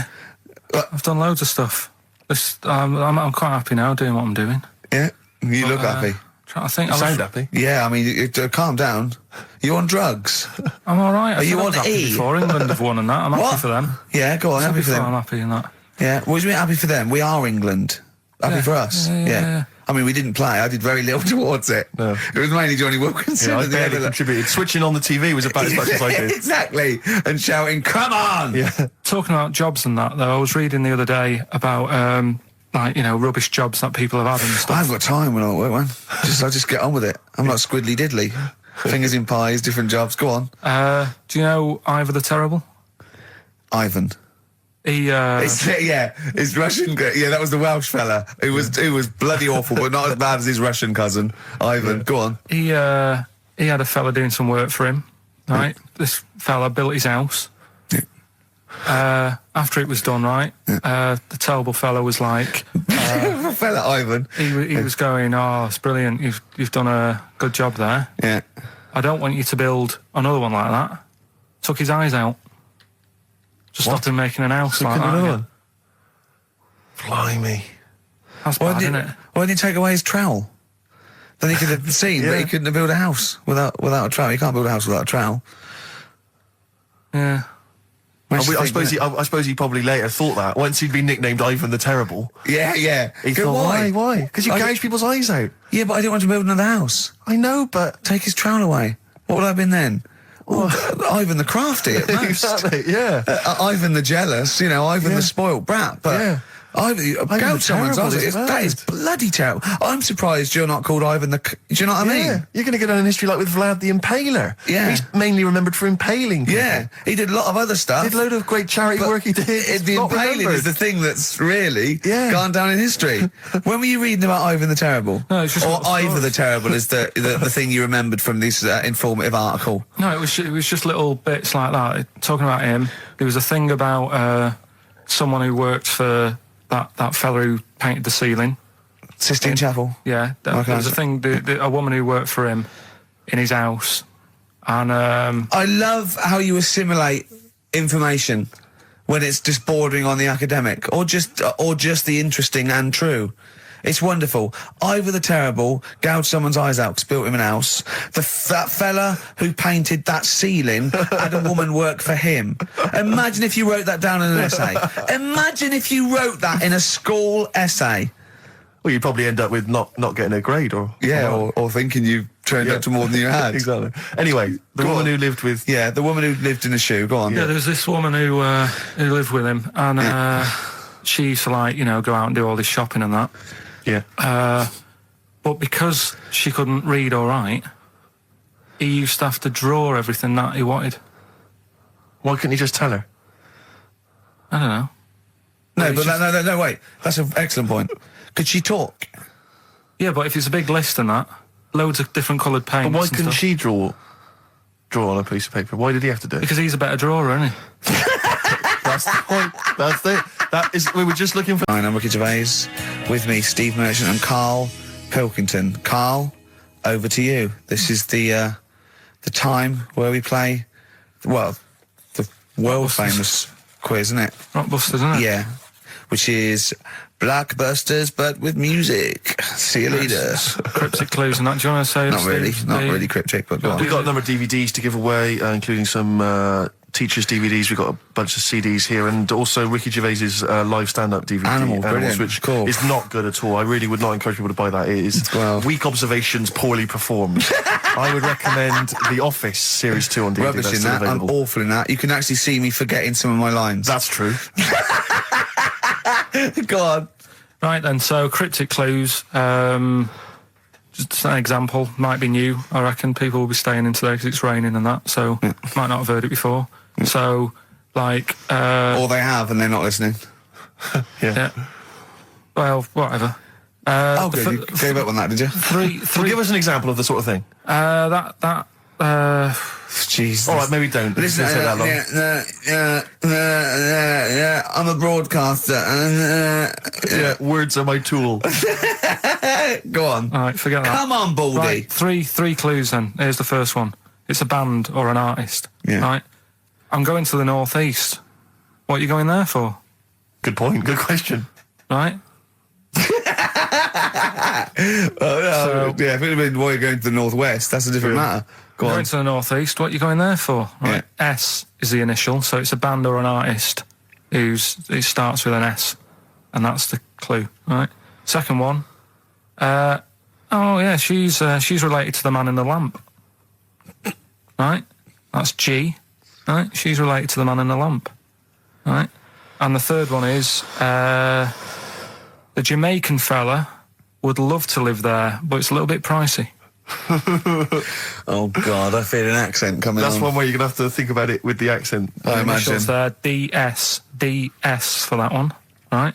So the Jamaican fella would love to live there, but, you know, it's a bit dear and that, and a bit pricey. So, So give us some again quickly. right, the first one, I'm going to the northeast. What are you going there for? That's S. She's related to the man in the lamp, you know. That's G. Changes a and bit. the Jamaican fella would love to live there, but a little bit pricey. Mm-hmm. And that's Okay. DS, so email in or text and that. Ricky.gervais@xfm.co.uk. What's Or the text 83XFM. Yeah, what's with that? those prizes? Right? Now, Oh, go on. Rick, as you know, there's always junk lying around in this studio, and not all of it is Rockbusters prizes. No. And there's I've just been flipping Some through. is the playlist. Yeah, exactly. And I was just flipping through an old copy of the Guardian Guide from last week. Sure. You know, the little listings thing. Yeah. And, you know, I don't know if people might have seen it. There was a documentary on this week about the transfer of British sitcoms to America. Yeah. And we did an interview for that because I'm remaking the show over in the States. I'm just flicking through and I noticed there's a little write-up about it here. And it says, blah, blah, blah, blah, blah, and it says, quoting me, it says, "We don't care if David Brent becomes a woman," burbles Steve Merchant, eyes bulging with imagined riches. No, my eyes bulge normally. That's not me being greedy, that's you know just that me. thing I did on it when I sort of like rub my fingers together and do that stupid Brent. People take that seriously. I know. Yeah. It's extraordinary. Oh, some people got it, but I think it was something in the paper the next day said Gervais's mannerisms could have been transferred as dollar signs. Well, I was doing it sarcastically. I was doing it like that. I was pretending that I just cared about the money. Yeah. So, Yeah, yeah. irony, you see, people say Americans don't get irony. Most people here don't get irony. Absolutely right. That's Yeah. why they think this show's rubbish. Yeah, I know. We fooled them. Yeah. We've had the last laugh. We Exactly. think it's really good. Exactly. Karl, come on. Let's have some news. Let's do some proper radio. Have you? All your news comes from Anna Nova, doesn't it? That's What will where Dr. Fox I do got about now at 2 o'clock? He'd do some amusing news. It's coming up for 2, and here is the news with Karl Pilkington. Well, like I said, it's just headlines and that. I don't bother reading on if I No like point. the headline. And it's all from You get Anna the Nova, story. not from a newspaper or. It's not made up or anything. These No, are real okay then. Well, headlines, let's see. Okay, imagine Trevor McDonald doing this. These are real news headlines. Okay then. Wow, they're real to Karl. Okay, here we go. And here is the news with Karl Pilkington. Bong. Man hid in wardrobe to avoid work. Yeah, good. All right. Bong. Teenager gets stuck in washing machine. Bong. Dutch man has 2 right feet. Bong. Cow hit by train lands on farmer's wife.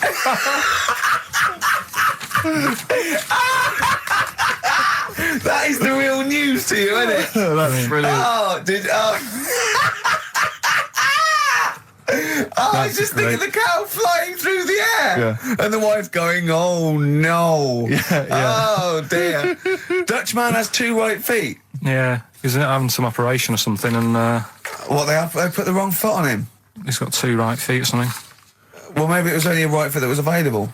Good dancer. Yeah. Oh dear. What Well, else? in real news, I followed that thing with, it was that fella that got into the palace when Bush was there. Right, an undercover journalist, yeah.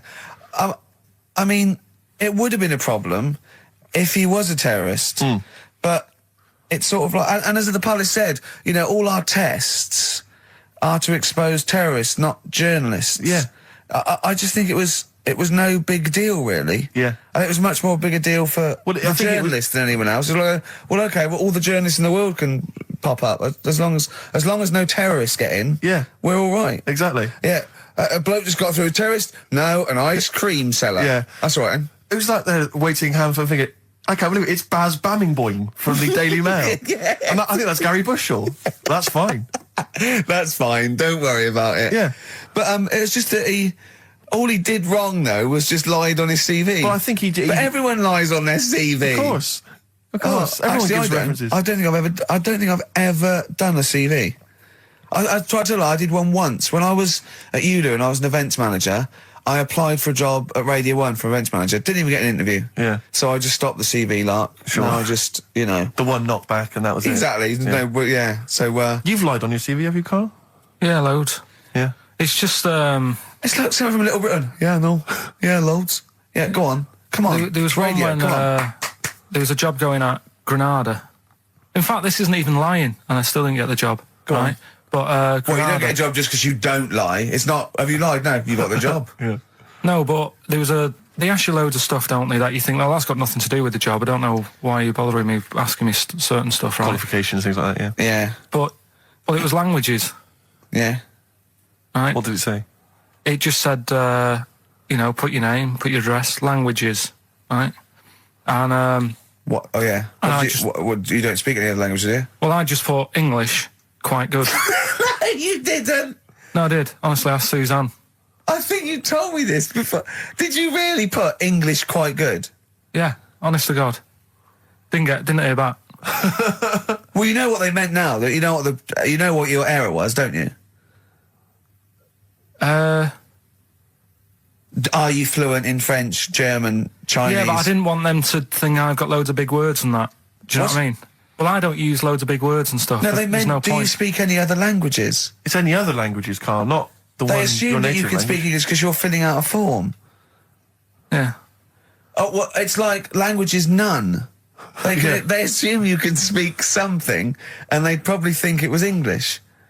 And to put quite good when you are English. Yeah. English is your first language. Yeah, I'm quite good at it. I see your point now. It's true though, isn't it? I'm not sure quite good is accurate. No, poor. English, weak. poor. Weak. You didn't get the interview, no? What did Suzanne say when you told her you'd put that? She just laughed. It was Really? too late. It was too late to do anything. How's her hair? Don't talk about it? So she's off today, so Is it alright, is it? Oh, she's listening, you mean? she's at home today. But it's probably alright now, isn't it? Because a bad hair day, it doesn't last. But it'll be nice. It'll be all nice, not today. You're scared of her, aren't you? No. I mean, I don't want to... You've learned your lesson that, you can't talk about people like that because it upsets them. Well, plus I can't do it all now because we're doing Pulp Fiction later, and it sort of involves her head. So Brilliant. So let's... Excellent. There's me thinking that you're being considerate. Yeah. All worried about... What's the best job you've ever had still, Carl? Talk like about it. Is still Paper round. Is it still the paper round? Yeah. That's ridiculous. No, it was good though. If you look at it, like, you know, what I liked about it, you're your own boss. No, you're not. You're not your own boss. No, the guy The who runs news the news agent agent. is your boss. All right. But then once you get out and you've got your papers and that, you sort of, you're on your Do own. what you want can as long think as you about deliver the stuff. papers exactly to the places he said you are in the time he said. Yeah. It's and I do. freedom, isn't it? Any jobs you wouldn't do? Go I just thought of one that you wouldn't do on. with your sort of mild homophobia. Well, I'm not. Proctologist. What's that? Basically sticking your finger at other people's arses. Right, well, no, I wouldn't do that, no. Why have you got to do that? What do you mean, why have you got to do Well, why that? does anyone need that doing? Because they got to look if they've got an arseache or something. Which trainee doctor makes that their speciality? Do you know what I mean? That must be, right, we got a place for proctologists, and it's you, Meadows. You Yeah. came last. Oh, seriously, what? I'm not the arse doctor, am I? Yeah, you came last. Oh, I'm a bum GP. I can't yeah, believe it. yeah. You got to, I can't believe this. Yeah. That must be it, mustn't it? Well, presumably Or- no one would choose it. No one would purely. If they can have the brain surgery. Well, heart- what if you're brilliant but you're shy? You couldn't look people in the face. Yeah. Yeah, You could yeah. you could do anything you want. No, I just don't want to look at them. I just want to do their asses. Yeah. Really? Just want to do the asses. Yeah. Yeah. Look at Carl's face. You didn't know there was such a thing as an arse doctor, did you? No, not really. Specialised, he does nothing all day but that. Well, he probably has a sandwich about 1 o'clock. Yeah. Washes his hands. What do you mean he does nothing all day but that? You don't say that about a brain surgeon or thoracic surgeon, do you? No, but that all day, that's not good, is it? I love the fact that I can blow his mind with just things that people take for granted. A dentist just looks in mouths all day. Yeah, but that's a bum What? job, that bum job. Just think of that. Oh. So what do you need to know then there? It's a lot to know. You gotta have nice nails. Yeah. No rough edges. Well, you'd be alright, because you got that job handing out biscuits to the old people because you had nice hands, didn't you? So, yeah. And I know a lot about biscuits. I know my biscuits. Do you? Yeah, I know which ones they like and that. Do you? What do they like? What do old people like? Bourbons, rich Do they tea. really? Because that's my least favourite. I would never eat a bourbon. I could be starving and I wouldn't eat a bourbon.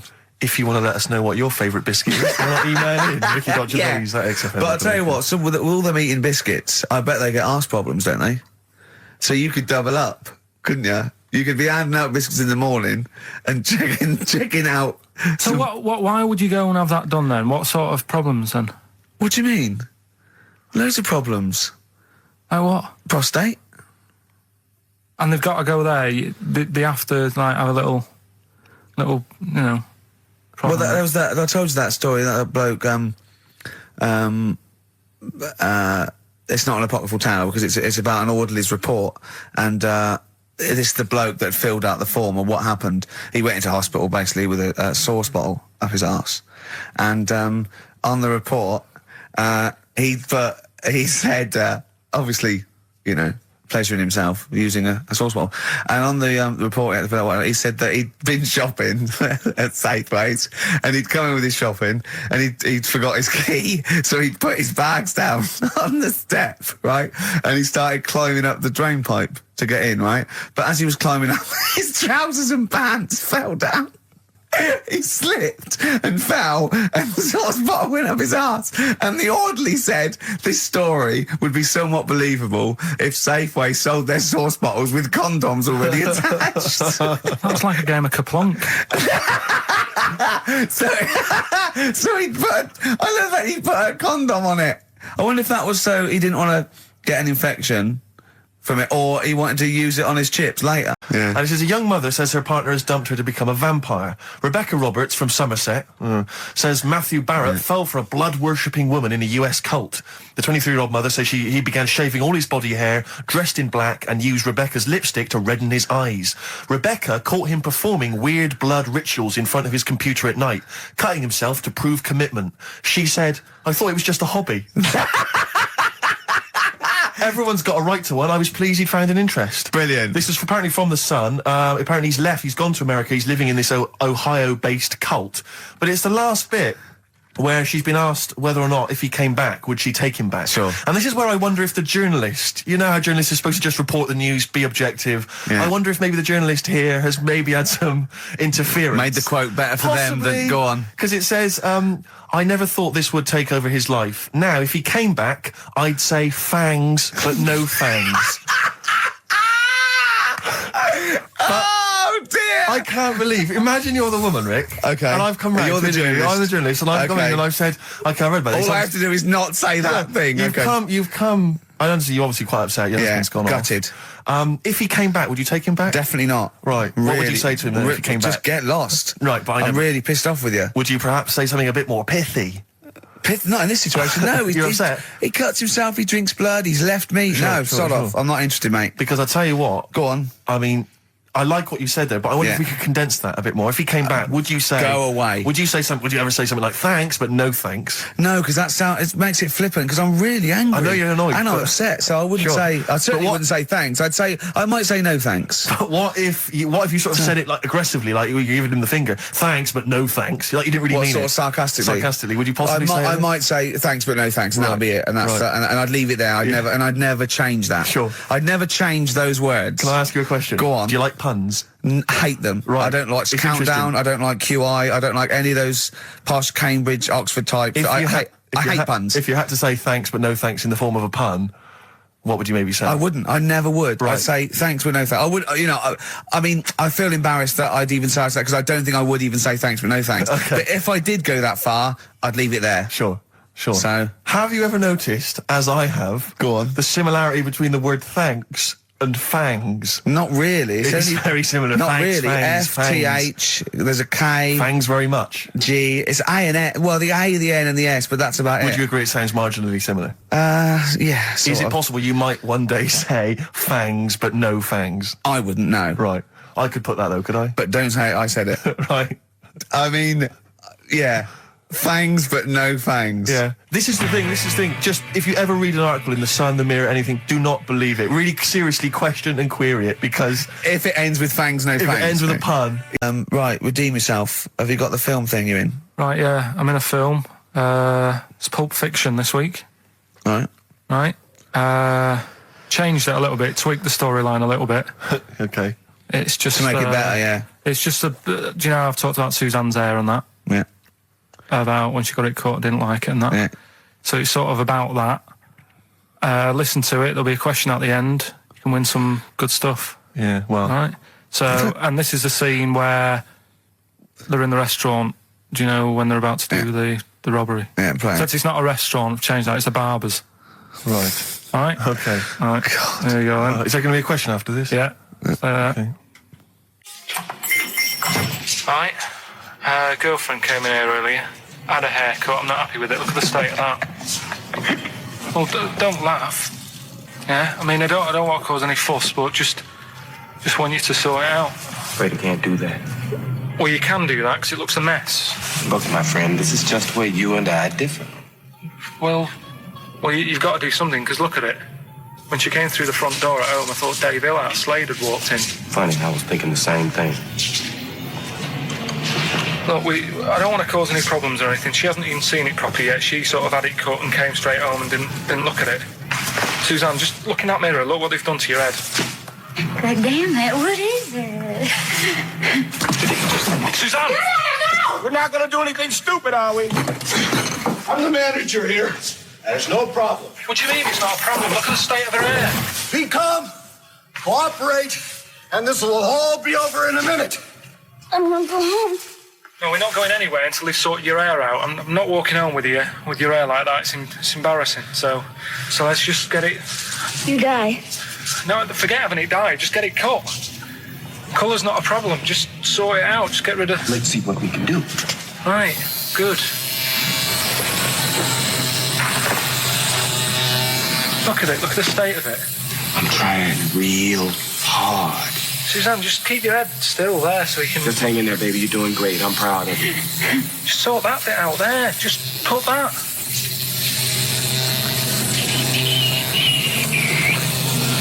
My barber says I've got the hair of a Chinaman. Have you heard that before?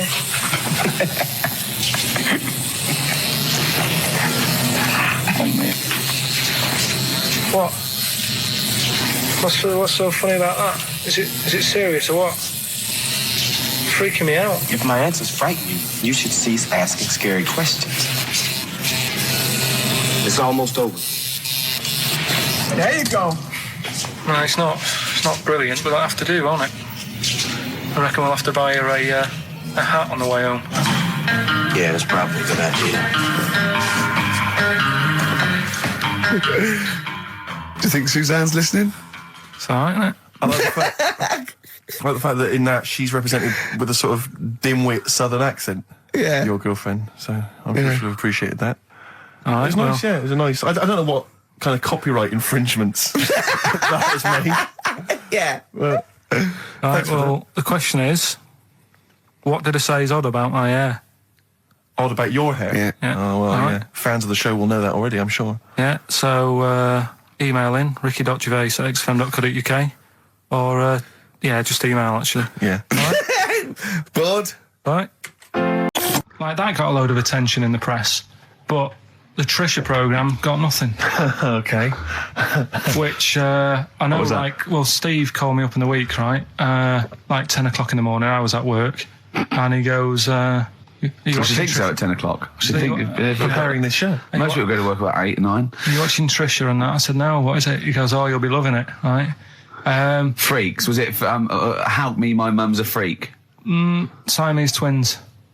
Right, so I couldn't watch it, but he said, it might be on again because they repeat stuff on ITV2. Right. So I had my dinner late, right? Instead of having it at like 1 o'clock like I normally do, Yeah. I had it at like 2:30. Yeah. Sat in the office, put the telly on, ITV2. These Siamese twins. Did it blow your mind? It was amazing. You know, we talk about a lot of things on the show quite a lot. The Airy kids crop up a lot. I was waiting. It's been 10 minutes and you haven't mentioned the hairy kid. Right, and last week we were talking about Siamese twins, weren't Yeah. we? So it was weird that this programme was on, but it was amazing. I mean, what I did think you can't refer to them as Siamese twins. I think they're known as conjoined twins. Why? I think Siamese is maybe considered derogatory or as an old antiquated phrase. Yeah, I think it's because the first famous ones were actually from Siam. Right, but anyway. and that doesn't exist anymore. No, But it's sure. conjoined, Carl. Yeah. Get the phrase right. But you'd think that if that's happened to you, that wouldn't be that sort of offensive. The names that you must get called. Right. You think that's the least of your Siamese worries? twins, I'd say, well, that's, yeah. Now, were you least stunned by where they were Just connected? live with it, we'd say. Right. Because they were connected, of course, at the forehead. Oh. Sort of, which was quite extraordinary.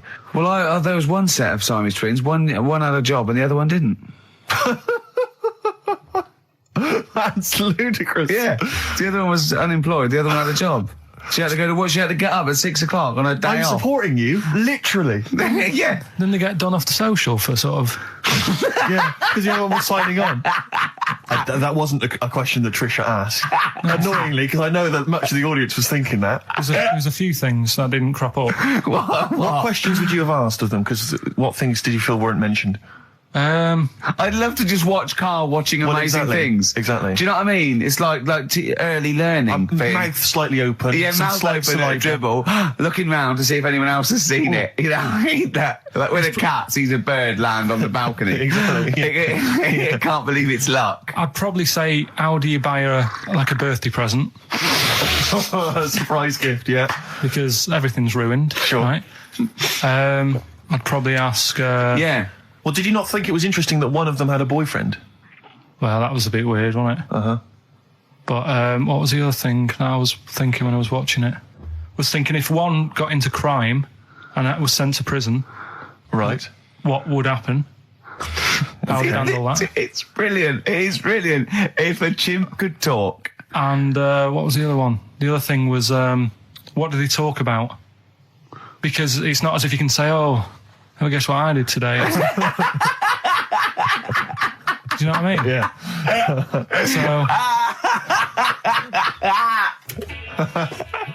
You know, taking the mickey. The really weird thing about all this, right?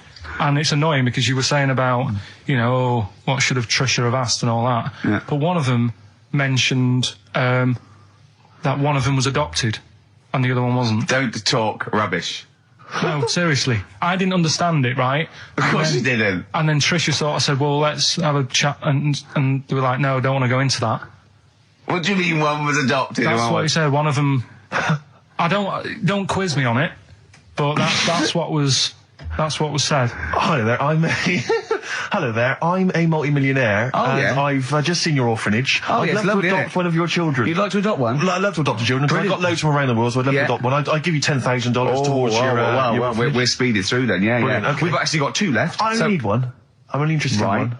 Yeah, I don't need any more. Don't need any They're more. sisters. I know it would be tragedy to break them up, but I really only need one. Now, break up. There's the rub, you see. Sure, because, you just need the one. It's $10,000 now. You can have that. I'll sign it now, but I don't want to discuss it further. I'll bring you around. Brilliant. Okay. Ding dong. Hi, yeah, brilliant. You brought my kid, right? Yeah, there she is there. That's a joy. Yeah. Okay. Just standing next to a bush. Yeah, can you bring her out to me? It's there's nothing behind the bush, so you just want... I just want to be able to walk 360 degrees round her. Do you want her or not? Yes, I can't believe it! What's that little trolley? You're talking nonsense, Carl. Well, whatever. I'm a little bit concerned about your toilet discussion. Well, what exactly is your point again? I was just a bit bemused. You see, it's a tricky one. All I'm saying is, right, there I was at the pub quiz. I go to the toilet, not thinking about anything. I try to go, right, there's a little gay fella next to me. I love this little gay fella. Now, the weird thing is, there's nothing stopping him having a little glance, right? Because he's allowed in the fella's toilet. Yeah. Now, I'm not allowed to go into the woman's toilet and have a little look round. Right. So all I'm saying is, should they have another toilet area? What, for gay people? Yeah. And so this would be gay men and lesbians?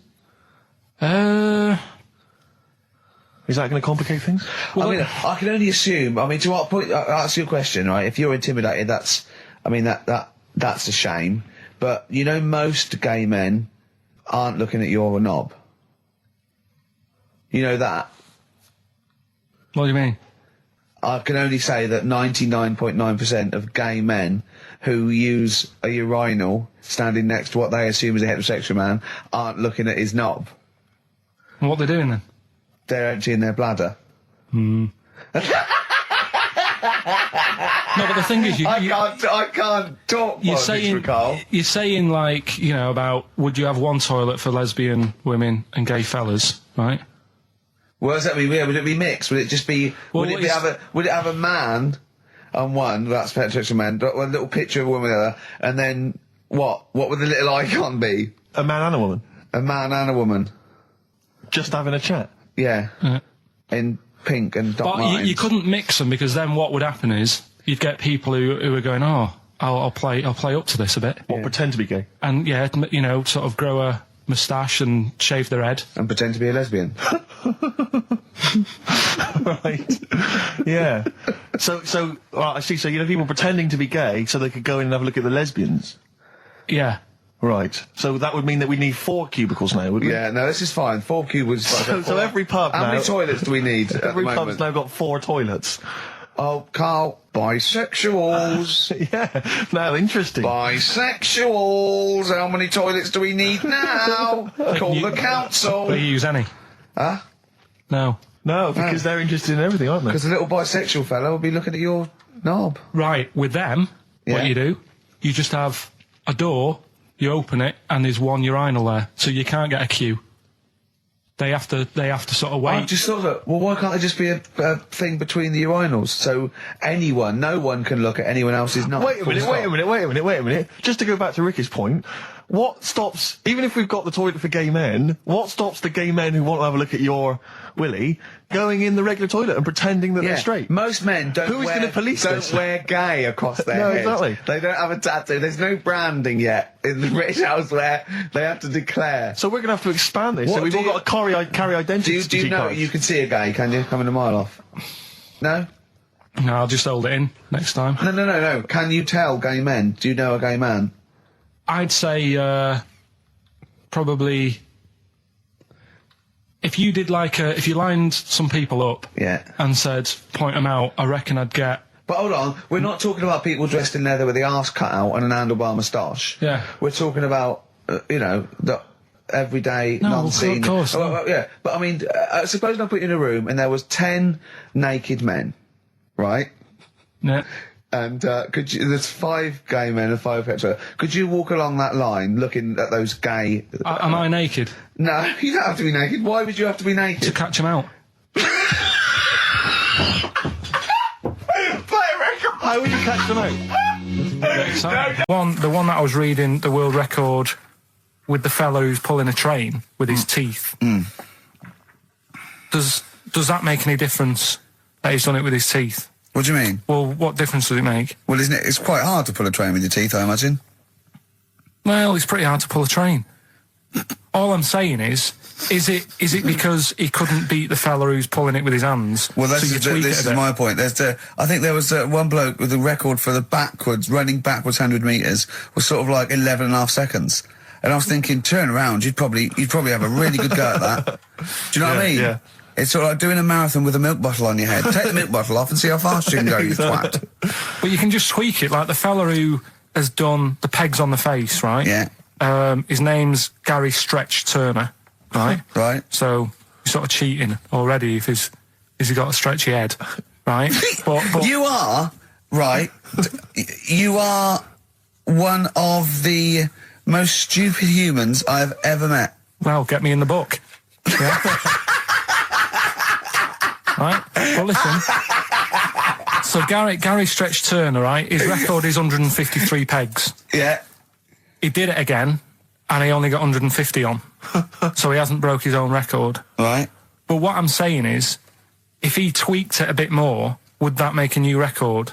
What? Well, if he said, I've got 150 pegs on, but at the same time as eating a burger. I see what you mean, yeah. He'd be the world record breaker for pegs and eating burgers at the same time. Yeah, just change it a bit. If you know that you're not going to make it, just do something else. I'm assuming the rules are set at the beginning, Carl. That's Yeah. it. That's where they say, right, you're just going to do the pegs thing. You're not going to introduce burgers halfway through, are you? Definitely not. And then they have a go. I was on one leg, not interested. How many pegs? 150. Can I just ask very briefly, I was quite interested by the family had to move because they lived on Butthole Road. Yeah, I quite like that Now, one. I don't know if I've told you before, Rick, where I used to live. I'm not going to tell you the name of the street that I used to live on, not on air, because my parents still live there and I don't want, Right. you know. But I'm going to write it for you now. This is the genuine name of the street I used to live on. Just imagine when you're at school. Yeah.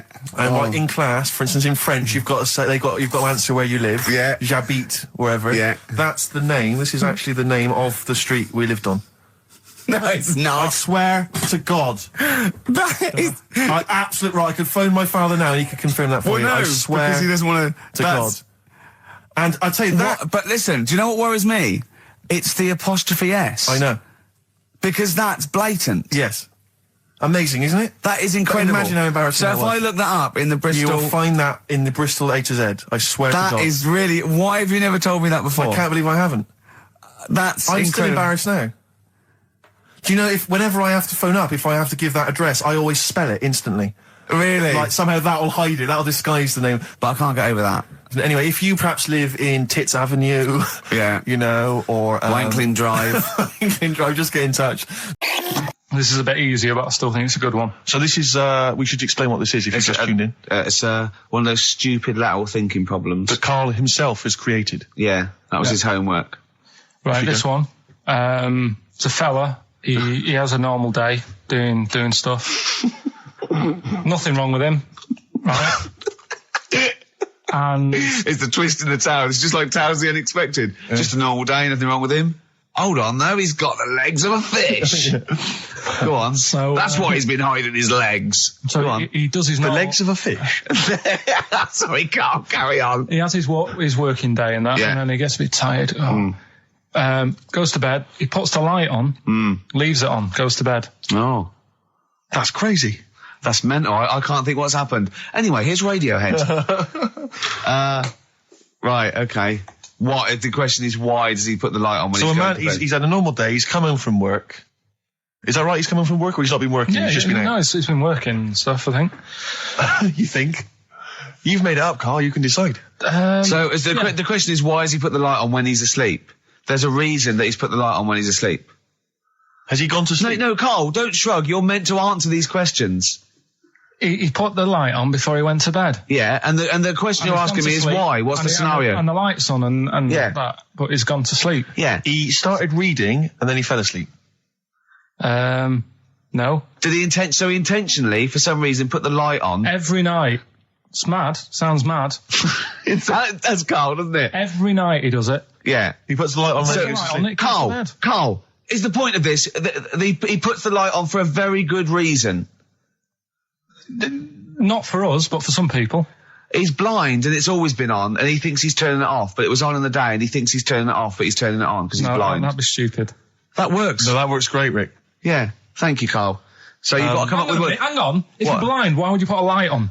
No, he thinks it's off. Yeah. But why would he turn it on anyway? Just think so he doesn't get burgled, so people know he's in because he can't see him. So he just he puts the light on when he's there, then he turns the light off when he goes to bed, so people think it's fine. But he's got it out of kilter, and actually he's walking around in the dark all day. I don't believe that if you're blind, you turn your light on. I don't think you'd be living on your own, would you? I'm not having that for a Do second. blind people live on their I'm own? not having that for a second.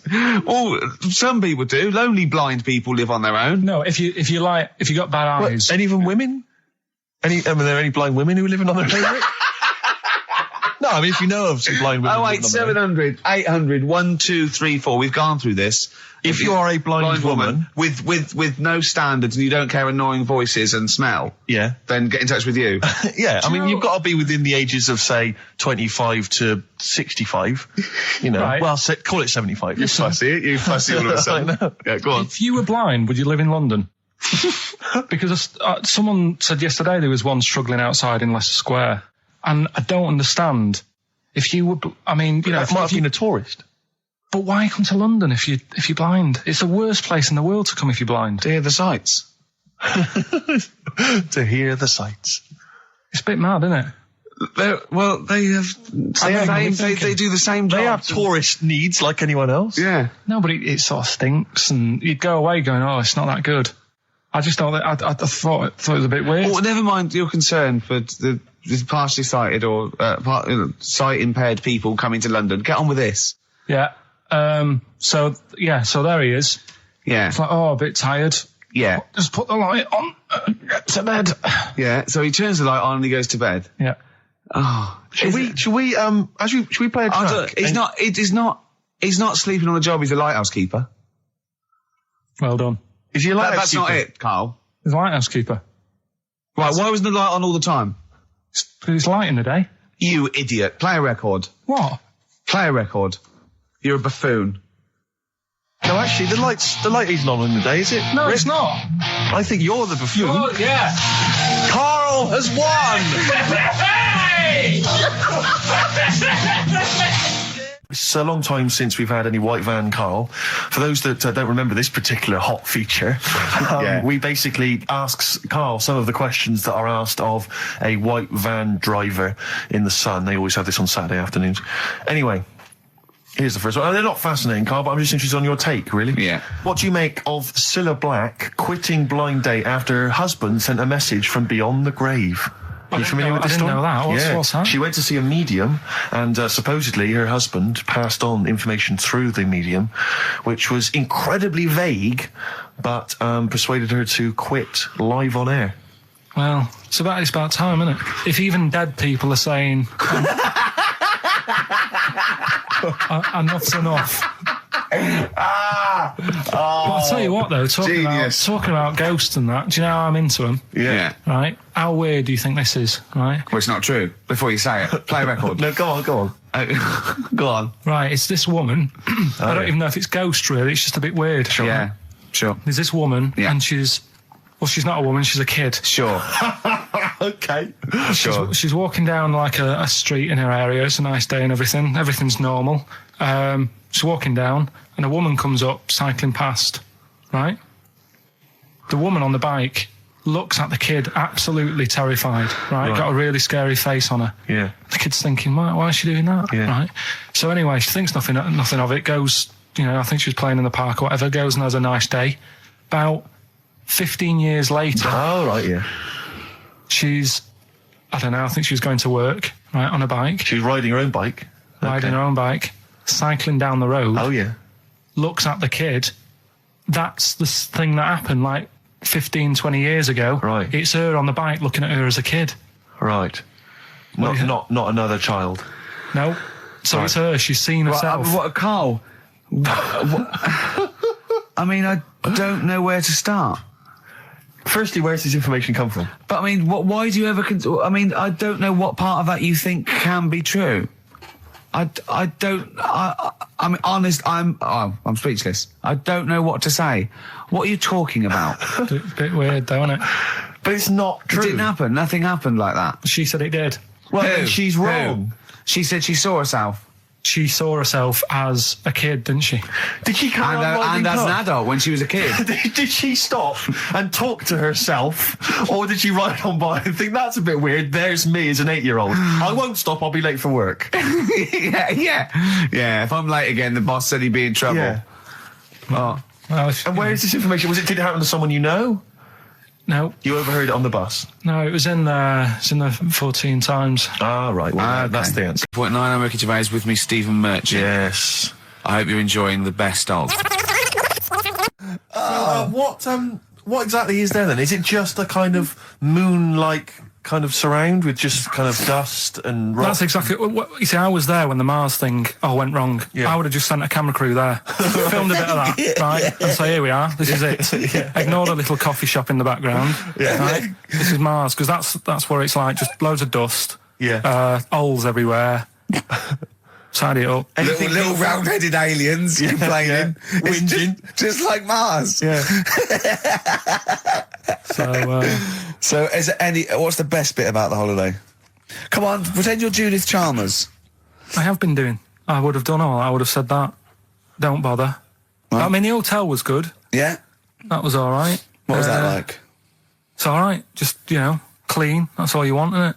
See, that's not quite what Judith Chalmers does. She doesn't go, what's the hotel like? All right, yeah, clean, isn't it? All right. What was it like? What was it? 3-star, 4-star? Did it have a swimming pool? What was the Yeah, room like? had a swimming pool and that. Yeah. Yeah, it's good. I think it was one of the better ones on the island. Okay. Nightlife? Wasn't really any. There was a bar, there was some bands playing. Yeah. Not very good. Food got a bit boring. Yeah. It was always the same food every night, but they sort of themed it and made out as if it was different. So, like, on Mexican night, it'd be chicken with a nacho on it. Right. And Chinese night, sort of chicken with a little prawn cracker on it and stuff. Sure. But that got a bit boring. That's me just turning on my phone, because I want to read to you a text that I got from Karl. I think you sort of sum up the holiday in this text, don't you? Do you remember I it? can't remember. Let's have a look. Let's have a little look. Let's go Instantly, to what did Suzanne, your girlfriend, make of it? Similar view to you? That they should fill in the holes? Yeah, it's just that thing. You see, I went on a coach trip, right? And you go and see the volcanoes. Like I say, there's 36 of them. Yeah. Which, how many do you need? And when we're on the coach going round all these volcanoes, the fella on the front's going and look out your left window at the moment, and there's a volcano. And if you quickly look out at the right-hand side there, there's another one. Right. And on the left, it's just like, all right, we've seen it. Sure. Do you know what I mean? Yeah. And that trip, we'll talk about that trip in a bit. Right, this is the text I got from Karl, right? All right. Been up to a volcano. Been in some dead artist's house who built his house in the lava. They said they would show me science with volcanoes, but all they did was chuck some water in a hole and it shot up in the air. No dwarves in the canteen, no scousers here, but there is a Swede woman with a big head. She looks effing gormless with a cap on. All right? So a little reference there to... A Swede woman? What's that mean? Do you mean Swedish? Yeah. Or she looked like a vegetable? No, a Swedish woman. But they've all got sort of quite big bill, aren't they? And I sent him a text. Oh, well, it's just good to be on holiday because, I'm working. He sent back, so am I. Just been watching Sky News. There is a school for monkeys who want to get a band together. Is that monkey news for later?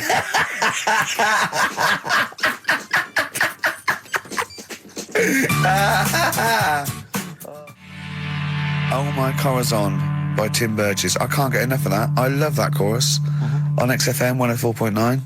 Ricky Gervais, Steve Merchant, and little Karl Pilkington. But it was a nice holiday.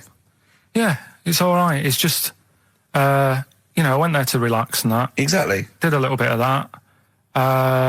Trying to think of some new, features and stuff. Sure, always working. 3 holidays a year, Jesus. Oh, well, not really 3. Oh, 2. It's all holidays, really. one big sort of like work thing to me and Steve. 2 holidays, isn't it? Work hard, you need the holidays. So, yeah, the things that annoyed me was like, you get bored sat around the pool after a couple of days. I'd read my book. Yeah. There wasn't much going on the Not even any crabs to throw sand at, was there? No crabs or anything. They wouldn't bother with Lanzarote, right? So decided to go on a little trip. That's when I saw the volcanoes and that, 36 of them.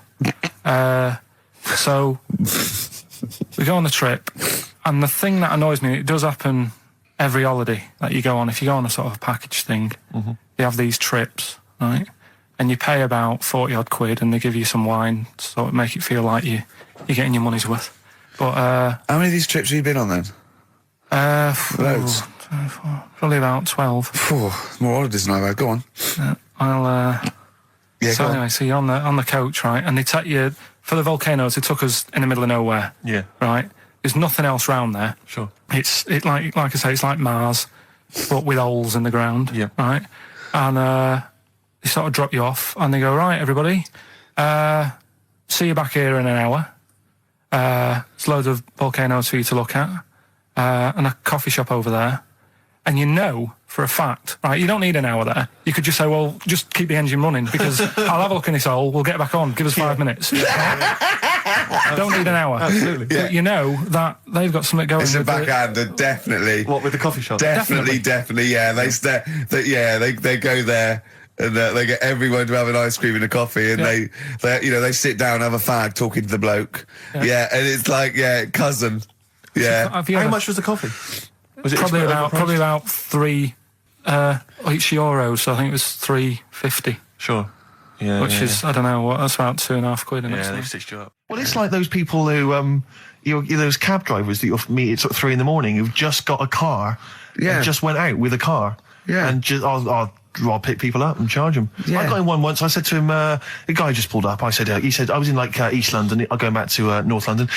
I said, going to Swiss Cottage. He went, sure, hop in. We set off. He went, do you know the way? I said, well, not really, no. I thought you'd know the way. You're in a cabbie. And he went, no, don't really know the way there. I said, have you got an A to Z? He went, no. I thought, well, if you're going to go out just on the, just winging it as a cab driver, 2 things. Take a map and a torch. He didn't have either. He said, well, I'll probably get to Camden. I said, well, I'll direct you from there. Drove on for about 5 minutes, making conversation. About 5 minutes later, he went, do you know the way to Camden? I thought you knew the way to Camden. I don't really know the way. I thought I did. The reason you became king of the universe, of course, is because of your fascinating French bread anecdote. Oh, yeah. Yeah, come on story? then. How did baguettes come about? If this is going to be someone cooked a loaf a bit wrong and said, I can still make a sandwich out of it, I'm going to hit you. No. Go on then. Right. Napoleon, when he was at war and that with Russia. 1812, yeah. Yeah, all his soldiers were like, not used to the cold weather and that. So they said, take some clothes in your bag with you, because it's going to be nippy out there. So they put all the clothes in the bag. Sure. They were told, it's Napoleon, for Christ's sake. No room for any food. You're joking. So couldn't they make some sort of like sandwich? No, it wouldn't fit because of all the clothes. You had to take extra gear. Sure. So, anyway, he said, I can see where this is going. I'll be honest. Is there a baguette-shaped gap left in their holdall? They thought, let's make some bread that you can fit down your trouser leg. What? That's not true! No, it's not! I read it in Euston train station. I was waiting to go back to Manchester. Where did you read this? Scrawled on the wall in graffiti? Yeah. Do you know was it also meet me here for cock fun at 12 o'clock? The upper crust sandwich shop, Euston station. It's on the wall. What do you mean it's on the wall?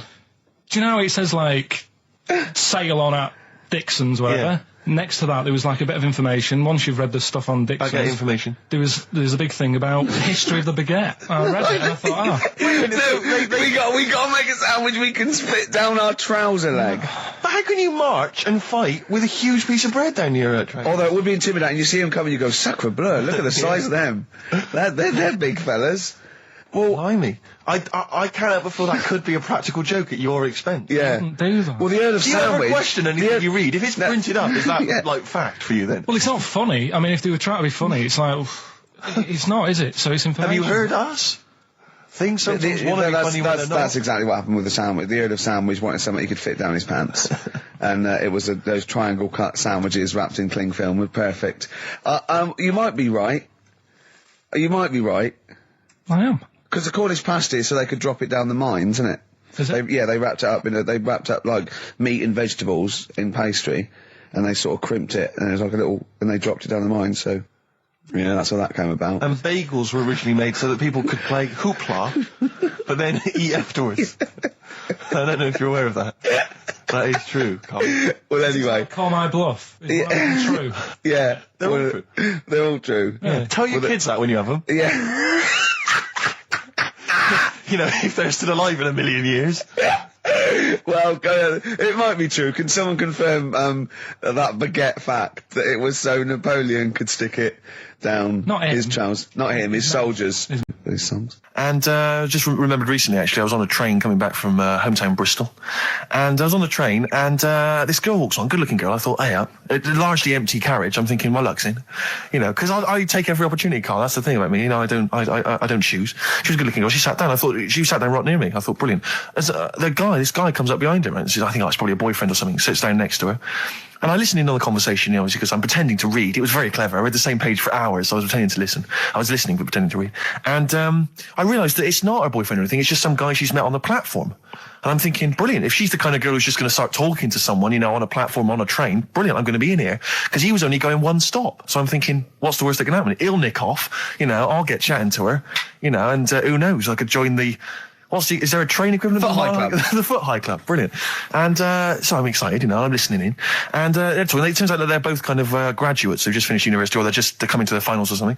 And they're chatting away, you know, and he's making a couple of witticisms, you know, and she's kind of tittering at his jokes. I'm thinking, well, I'll tell you this, if she's laughing at this kind of material, I am going to blow her away, you know, with my kind of anecdotes and wry observations, you know. Yeah. It was weak stuff, I got to be honest. Really? He was coming out with nothing. He was running on empty, as far as I'm concerned. Yeah. And she was loving it. So I'm thinking, brilliant, I'm going to be right in here.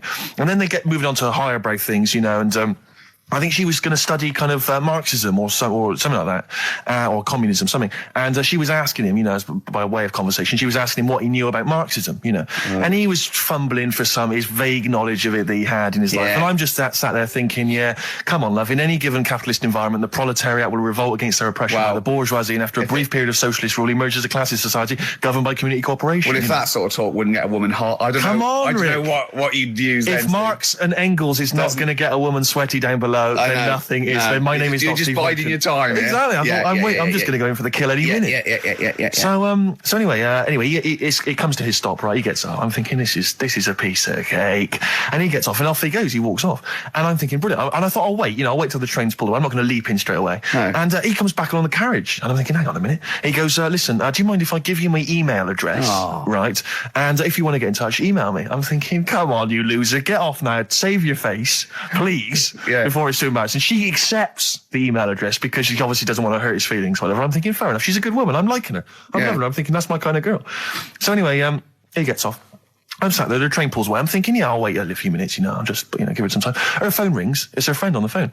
And she starts to, and I was listening in, and she was going, yeah, just met a guy on the train. I'm thinking, yeah, that's true enough. She goes, yeah, he was a good-looking guy. I thought, you're having a laugh, love.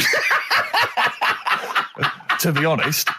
Because I was looking at him, and she said to her friend, he looks a bit like tennis player Boris Becker. I thought, you should be so lucky, frankly, because I saw him. He had awful facial hair, if that's what makes him look like Boris Becker. Terrible little goatee beard. It was laughable. I thought, I don't know. And then she goes to thing, and she's like, yeah, I met him, we got chatting and stuff, you know. And she was going, it's not often that you meet someone, you know, generally in life, who's, you know, kind of thoughtful and intelligent and funny. I thought to myself, I'm not even going to waste my time with you, love. Frankly, if that's what you thought of him.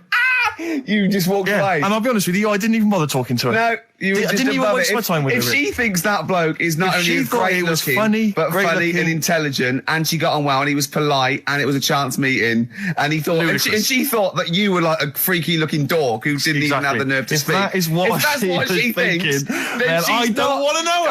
I couldn't. You walk.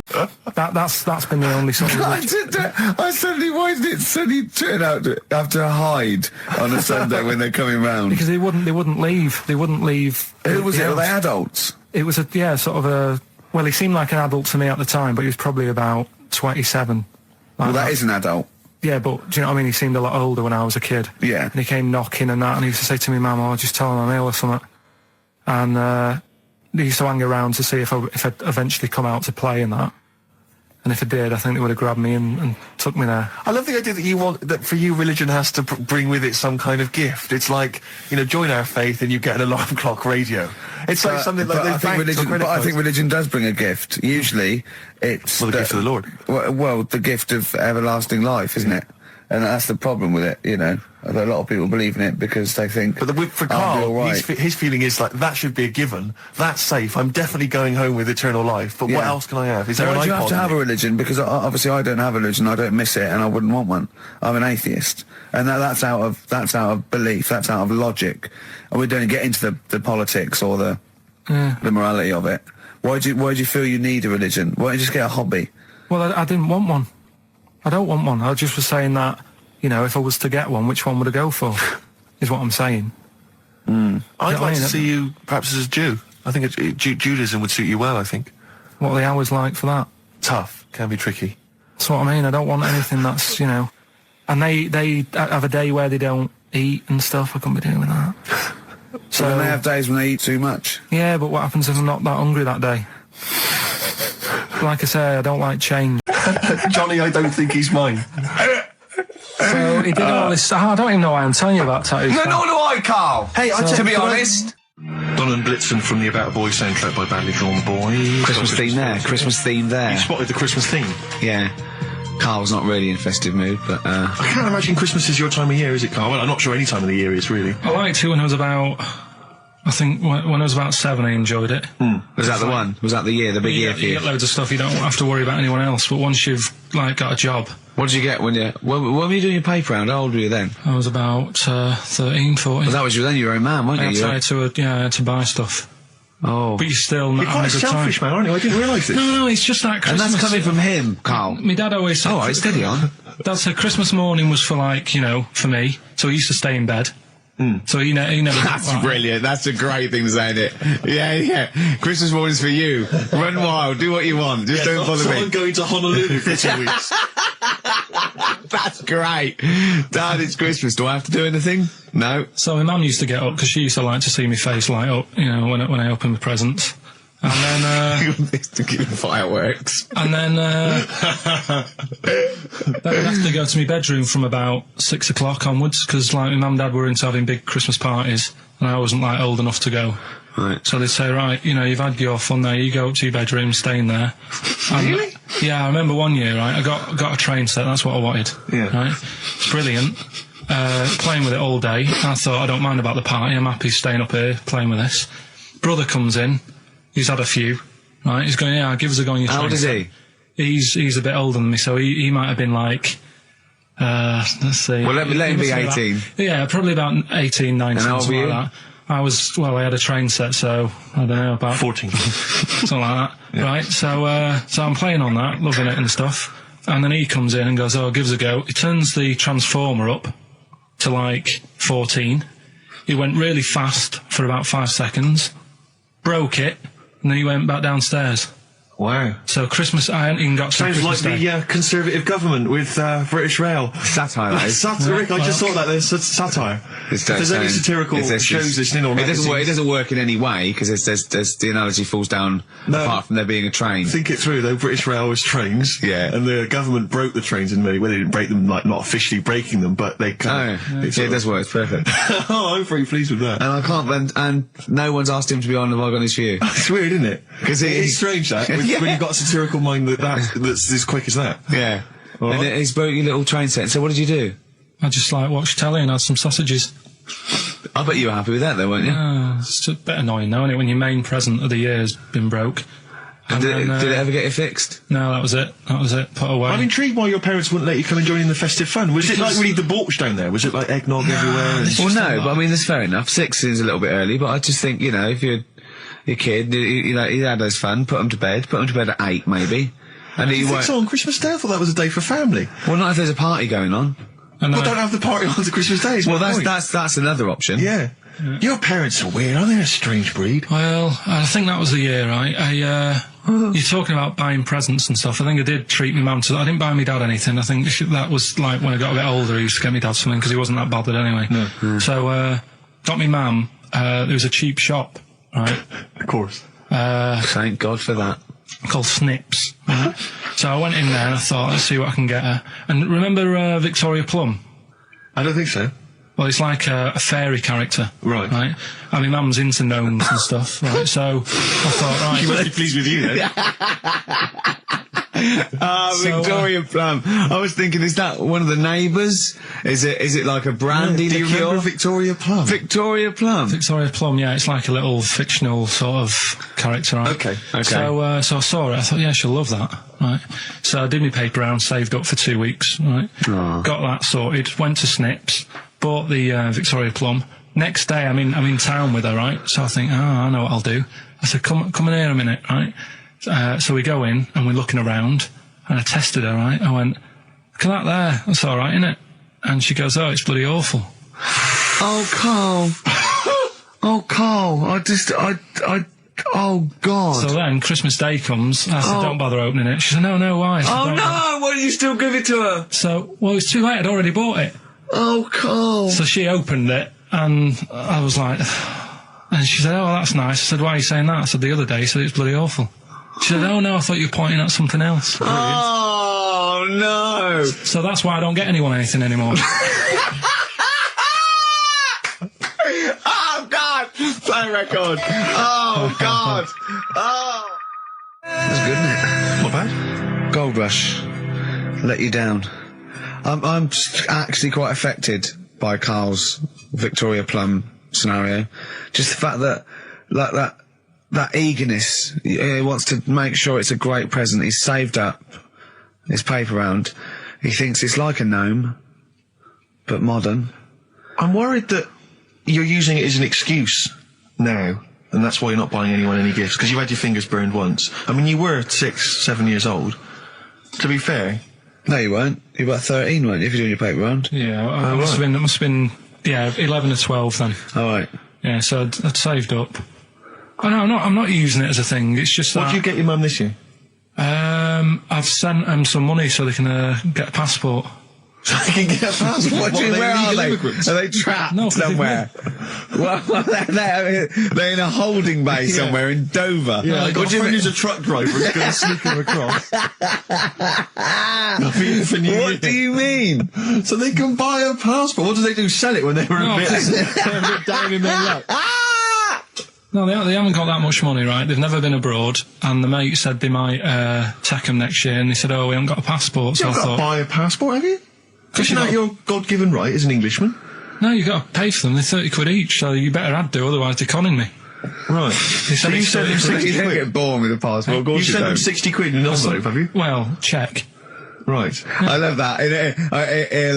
He'll be watching telly and France will come on and he'll go, oh, what do you think of that? She goes, it looks bloody awful. Yeah, Don't oh, open it. no. Don't open it. Don't open it. So you've not paid for a holiday for them. No, I've just sorted out well, it's a better prize, isn't it? Because they can't go anywhere without it. Well, the passport keeps on giving. Yeah. Perfect. 10 years. That is, yeah. So, but no, I never used to, I mean, I can't think of other things. I used to get me dad once I started getting him stuff, it used to be a dressing gown, and then, but as an extra surprise, I used to put like a cigar in the pocket, so he'd think that was it. Yeah. Then he'd put it on and put his hand in the pocket. Right, and then he'd what's just this? hit you because he thought you'd nicked it. Oh, dear. So you bought him a jacket with a cigar? That's quite thoughtful. Did you sneak a cigar once one Christmas? Yeah. Well, it was that's when they used to have like the big do's, like I say. You know, they were known for it. Like the whole estate used to know that. You know, we were having a party. Yeah. So So they'd all come round. So they'd all come round and just have food and drink and that. Pocket the I cannot imagine how unpleasant that must have been. Awful. Awful. And you locked in your bedroom with a broken train set. Yeah, crying. And looking at Victoria Plum, whatever that was. In the bin. Oh, in the bin, yeah. And hear a mum saying, and he got me this. Isn't this piece shit of rubbish? You could hear him just throwing it against the wall and laughing. And all the neighbours laughing. And you'd come down and just be in pieces with loads of spit on it. Just loads of gob on it. Eyes. And all the Polaroids of them just like laughing at it and pointing. stamping on it. All right. It's all flooding back. But no, I used to get up in the morning and then like they'd still sort of all be there asleep on the floor and on the sofa. Oh, that's awful. Oh. That's terrible. Christmas is surely the one day a year which is a family thing. It's for the kids. They're the ones No, that but are... that was Boxing Day. Well, I know. Oh, that's all right. It's over. Yeah. Back on the Christmas bike. is over. All right. Who's going to pay for this? What, me? Yes, Carl. You're doing 2 rounds today. Yeah, was your paper round supporting the entire family? Yeah. No, so I used to get up and like go downstairs and they'd be asleep, so I'd be mooching about trying to find like another present that's still working. I love the idea that these people from the estate had like squashed his presents. So I found a cigar that had been sort of lit up and then put out, so I thought, I'll have a go at that. I went outside and had a go, and that's the last time I smoked. Right. I tried it, I thought, I don't like that. I love the fact that he does everything once. Yeah. In his life. It's a line of, I've done everything once. I don't need to do it again. Teenage Fan Club from the XFM Christmas album, and that's Christmas Eve. Their guitar sounds are just brilliant. They're just always so nice. All right, Carl, would you like that? Is that Teenage Fan Club? Yeah, they're good. Carl, I feel like you've never kind of enjoyed the wonder of Christmas. I can't ever get the sense, maybe except when you were very, very young, that kind of bright-eyed, thinking of Santa, kind of landing on the roof and climbing down the chimney and drinking the sherry or whatever. So I like the idea of it, right? Sure. The sort of, I used to get a couple of annuals every year, So did I, yeah. and I was allowed to open one. Oh, that's brilliant. So they could throw it on the fire. I think it is sort of like a quick skim through, do the word search right. Yeah. I think that's like a cigar off the cooker. Oh. Well, anyway, listen, a good friend of ours, Ross Noble, the comedian, brilliant, he gave me this picture, Carl, which he's got from a magazine. He loves you. He And I have thinks to say, I think this... I just looked at it then. Obviously, it's not going to mean much to the listener. Oh, this is but it is self-indulgent. currently available. I think it's in the current edition of Bizarre magazine, so you might want to buy that. It's and not horrible, though, is it? There's a certain grotesqueness about it. Oh, it's a deformed person, isn't it? Well, to a degree, but I think what it's going to do for Carl is give him, I think for you and I, Rick, we're going to see his face light up, lighten up, like opening a wonderful Christmas gift. Oh, you know what? I think I've seen this. Is this the one with the kid with the big head? I'll be honest with you, Carl, it is. Have you seen it already? Yeah. Let me just show it to you again so you can kind of upload it It's again. like I haven't seen it. It's like. Yeah. We shouldn't be laughing at that. No, but that is like the kid who I went to school with. That is the same. That can't be the So same. do you recognise him? Seriously, that is the same thing he had. I mean, I have to say, it does I'm look not like sure. it's been computer generated. It's so odd. Yeah. But look at the child's face. I Look know. at his Well, reaction. Don't take another photo of me.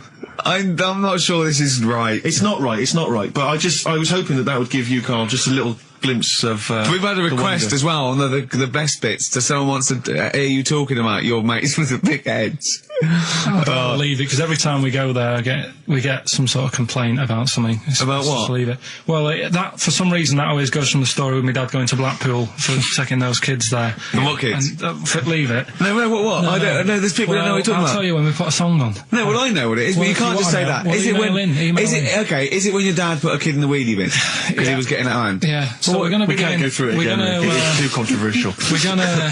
What's the name? No, well, the thing is, right, you were just saying about what are you about Christmas. That's the funny thing, right? Because in our house, there's no one who's religious, right? No. My dad got annoyed when I went to church that day. He was like, what are you doing that for? Of course. I went to see a gig in Liverpool. Remember the band The Christians? Yeah. He thought I'd join some club. Yeah. I said, I've been to see The Christians. He was saying to me, man, what's he doing going out with them? Yeah. And then the other thing is, because I'm not christened or anything, my mum used to say to me, don't tell anyone that, because there's witches and stuff. I want to go back and see his upbringing. I just want to go back and see him at 7. One day in the life of Carl, age 7. Just to have 3 ghosts visiting tonight. and take him back through time. But we could go with him. We can be some of the ghosts. Yeah, the ghosts of Christmas past. Remember this? That's incredible. Because don't tell me what. Just say so she wasn't Christian, but she thought maybe someone could take your soul because you weren't christened. It's like there's cults and that, isn't there? And if they find out you're not christened, then right. I don't think they care. I don't think a lot of cults care. Well, but what can they do if you're not Christian? I don't know. I just said all right because then through that time there must have been a time when. But hold on, now they know. Yeah, but I'm older now, so I'm all right. She used to worry about me playing out on the street. Oh, she was worried about when you were naive and stupid and easily led. Well, yeah. No. Good point. No, you're right now. Yeah. So yeah, good. Yeah. I just have to show you something, Rick, before we move on. I know we've got another Educating Ricky, but someone just sent this in. Yeah. They've been looking on eBay for Victoria Plum. You're joking? Come here and see the photograph. Oh, God, that's fantastic. Show that. That's it. Oh, God, he got that for his mum. It's the worst piece of tat I've ever seen. Carl! Carl. Imagine how... Oh, gutted. Carl. Imagine how... Look, think of him now, right? There it is. That's the worst thing I've ever seen. I'll tell you, it looks like a Diddy man gone wrong. It looks like a Diddy man prostitute. That is... Is that the one, Carl? Well, it was a different colour. It had a yellow at mine. No, but look, how do they get... Tell them they go into eBay. So you need to log on to ebay.co.uk. I'm sure you've used it before. It's the online marketplace, ebay.co.uk. And if you type in Victoria Plum, I'm assuming that you can track this down. That's amazing. It's the worst piece of rubbish just I've ever think seen. how cute he was as a kid, though, doing that. Just think of him, just going... just seeing that and thinking, oh, she likes gnomes! It's the worst thing I've ever seen! I mean, to be fair, I don't know what her prize collection of gnomes looks like, but I can't imagine they're much better than that. I mean, gnomes are a fairly grotesque thing. But certainly your mum's taste and discretion is... Did you have those houses on your estate? You'd go in there and it was just loads of those dolls still in their packaging all around the room.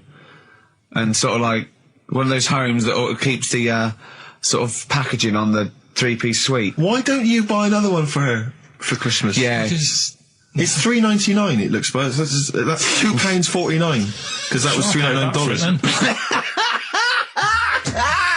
Well, oh, buy it, Carl. No, 'cause I've sorted out her passport this year. Anyway, I'll get her that next year. I've had an email from Andrew Forrest who has just simply entitled it Karl Pilkington. Oh, Karl Pilkington. What do you think of that? That's got to be your new name from now on. Oh, I had a mate who used to use it. What, he used to call you that? Yeah. was that your nickname at school, Pilkington? No, it's not my nickname. It is now. No, it's not. It is now. Pilkington. Pilkington. Oi, Pilkington. Oi, Pilkington. Pilkington, do my homework. Where do you live? Where do you come from? Pilkington? No, there's this lad who called Mark, right, who I used to go to school with, who used to call me that. And his mum, right, was like obsessed with cleaning.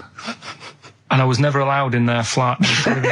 He makes the place look untidy. So she used to, I don't know if it was just me or all his mates, but I used to turn up and she goes, yeah, he is in, but you know what you've got to do? And I used to have to go round the side of his flat, and he had a computer, right, which I used to play. I didn't have one at that point, but he had one. And I used to have to go round the side of the flat and stand at his bedroom window with his window open, and I'd be sort of leaning in playing the game. You are joking. I'm not. His mum. You had the weirdest upbringing I've ever heard. The things you were willing to do. It's the strangest. What is this town like? No, I stopped going once. Was there always music? Like,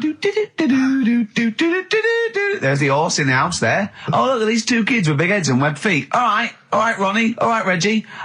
What was it like? She was obsessed. It is like you've grown up in a cartoon made for children. Yeah. No, his mum was really obsessed with cleaning. Can I play it through his window? I used to... Mrs. Ramsbottom, can I play it through Mark's window? Aye, you know what you have to do. She used to be up till about 3 in the morning. Pilkington again? Have you washed your hands? What, up till 3 in the morning? Washing? She used to be up doing the tiles in the kitchen. Washing until 3 in the morning? It's at 3 in the morning.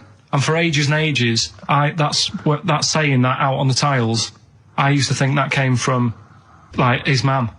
Because she was out, like, cleaning them late. So, till I was about 13, I thought that saying, out late, on the tiles, yeah, was... And now you're not confused by anything.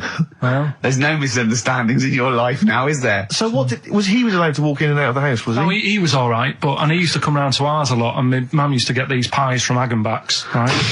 So... I don't know what that is. It's at that bakery where they used to chuck the cakes out the back, I'll tell you about. Yeah. And you ate six. He loved it, but I could never go round to theirs, or if I did, it was like, well, yeah, he is in, and I'd go, all right, and then I'd walk round the side of the flat. Stand outside. Why did you ever knock at the door? Why don't you just go around and knock on the window? Just to check he's in, because he wasn't always in his room. If he was in the lounge, he'd have to go to his bedroom, and then... Used to meet you. This is the strangest... And you'd play a computer game through the window. You say it was a flat. It wasn't like a fifth-story one, and you had to get in one of those kind of cleaning contraptions and, like, winch your way up. I love the idea of that. So. Pilkington. Clocks from The Coldplay on XFM 104.9. I'm Ricky Gervais, with me Steve Merchant, and back, Karl Pilkington. Hey. He's raring to go. That's nice when you have a bit of time off, isn't it? Yeah, how long have you had off now, About 3 weeks. About 3 weeks, yeah. We can't do that because we're sort of self-employed and we'd be letting people down, but it's different when you get paid anyway whether you turn up or not. But good to have I'm never off ill. No, it's the first time I've ever been off ill. Like, well, no, I mean, just you're off 2 weeks and then you're off. No, I just wish I was the kind of person who could let down an audience of regular listeners. Yeah, but like I say... Well, no, we spoke to you, you weren't that bad. A cold, you don't go home for a cold. We were discussing this last night in the pub, and, you don't go home for a cold. Okay, so moving on, what have we got then? We've got some great songs. I've brought in the Smiths, I've brought in Buzz Cox, I've brought in Neil Young. I know Steve's got some hip-hop. Some great hip-hop. I've got some great Elvis Costello. It's going to be great. Carl, come on, concentrate. You've been away for 3 weeks. Just annoyed. No, stop saying that. What? You're annoying me now. Why?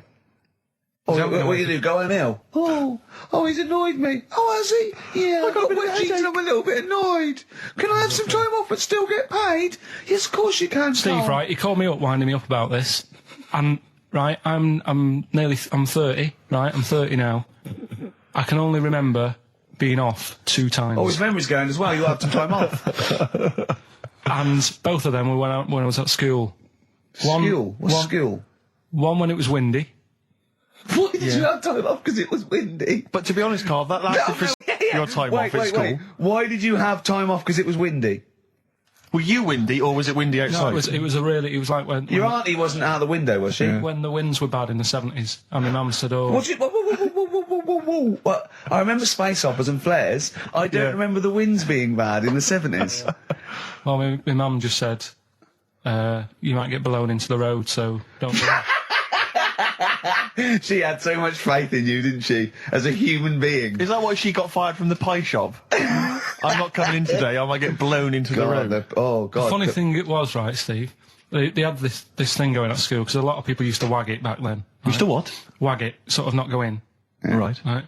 And they sort of tried to make it interesting for you by giving you an education. A certificate if you did a full week. Reward for the rest of your life with achievement. That sort of carrot. And also, like, let you go home at 3 o'clock on a Friday. Right. If you'd done a full week and that. Yeah. So it was lovely weather all week. Then it just sort of changed on a Friday. And I got up and it was all windy. It was windy for Friday on 7th, isn't it? Don't, if you don't go in because, you might get blown into the road and that. So I said, all right, then I'll stay off. And, so why did she told you to hold on to a fence or walk you there? What's this? Don't go out. Immediately give up. I love this getting blown into the road. Is that based on your cats that kept getting blown into the road? Well, so I got to school on the Monday, right? And the teacher said, Took you a long time. Today, to punish you, you're the only one who wrecked the whole week, right? Everyone else came in. You didn't. So everyone else is going home at 3 o'clock today. But you're not. Brilliant. Serves you right. And I wasn't bothered though. It was great because I said, well, you'll have to stay with me, won't you? And it was great. So all I did for half an hour was doodle and stuff. It was great that afternoon. Yeah. And that was ages ago. That was like when I was about 8.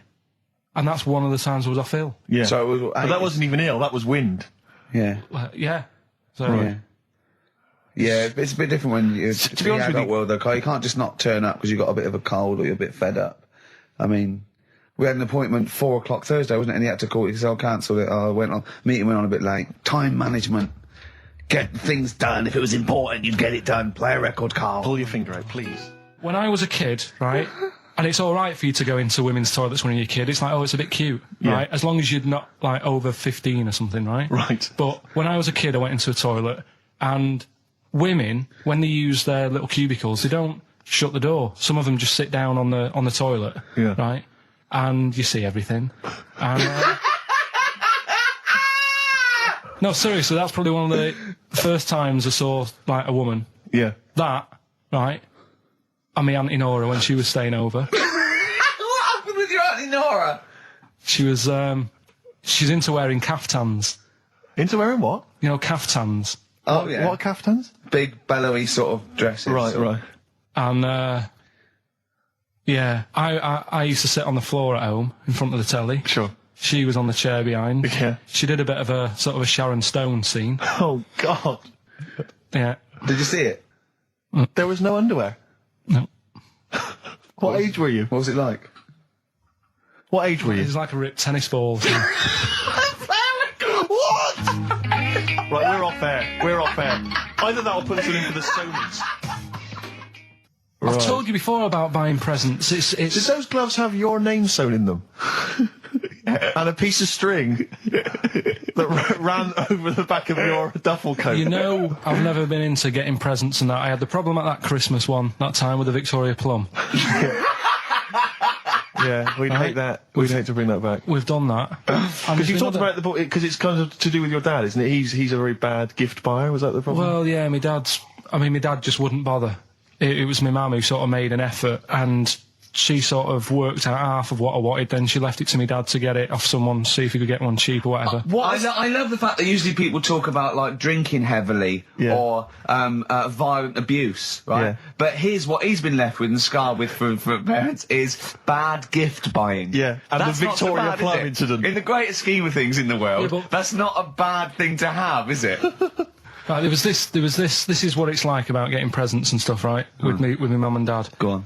My mate, Colin, right? He Colin had Makin? No, Colin Bailey, Oh, right? yeah. He had a little Sinclair Spectrum, right? Yeah. Computer, Yeah. which was like the thing to have at that yeah, time, yeah, right? yeah. Used to always go round to his house. The deal was... Not the one you had to play through the window because you weren't allowed No, that's another lad. Oh, right? yeah. This is a different lad. And the deal was, he came to our house, and my mum gave him a pie. And then I'd go round to his, and I'd stay there for a few hours playing, you know, Hungry Horace and stuff like that on it. Yeah. Right? Now, my mum and dad knew that I really wanted one of these computers, right? So I waited about a year. Came round to Christmas Day. I thought, I reckon might have one. Turned out they bought me the wrong one. They bought me a ZX81 instead of a Spectrum, right?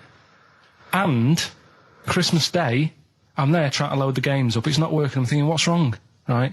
And the thing with me when I was a kid, I used to get quite sort of agitated. This is the moment. Right? I found out that it needed a RAM pack to make it work, right? Looking in the thing and it's saying, and make sure you put your RAM pack in the back. And I was like, oh, where's the RAM pack? And my dad's going, I don't know, I've got you the main bit. That's it. So I was that wound up, I just was sick, right? Just sick. I didn't feel sick or anything, I just was like, oh God. Went to the sink, just sick. Because I was that on edge about it. I said, come on, we've got to get one. And my dad's like, Tandy's shut. We're not gonna get anything today. Ruined again, Christmas Day. That was after the year when my train set got blown up by our kid. The following year, no RAM pack. And now you ask me why don't I get good presents? He's scarred. He just I'm gonna die. Honestly, I'm gonna die. It's just clean sick. Yeah. There's no RAM pack. Did you get to the bottom of it? Why wasn't there a RAM pack? You have to buy them separate. Oh, It's one of them okay. cons. What do you mean I can't play Frogger? Oh no. So, wasn't there another incident when you threw up? Spontaneously threw up? Through sheer anxiety? I do get it. It's not so much now because I've relaxed a bit, but as a kid I used to be quite on edge all the time with certain things. Do you think that's what happened to your The cat wind. that kept being sick? That it didn't get the food it wanted? And it just threw up? Do you remember that? Yeah. God, so they shaved it. Yeah, but again, you see, the cat thing, I mean, it's mad. I was thinking about it the other day, right? I used to think I had quite a normal upbringing, You didn't. right? And someone was talking Your about the mother cat. once told you not to go to school because it was windy, Carl. It was Yeah. not a normal The upbringing. cat was being sick, so she shaved it, so it was easier to clean. Right, well, my mum and dad went on holiday, right? And I stayed at the Rosses down the road. Oh, yeah. Only a kid, must have been about 5 or something, right? And I was always running around in the house. He had a lot of energy as a kid. What the Rosses did, they had this cat that was dead violent, the most violent sort of angry cat I have ever witnessed. A tiger. It was honestly, Steve, if it was bigger, it would have been, because it was just always having a go at you. Yeah. If you went to pat it on the head, it went to bite you and stuff. And what they used to do with it, to stop me running around, I'd sort of be running around, and then I'd get a bit tired, and they'd say, have a lie down on the settee. So I'd lie down on the settee and I'd nod off. And what they used to do, I'd wake up and I'd put the cat on my belly. Right? So I'd be scared to move because it's like it's going to get me. But it would keep you there. It kept me there, and it used to sort of slaver on me, and they'd sort of, go out or whatever, and I'd be lying there. That's not normal, is it? Carl, sorry, were you created by the Brothers Grimm for one of their fairy tales? What kind of a life is that? A cat paperweight to keep Carl in place. He keeps blowing around. It's windy. We'll have to weigh him down. Be careful. Your mum probably told him that it's a windy day. You got to get something heavy on him, otherwise he just gets blown into the road. God Bless him. Did I ever tell you about my Uncle Alf? No. He wasn't a proper uncle, right? But it was just one of my dad's mates and that. And he was getting on a bit. He must have been about 60, which is pretty old when you're younger and that. And he was the same. He used to always wear a suit and that, but it was never in good nick. It was always like a rough suit, but it doesn't matter. He's still making half the effort and that. Yeah. And he used to sleep in a dinghy. Right, my Uncle Alf. What, in his house? Yeah. Why? Well, in a flat, he's in like a little bed sit. Because he only had a little bed sit, and he was into boats and stuff. So he had this Two birds with one stone. Had this little dinghy, had a little flat, thought, well, it's tight space and that. He had a dinghy as a bed, and he had 2 tellies, right? He had 2 tellies, one that the sound worked on, the other one only the vision worked. So if you wanted to watch a programme, you had to turn both on. Put them both on like BBC One, turned one up and watched the other one. Wow. From his dinghy? Sat in his dinghy. That is brilliant. It was an inflatable dinghy, it wasn't like a wooden. Yeah, an inflatable one, big inflatable Did you ever go around and visit him? Yeah, now and again. Was it weird seeing a 60-year-old bloke in a suit in a dinghy inside watching 2 tellies? It's weird at the time, I thought. Which of the TVs stopped working properly first? I mean, did he... let's say the sound went on one of them. Yeah. Did he carry on watching the other one, hoping that the other one was fine? Or no, he went and got a new telly, and then the vision went on that, and he went, oh no. He went, hold on though. Wait a minute. I've got another telly in the wardrobe that I haven't used it. It must have been like that. Yeah. Wow, he sounds brilliant. Is he still alive? Yeah, he's still around, yeah. I haven't seen him for years, but he used to... was he married? I think that's what happened. I think his wife passed away, and that's when he had all this... he had a boat. And it's like, oh, where am I going to put it in a bed sit? And it was like, hang on a minute. Yeah. You know what I mean? Sleep in that. So, yeah. I wonder if he ever brought any women back. Just the idea of bringing them back, getting down to it. Shall we move into the bedroom? Ahoy! Oh, that is fantastic. What were we talking about before? I was until the most complaints ever. The Last Temptation of Christ. I haven't seen it. Was it? It's Scorsese, isn't it? It's Martin Scorsese, and I've bought the film actually recently because I was intrigued to see it, but I've not actually watched it. But from what I understand, the reason that it was so outrageous is because it has a whole sequence which shows what it would be like if Jesus had lived his life and not martyred himself on the cross, but lived his life as a human being, part of which is him having sex. And so I think that was chiefly what the outrage was, that it was showing this godly man to be, as human as he was supposedly, because he's supposed to be human as well. So that's the reason. That was the reason that there was complaints there. I don't know. I haven't seen the film. Well, I can't say. You see him, do you? You see him having sex, I think, yes. Although it is an actor, Carl. Yeah, it's not actually Jesus Christ. It's not the real Robert Powell. No. It's an actor playing Robert Powell. It's that, you see, sex on films and all that, right? When I was growing up, I'd be watching... No, I'm just saying an example of this, really, right? When I was growing up as a kid and I'd be, watching films with my dad, right? He'd really be enjoying a film, right? And then a sex scene would happen. Right. And he'd go... On film? In Or the just film. behind you. In the film, a sex scene would happen, Your brother up to his old tricks again. and he'd get up and go make a cup of tea, right? Right. Typhoon that he'd stolen from some sort of telephone box. And like even recently, he thinks it ruins a film. Do you know what I mean? Because there's no need for it to happen, is there? Really? Yes. Why? Sometimes it's warranted. If the film itself is Yeah, some about- films it isn't though. Some films it of isn't. course, some films it's arbitrary. I think the films that him and his dad watched together on Channel 5, Yeah. probably not. Is it only on Channel 5 but in do your you not- house? But let's put it, if you're watching, I don't know, a late night, Friday night, From erotic thriller. 1983. Yeah, illegal briefs. A beautiful lawyer has to defend a man who may be a killer. She falls in love with him, but does she know the real man? Oh dear. You know what I mean, though. Lest you forget, of course, that I... Love Heat. With the bloke that is now in... Go on. of course, that I, according to the Internet Movie Database, I once appeared in one of those films, in the film Killer Image, a Canadian film, I believe, from 1989. According to that computer... It's all wrong, isn't it? It's all wrong. It's all completely wrong. Of course it is, yeah. Apparently I was in that, and I played the role of Kirk. Was it a porn thing? No, I think it's just an erotic thriller. Oh, right. That I suppose it You is. only had a very small part, though, didn't you? Indeed. Yeah. Yeah. But no, do you know what I mean? Sometimes you don't need to go that far. Say like in this Jesus program, right? Film. What's it called? The Last Temptation of You Christ. just like talking. You know what? What's his name? Is it Ralph in The Simpsons? Yes. I drawed a kitty cat. It's like talking to that. Yeah. No, but right, this sensation thing, right? Do you know, often we don't get that many complaints on this show. We don't get very many complaints. And I think that's either because there's no listeners, or B, it's because most people agree with Carl, and that I terrifies know. me. Or they let him off because it's like, you can plead insanity, you can go mental and kill a few people, where they go, oh, he's a bit bad. No, but was it because, like, they're saying that he was having it away? Or is it because you saw it? What got the complaints? The complaint was the very suggestion that Christ It was himself would be a having blasphemous thing, not the fact that you saw an actor's knob. So what about if they just cut it down a bit and you like saw the little stable door closing?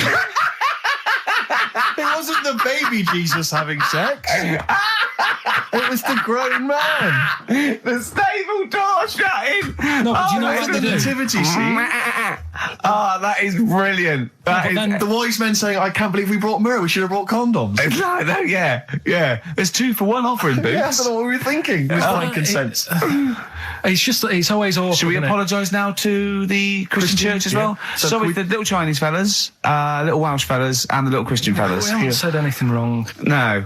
It's like, you see, when I was growing up, Stable door. I love the idea that in Carl's world, he was born in a stable, just thought, well, I love this place. Yeah. I'm just going to stay here the rest of my days. This is good here.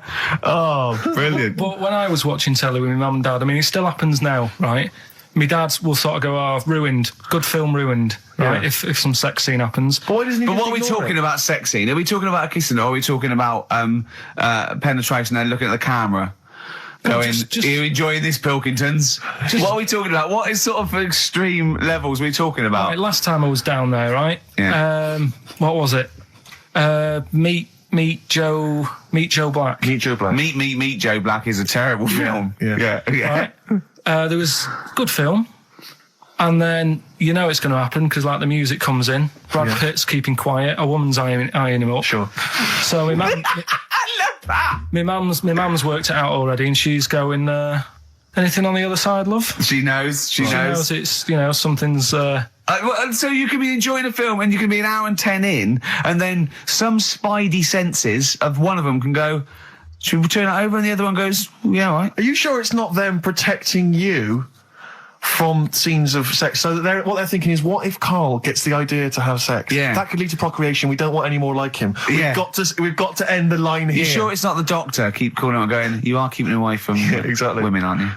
He must never find out. Are you how sure it's they're not done. embarrassed because they're watching a sex scene with their son? It happens every time, right? There's 2 things that my mum does, right? It's that if there's sex scene on the telly, she'll go, anything on the other side, love?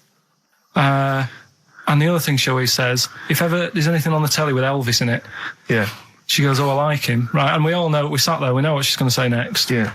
So you don't even bother saying why, right? And she goes, he likes fat, ugly people.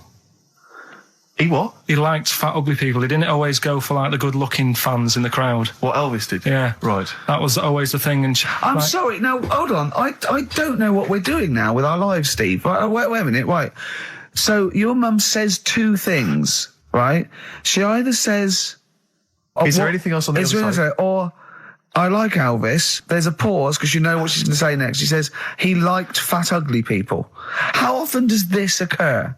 Well, because they've got, like, you know, Sky, there's a lot of those channels on. They're like the music channels. So Elvis always comes on. There's either an Elvis film, there's, like, you know, a classic hit by him on... And she'll go, I like Elvis, he likes fat, ugly people. And what do you mean he liked fat, ugly people? Is she a fat, ugly person? Because there's that special Vegas show, isn't he, where he's dancing about, right? And he's got loads of scarves around his neck. Towels.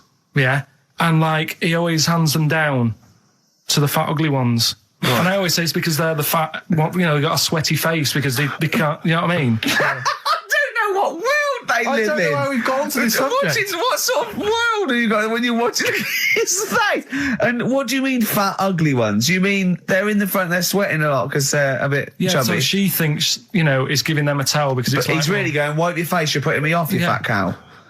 Stop sweating near me. There's another one. What? So, hairy Chinese kids. Yeah. Jesus. We haven't slagged off hairy Chinese kids. We slagged off Chinese... We didn't slag anyone off. We just said they really haven't got a town as such, and they wear shoes. What did we say? Yeah, little wooden shoes. And what did the... I just don't know how we got onto Elvis and big, fat, ugly women. I don't know I don't know how we sidestepped from the Last Temptation of Christ. Did you see that Fat Girls and Feeders Go programme? on a minute. Eh? What's Tom Petty first? Oh, brilliant. It's a great song. Breakdown. How many Tom other Petty. radio shows have talked about Last Temptation of Christ, Chinatown, fat, ugly women? More than 60 minutes. Exactly. Incredible. Sony Award winning. I've always wanted a little owl on my desk. I'd like be doing work and there'd be a little owl there and I go, can you give me that pencil? And it just sort of goes over and gets me a pencil, goes, cheers, and it just watches me and it thinks I'm brilliant. Do you know what I mean? Not really, no. No? No, I've never had an urge to have any kind of animal sat on my desk. No, Carl? You'd like a little owl, wouldn't you? That helped you? No, I had a little magpie, didn't I? We've talked about that. Oh, he came down and started pecking your grifter, didn't he? Yeah. What was his name? Maggie. Sure. Brilliant. Inspired. And you took it to school and it didn't come back once, Didn't come back. Didn't see it again. Oh, dear. Did it ever peck your head? Because you used to have hair, didn't you? Mm. Yeah. No, it did. It started getting a bit violent. Really? Yeah. But was it becoming sort of of age when adolescents probably... Yeah, because I think magpies go for shiny objects, don't they? And you were probably sort of... Yeah. Probably losing it a little bit then in the front. And so when the sun was out... There's a bit of a sheen on the front. it saw a glare and thought, I'll have that. Yeah. What is that? That's brilliant. Yeah. Or as it was sort of pecking away, it mistook it for a tree. Yeah, because of the noise. Because of the noise. Yeah, the hollow sound. Go on. Women wearing trousers and that, right? On the estate that I grew up in. Yeah. On, right? There was a woman about 4 houses down. Right? Rough. She's the one She was, or the estate? She was, right? Yeah. She's the one whose kid took a horse into her house. Yes. Right. Now, we won't go over that again. No. If you're a new listener, I think we covered. I think they get That's the all you idea need to know. Right? Yeah. Now, she used to wear leggings. Yeah. Now, they're a bad idea. They are a terrible idea. I agree with you there, Carl. If you're a lady of What the colour? normo persuasion... Were they pink? No, they were sort of black, but with all bits on them. Oh, right. You know what I mean? What, Yeah. toast and Just horse bits. droppings? Yeah, go on, yeah. And she used to, she's quite a big woman. Sure. Pauline Quirk, I think Yeah, we described her as. Look like a light bulb. It is those kind of women that are attracted to leggings. Yeah, I know, yeah. They are drawn to them like a moth. That shoots on a flame. Yeah. She used to wear them, and that's what I remember when I read this piece. She used to work on one of those sex line things.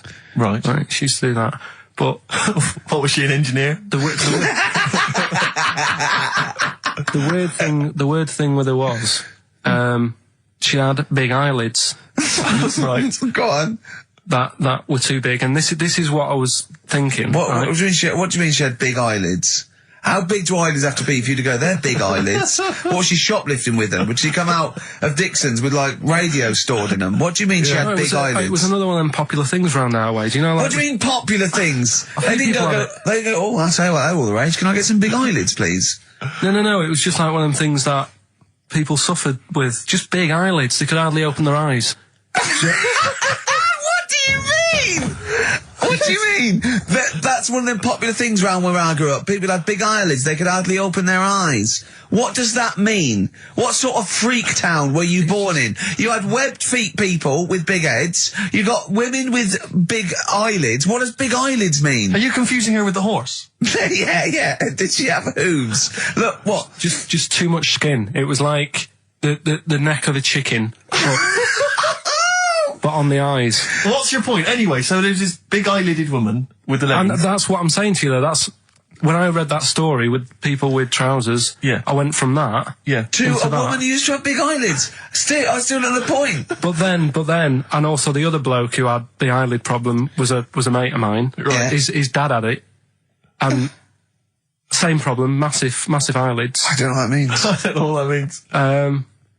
I used to say to my mum, I'm going round to Dave's house.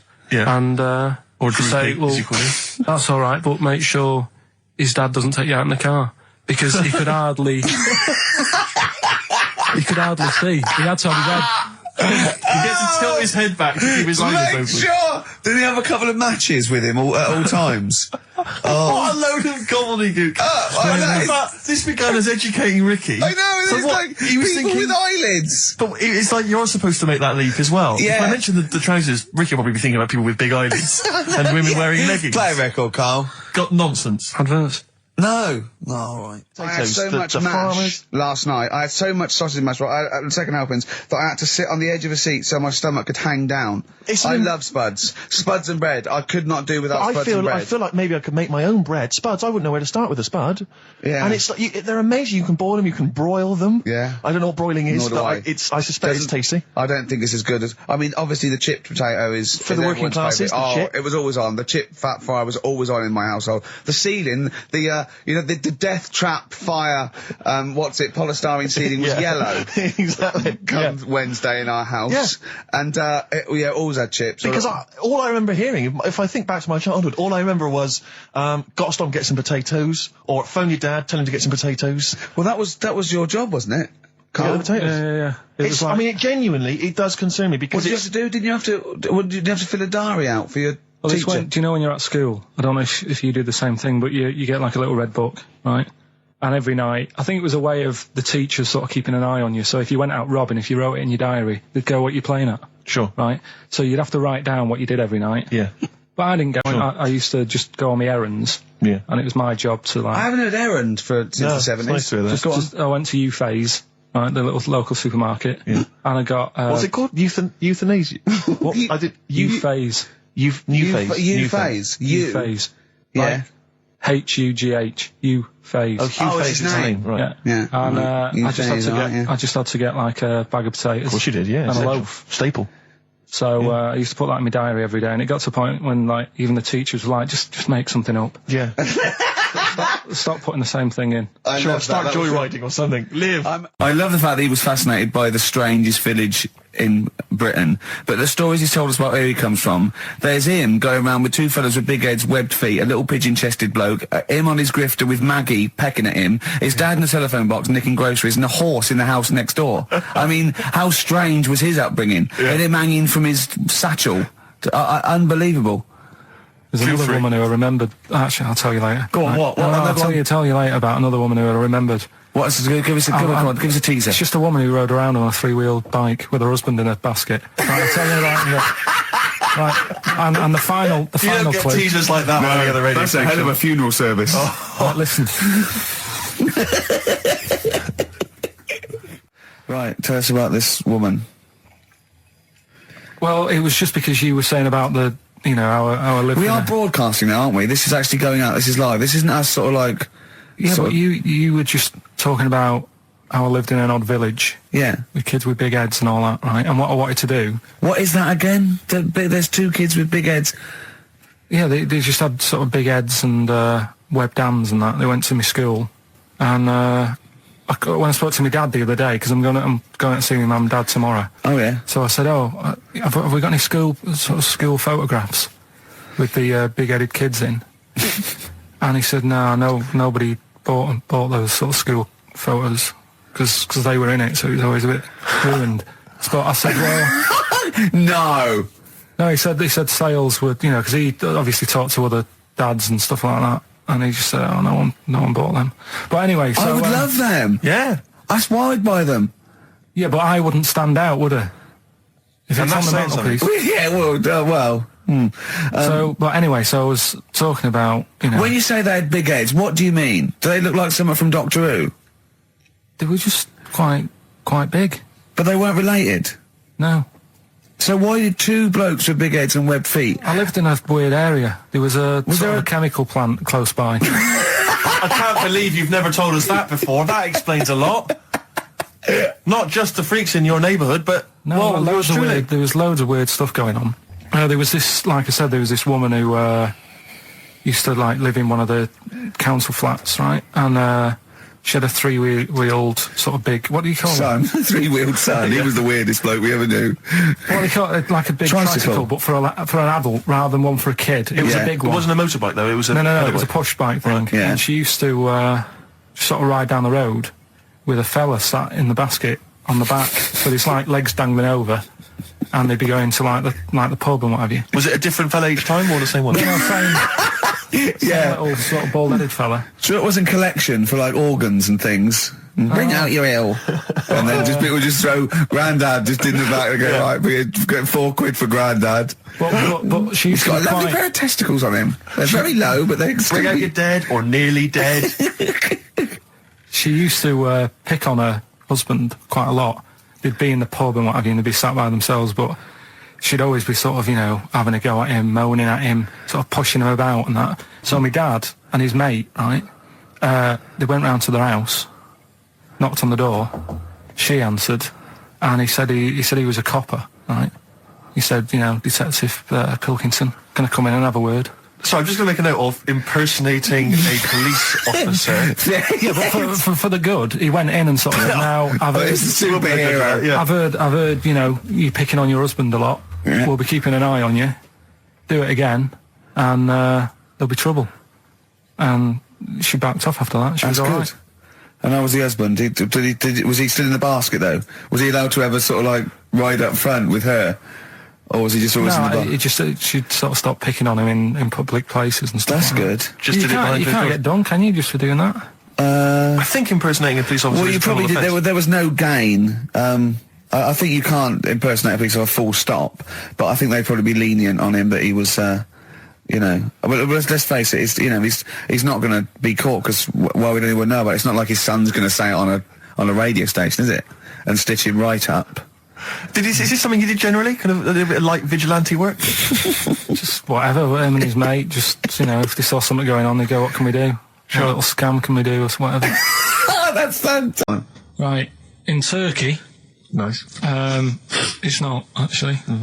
That's where I went, and there was little fellas after Suzanne in the kitchen. What? What do you mean? We went to Turkey. You went to Turkey and there were some little fellas. Well, they had quite a few sort of midgets working in the kitchen. Why? Is it a theme? No, Was it a it's theme just- holiday? I don't know. Might get them cheaper or something. Was it? So they were get them working, cheaper? They were working in the kitchen, and one of them fancied Suzanne and kept sort of eyeing her up, and she was winding me up saying, "Oh, Not eyeing up and down, just eyeing her up. anyway, no." So What anyway, was she doing in the kitchen? no, it's like a pick what you want to eat type buffet, but you have people clearing the tables and that ready for you to come along, Are they low tables? and you know, he was just keeping an eye on her. What did he say though? Was he? What was he? Was he? It was Turkish, so I don't know what he was saying. But he was. Was he? He was. Little fella, yeah, Did he What talk do you to mean a little fella? What do you mean little fella? sort of dwarf-like. What do you mean dwarf like? He had magic powers or he was 4 foot? No, What do you mean, A Carl? little bloke, just like a normal bloke, but small. If you stood him in the desert, you wouldn't know. But he'd be hot messing at around first. him. Right, Carl. You should no, watch no. out for the monkeys. Yeah, underground. Those underground monkeys are look, dangerous. you can't just say there was a little midget fella who was eyeing up my girlfriend and then leave it. What do you mean? What was happening? This is a story to us. This is much more interesting to us than, and she was deaf, right, and she hit her head.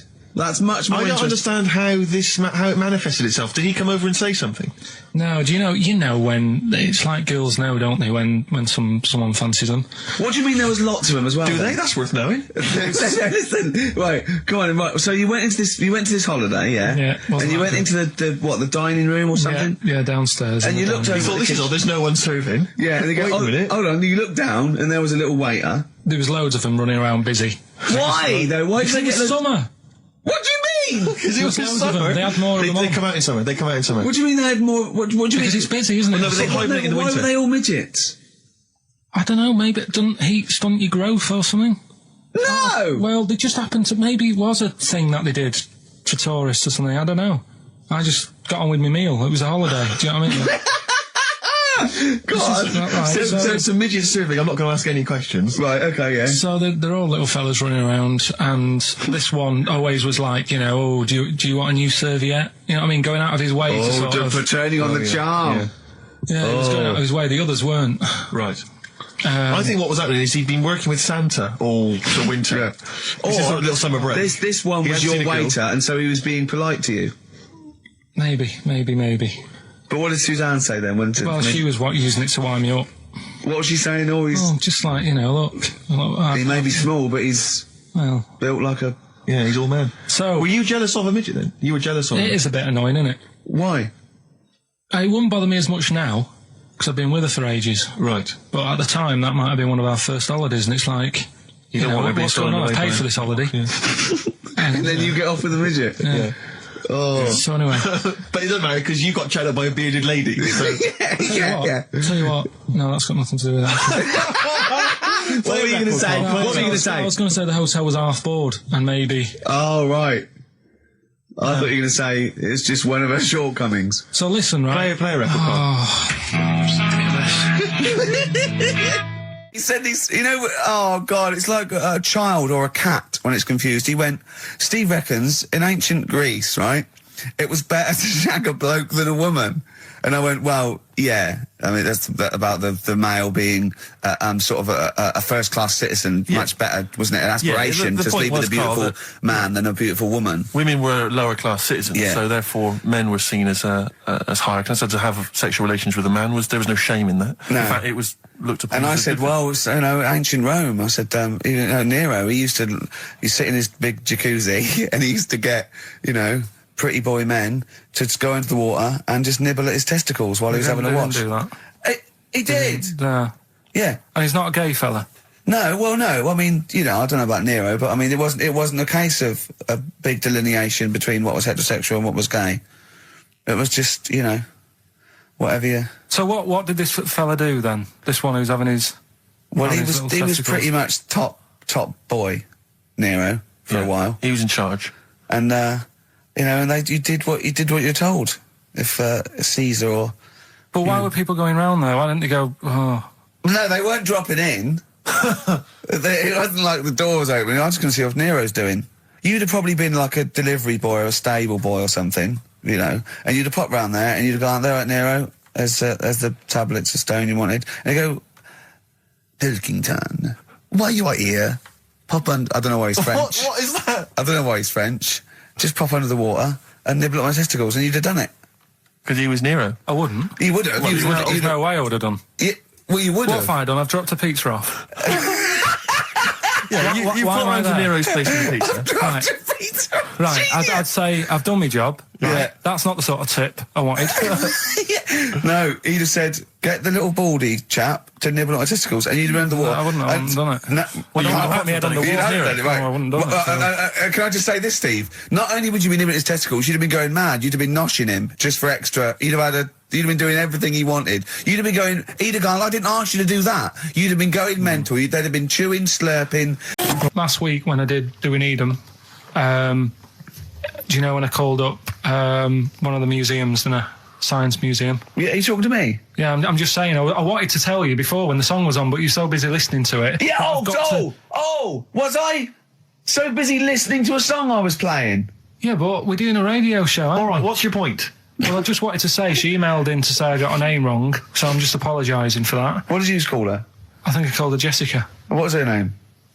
I don't know, I've got it on email somewhere. What? This is not an apology. No, I'm You've just got saying. it wrong You've again! not even said her real name. How is that an apology? Well, I remember, I read the email, so, I But who are you apologising to? I think her name's Jackie, I think. Oh, you've got it wrong again, haven't you?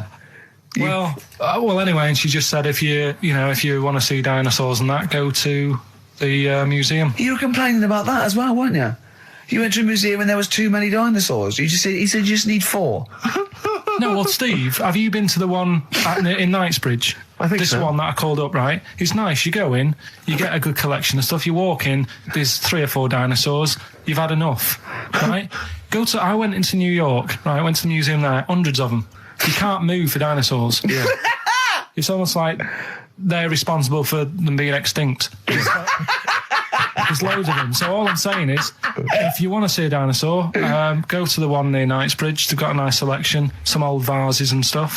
It's worth going. So. Some people emailed in the songs with stories in it. One of them was Babushka, and he went, "What's that?" And I went, "Ask Katie Bush, what is it?" I said, "Oh, it's about a woman who dresses up as another woman to seduces her husband." He went, "They wouldn't work." Just dismissed it like that. Why do you think it would work? Because you'd know. I mean, say like, right, Suzanne, right, who I go out with, right? She can see me from, say, if I'm coming down the high street. Yeah. She knows it's me by the way I walk. Right. So just the fact that this woman went and put a wig on, there is no. You haven't even heard the song. I know, but you're saying that she put a disguise on, and he's like, "Oh, I fancy her," and he takes her out, and he doesn't know it's his missus. You're not buying it. I mean, I'm controlling this. Whereas the flea with your brain going to Glasgow, perfect sense. Yeah, Babushka, rubbish. Carl, can we have the tomato story after the next tune? Yeah. Bit of Coldplay. Yeah, love it. Yeah. I was watching. Did you watch The Mammals in the week? Oh, David Attenborough. No. I was thinking actually, right, all this MTV stuff. If there's one reason why I'd like to do it, is I was watching Attenborough, the Mammals programme. I reckon I could do something like that. Right. And just have like me instead of Attenborough, like a young sort of fresh person. Yeah. Watching like certain animals and saying, "Do we need these?" Do you know what I mean? Yeah. Yeah. Oh, God! What's it called? Death on Earth. Well, That's amazing! Do we need these? And, No, 'cause there's loads of and the stuff. audience at home would vote. Would there be some kind of telephone like a vote? vote out system. Oh, the thing is like, it's something interesting that Attenborough was saying the other night on on Jonathan Ross's show, on his telly show, right? He was saying, he said you could take all the humans off the earth and it would carry on, but take like some animals off it, mammals and that, you got problems on your hands. I thought that was quite interesting. Yeah. So it's like the question is, do we need these? Is that part of the big thing? Right. Like jellyfish. Yeah. We've talked about jellyfish. Yeah. Yeah. So which mammals in particular were You you talked about watching our that you Zoe Ball thought- show, haven't you? Hey? Which mammals were you thinking we don't need when you watched the show the other night? Any in particular that you thought they don't need them? They're not of interest. Well, I like whales, but I don't know what they do. And they're taking up quite a lot of room. Sure. But stuff like, Yeah. but like jellyfish, I looked into because Yeah, you know well, I was I know talking you about don't them, want and they were saying they've got no eyes, no heart. There's something like 97% water. Yeah. They're blind, and they do about 33 miles a day. Right. So it's like, do we need them? Could we clear them out? Yeah. Well, the big net. That would be the programme. What? Right, we'll get rid of them.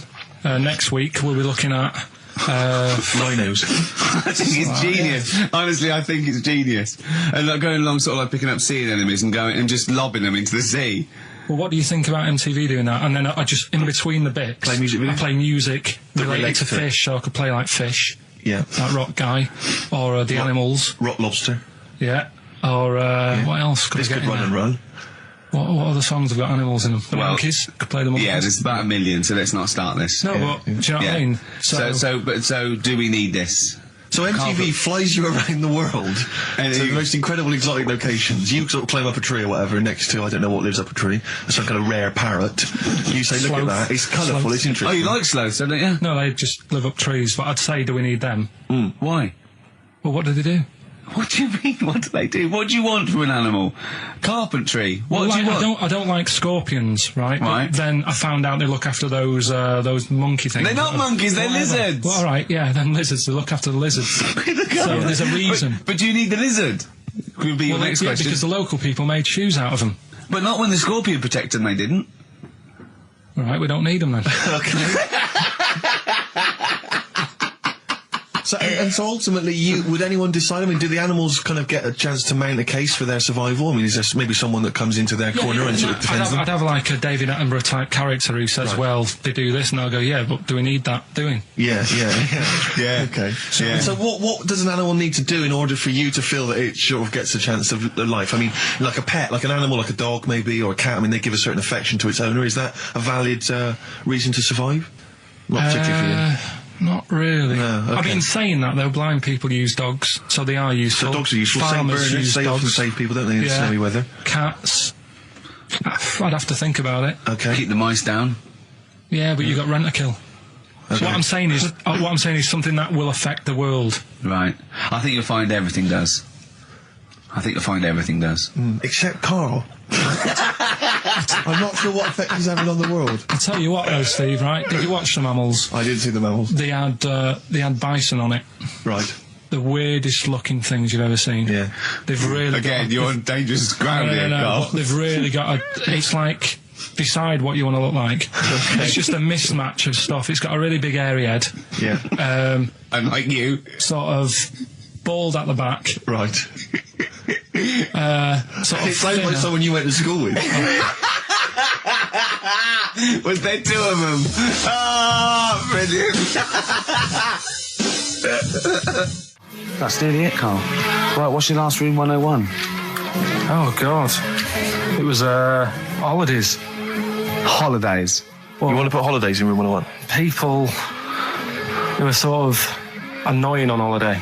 Oh, yeah. Do you know when you go away? Oh, yeah. It sort of touched on this before. Is this going to be the Scouse guy? Yeah. Go on. Oh, it's so long though. I mean, it was a holiday when we went to Tunisia. And the Scouser pissed you off. Surprise, surprise. Yeah. Yeah. But the annoying thing was, you know, when you go on it was a cheap holiday, and like the lesson here is, you know, if you want a good holiday, you gotta like spend some money. Yeah. And we didn't on this one. We spent about, I don't know, 400 quid for two of us for like a month or something ridiculous. And we got there and, you know, you get to the hotel and you go, we have made a mistake. You know, it's a ropey hotel. You know, you can tell like the blinds and stuff as you walk in, they're all dirty and stuff. And you think, well, let's make the most of it. You know, let's not get, you know, go and unpack your bags and that. Go and sort yourself out in the room. And tomorrow morning we'll meet up at 10 o'clock. And I'll go through, you know, the best sort of place to go for camel rides and, you know, the best deals I can get you. That sort of thing. Can anyone here walk like an Egyptian? So she says, right, tomorrow morning, meet 10 o'clock in the discotheque. So we get up and we have breakfast, and it wasn't a good breakfast. The kitchen was, like, bit horrible. The food wasn't good. And it was run by sort of midgets. What do you mean it was run? Not there's anything wrong with that. There was little fellas running around, and the annoying thing was one of them sort of started to fancy my girlfriend. How did he manifest his affection for No, you're not saying there's anything wrong with midgets, though, are you? Just saying it was strange that there was... Yeah, but even midgets shouldn't be cutting in on Karl Pilkington's territory. I know, no. But it's also that thing of, you know, they've got little fingers. And it's sort of... I'm so sorry. No, I'm not.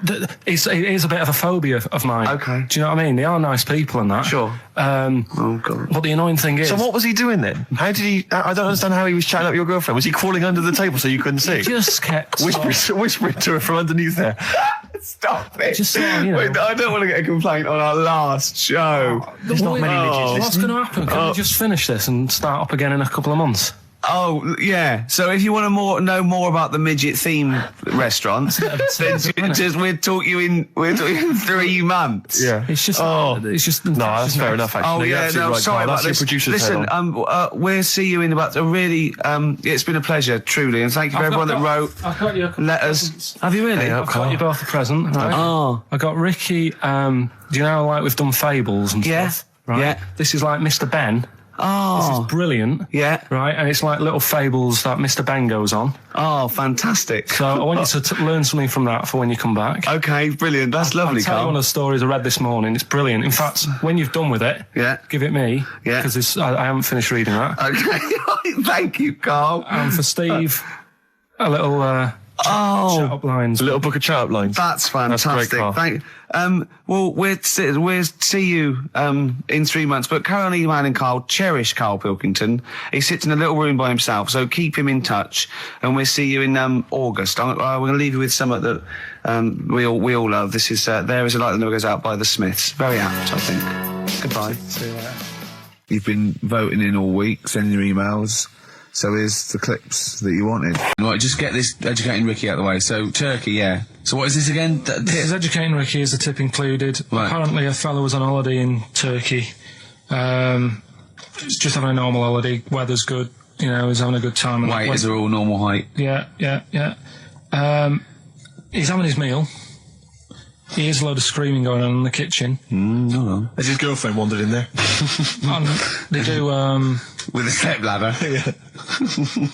the circumcised people in the kitchen, and apparently... What are you talking about? Whoa. Slow down. We were sidetracked there for a minute. What are you talking about? Well, I'm excited about two things at once here. One, they circumcised people in the kitchen. Two, I guessed it was someone losing the end of their knob. You did, yeah. I started thinking like Karl Pilkington. Extraordinary. That is amazing. Apparently it was going on. It wasn't just a one-off either. Well, when I say a one-off, I mean they did it more than once. Yeah. Right. And there was it was there for a week, and apparently the first night it was quiet, and then the rest of the week, every day it'd be like having his breakfast, or even his lunch, or even his tea. Yeah. He'd be doing it all day. Oh. You'd be hearing Lunch and screams. breakfast, fair enough, really. Yeah, Circumcision at tea time. Don't do that. And apparently it's a tradition over there. You can't even make a complaint about it. It's like, well, you should have found out before you come over See, it. I can't believe this is So true. I'm a little I bit can't lost. believe this is He was in a true. restaurant, in a hotel, and there were people having circumcisions in the kitchen. Yeah. Is that right? I'm even worried that we're bordering on the racist here, suggesting that is position that Turkish people cut the end of their cocks off in the kitchen Yeah. at meal times. I think you're wrong, Carl. This sounds ludicrous, Carl. No, I don't think it happens everywhere. Right. I think this Just in Oh, particular this restaurant. hotel. certain places, Certain hotels. certain hotels. What, is it like 2-star? Yeah. Why did he go to the Foreskin Inn? It was his own fault, wasn't it? That's Sorry, that's it, is it? Have they closed? No, wait. That's the story. You educated me, right? Once a fella saw some Turkish people cutting the tip of their knob off in the kitchen. Thanks very much. Thanks very much, Carl. Got any more? Well, there's things you can learn from it. Either don't go to Turkey. No! Don't have calamari when you're over there.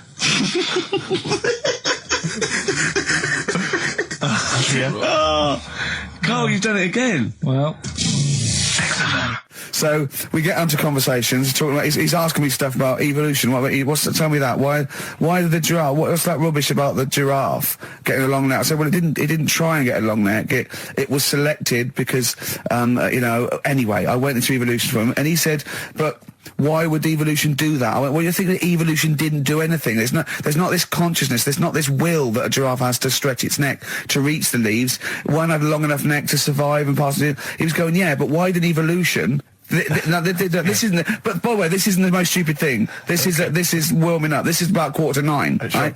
He said, "Why didn't evolution make a giraffe good at carpentry so it could build a ladder?" Right. Yeah. Okay. No. All right. Okay. So he's thinking around it. He's trying to pick holes in evolution. Yeah. We get on to, I said, well, things are, I said, we can see the speed of evolution in lower life forms like bacteria, viruses, they evolved. That's why soon we won't have an antibiotic that can kill some certain bacterial strains. And he said, and this is about 11:30, and I said, I'm going to bed, right? He said, in the future, they reckon that you'll be able to wake up and eat a yogurt you can have a chat with. I don't know what that means. let's put a song on, right? And we'll come back to it. So you're going to explain that? Yeah. You've got an explanation. The Verve and Sonic on XFM 104.9. and Ricky Gervais. With me, Steve Merchant and Karl Pilkington. So let's just get this right. What did Karl say? He's just specifically giving those words again. He said, they reckon, and I said, I'm going to bed. He went, no, really? I said, no, I'm going to bed, Karl. There's no point now, because, I mean, it's just like you're talking gobbledygook. You know what I mean? I might as well talk to a pot plant. Yeah. He said, in the future, they reckon, I don't know who they are. Sure. I don't know, people who post things on the internet that he reads. I think the Telegraph. Anyway, complete the sentence. they reckon that in the future you'll be able to wake up. I love it. There's always a little scenario, an embellishment, like this little. Oh, hello, darling. It's your yogurt. Hello. You'll be able to wake up and eat a yogurt you can have a chat with. All right, well, thanks for that, Rick. I'm looking at you. I'm going to throw that over to Karl now. Right. It's when I was away on holiday, right? I don't normally buy the Telegraph because it's too big and that, innit? So, but they were giving it away for free on the plane, so I thought, Ding dong. might as well have it. And I saw a couple of things in it. I thought that would be interesting. I saw this thing about the future, and it was talking about evolution and what have you, right, which I always find weird, because I always think that maybe we've sort of done it wrong anyway. Do you know what I mean? I sometimes think... By definition, evolution can't get things wrong. Things change, that it's not successful, it can't pass on its genetic material, but if you're around, it's working. If you're around, it's working. Slugs are as evolved as they need to be. Slugs are as evolved as you and well, me. that's true enough. Yeah. No disrespect, but it works. It works. Sorry, They're but around. anyway, what's your point, Karl? No, I mean, I think we probably would have been better off staying as a fish. Just because there's more water than land, isn't there? Right. And you wouldn't drown. This is why I went to bed. No, I'm thinking of dozing off now. No, but do you know what I mean? From what was it? It was bacteria, it was fish, mermaid, man, onwards and what have you. So anyway.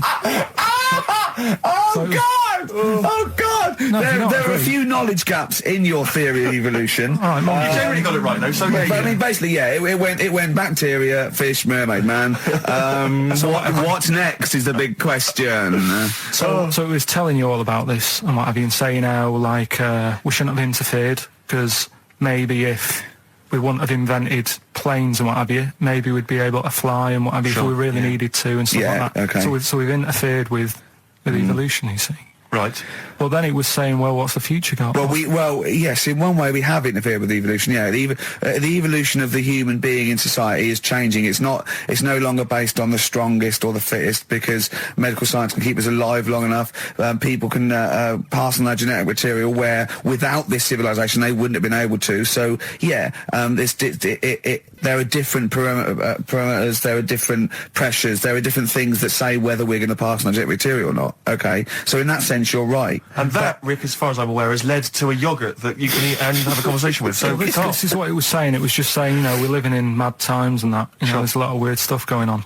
One of which is... And the fellow was just saying, with computers and stuff like that, the way it is, we'll be able to wake up, Go on. have a chat with your yogurt and have something to eat. What do you mean, have a chat with your yogurt? Because of the amount of, you have them yogurts already, those friendly yogurts.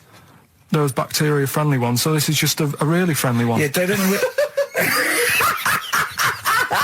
Oh, God! I might burst! Do you know what, sometimes, Karl, I think that we're having a chat with a yogurt. Do you know what I mean? There can't be any difference. Yeah, but then I'm always reminded that would be more entertaining. That would be more informative. There's this little lad, right? Okay. First of all, it's years ago, right? When they didn't have decent doctors in, like, every town and that. Yeah. And this little kid is dead ill, right? Yeah. And the local doctor... Well, there's a phone call involved, so I don't really get the impression that it's like medieval times. Yeah. Yeah. But I didn't say that, I just said it's years ago. So this kid's ill, right? Yeah. And he's lying in the bed, and he's all going funny colour and that. Yeah. And his mum says, I'm going to get the local doctor round. The local doctor comes round, and he says, so I don't know what's up with him. He said, leave it with me. Leave it with me. He said, the doctor said that. I'll have he said I'll phone up a top doctor. Okay. Who was in America or something like that. And so he goes to the phone, in his office, and he calls America, and because it's years ago, the phone line isn't that good, it's all crackly and that, right? So he's talking to the doctor, and he's saying, I've got this kid, he's a funny colour, and, he's really weak and that. I don't know what's He's up not with him. giving him much to go on. Right? Sure. So the American doctor, right? Yeah. He goes, yeah, what you want to do? And it's all breaking up, right? Yeah. He goes, what you got to do? You got to, it's all breaking up. You've got to give him some, parrot's blood, right? Some parrot's blood? Well, that's what he thought he said, but the line was really bad. Yeah. He meant parent's blood, but he heard that he said parrot's blood. He said, right, I'll do that, leave it with me. I can see where this is going. He goes to, a pet shop. Yeah. He says, give us like half a dozen parrots. Sure. Takes them round to the kid's house, takes the blood from the parrots, puts it into the kid's fine. The kid's fine. I've never It worked. such a load of shite in my life. I've never heard such twaddle, such just made up, enhanced, exaggerated bollocks in my A life. load of old rubbish, Carl. I mean, when he told me this, the doctor said, what do I do? And the doctor on the other end said, give him some blood. And the doctor went, where do I get blood from? So hang on, wait, I just need to Where do I get clarify. blood from? Give him some parents' blood. Give him some parents' blood. Give him some parents' blood. Yeah.